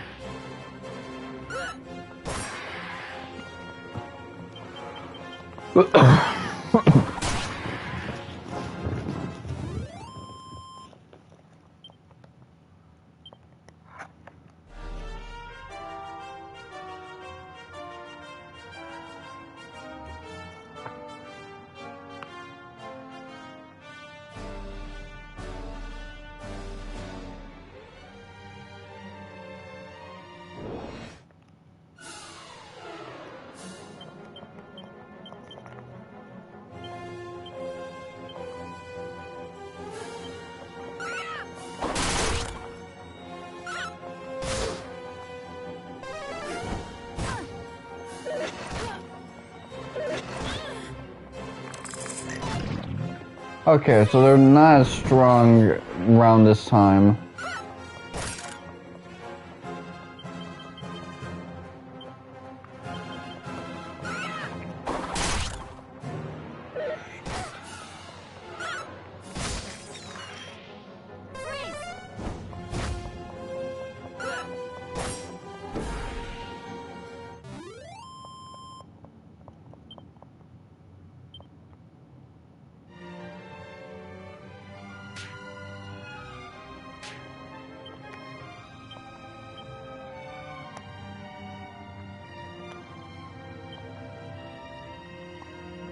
Okay, anything that can like cure me. Holy water, antidote herb. Okay, use this on Becca and Shmurda.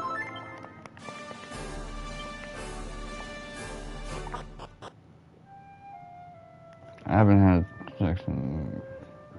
Last time I had sex in... Okay.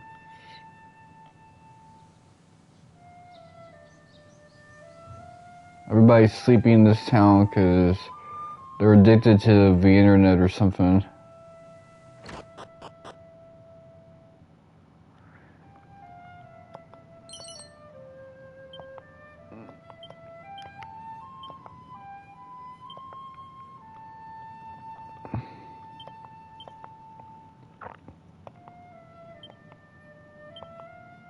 Okay, nice mid pull. Okay.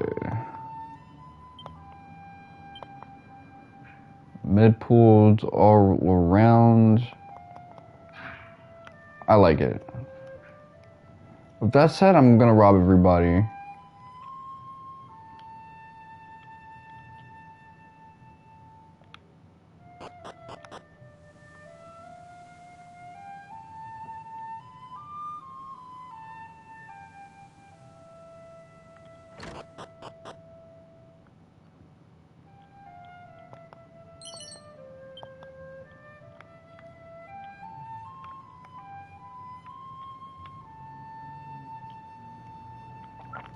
So I gotta pull up during the evening because these guys, they might have been partying all night. That's the only explanation I can think of for why someone would be up this late.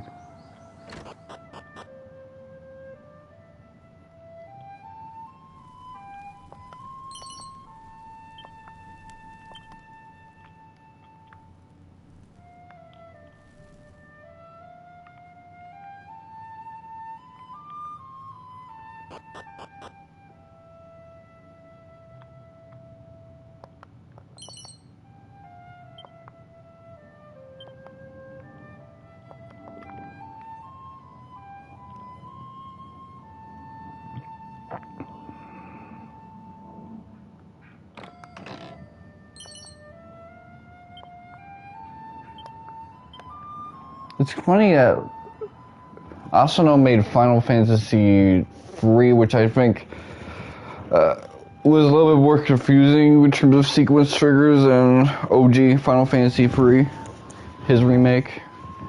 But this one, it's actually easier to know what you have to do next than Dragon Quest 3, where you have to actually speak to the NPCs. I might still have to do that here to know what I gotta do. But not as much. I'm not as dependent on it.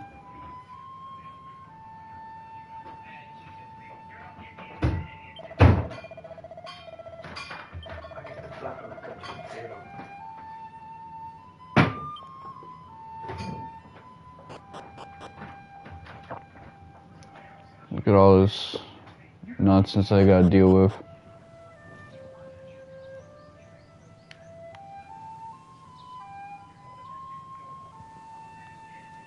So nah, these guys weren't turned up all night. That kid wasn't getting sturdy with it. They're under a curse, that's all.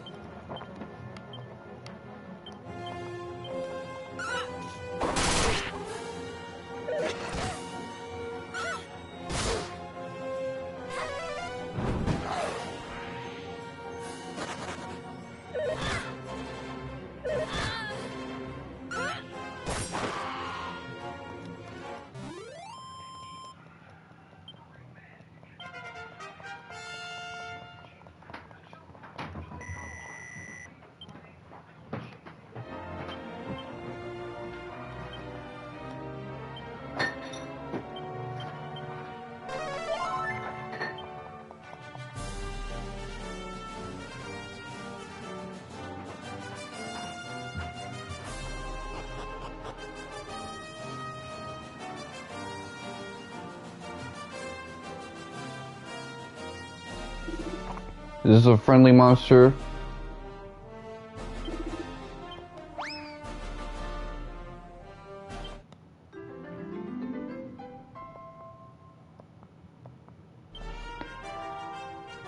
Alright, you know what?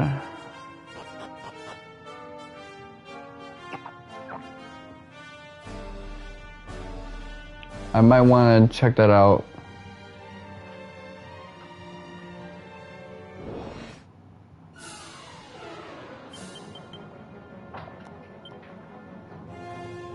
I'm gonna hit you a crack like the 80s when this game came out.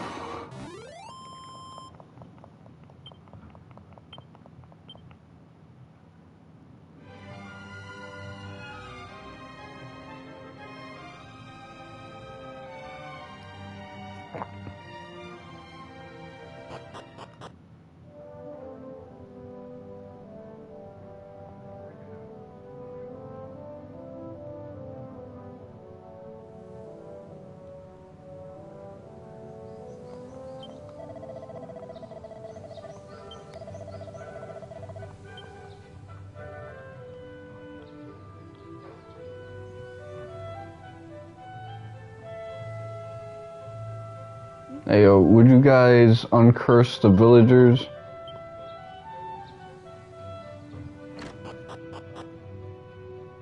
This place looks like Guado Salam, actually. What are you doing in our village? It's supposed to be fairies only. What?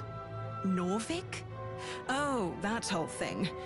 I'm sorry to say it, but it's true. My stupid daughter Aniseed fell in love with a human. She took one of our special fairy treasures, the Dreamstone, and ran off with him and never came back. He must have tricked her somehow.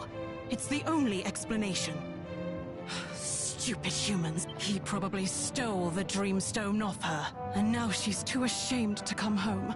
Poor thing. Ugh, just looking at humans makes me feel sick. Just go away, will you?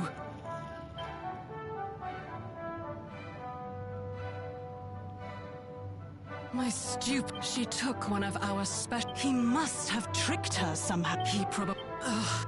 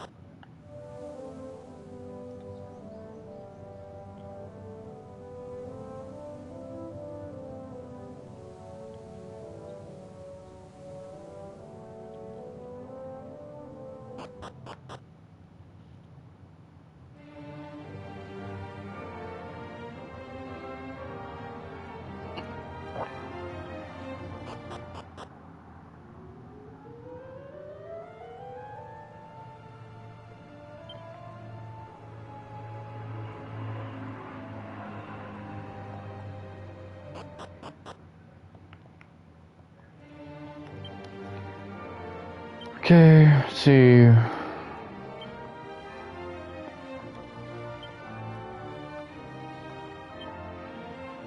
Chimera Wing. Let's go to Romaria.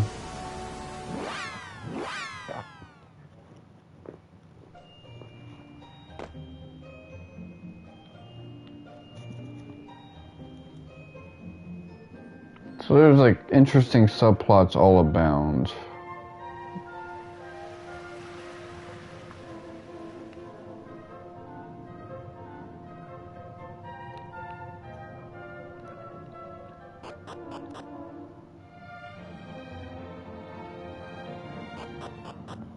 I'm fucked. I'm not.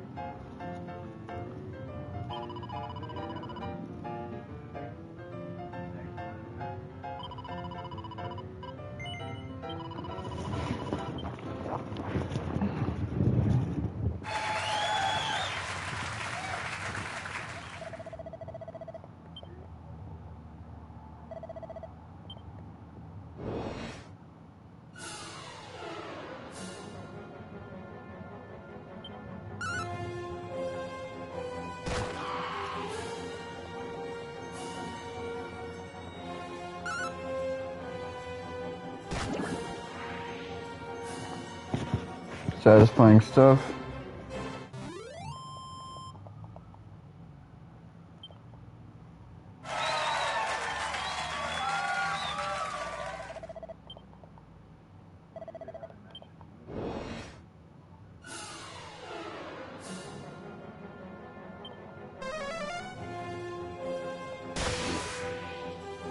Damn.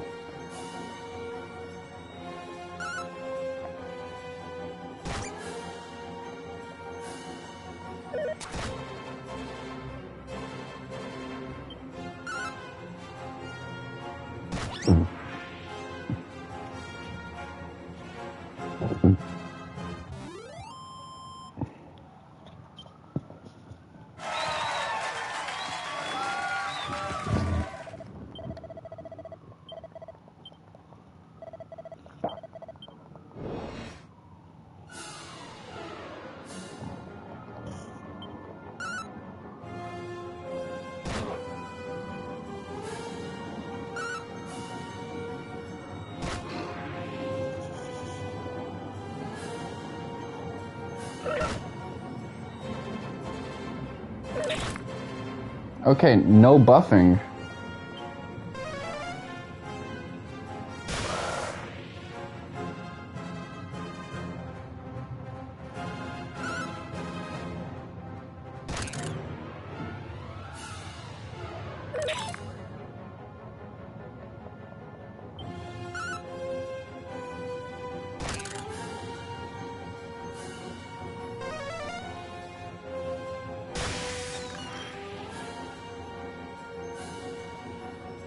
Look at the difference.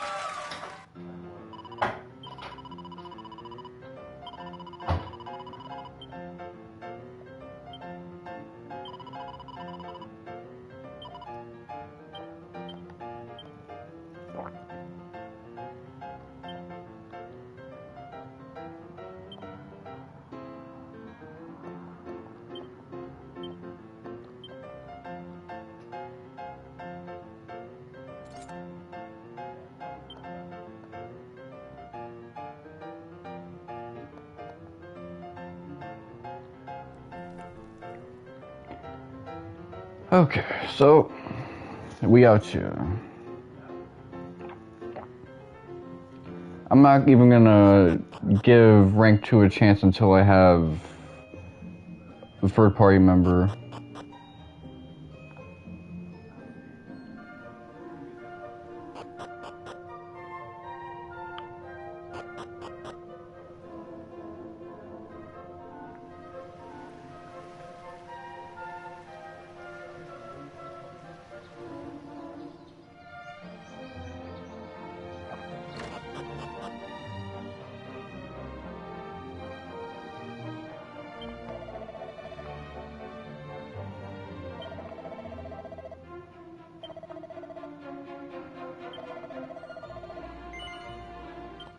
So if I put on a curse item, I could do like a purification or benediction spell to reverse it.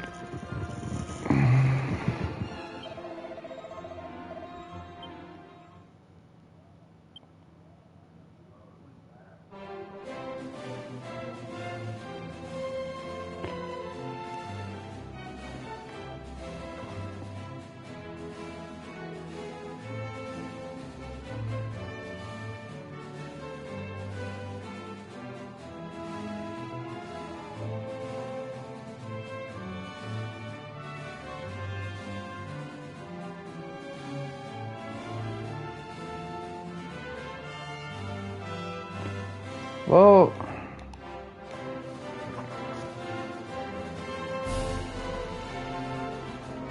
that was almost 5 hours and no boss fight. I'm going to be looking at that when assessing this game.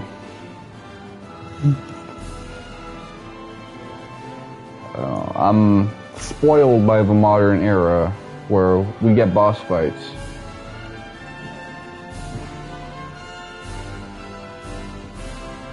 Tomorrow, I'm going to continue streaming this game.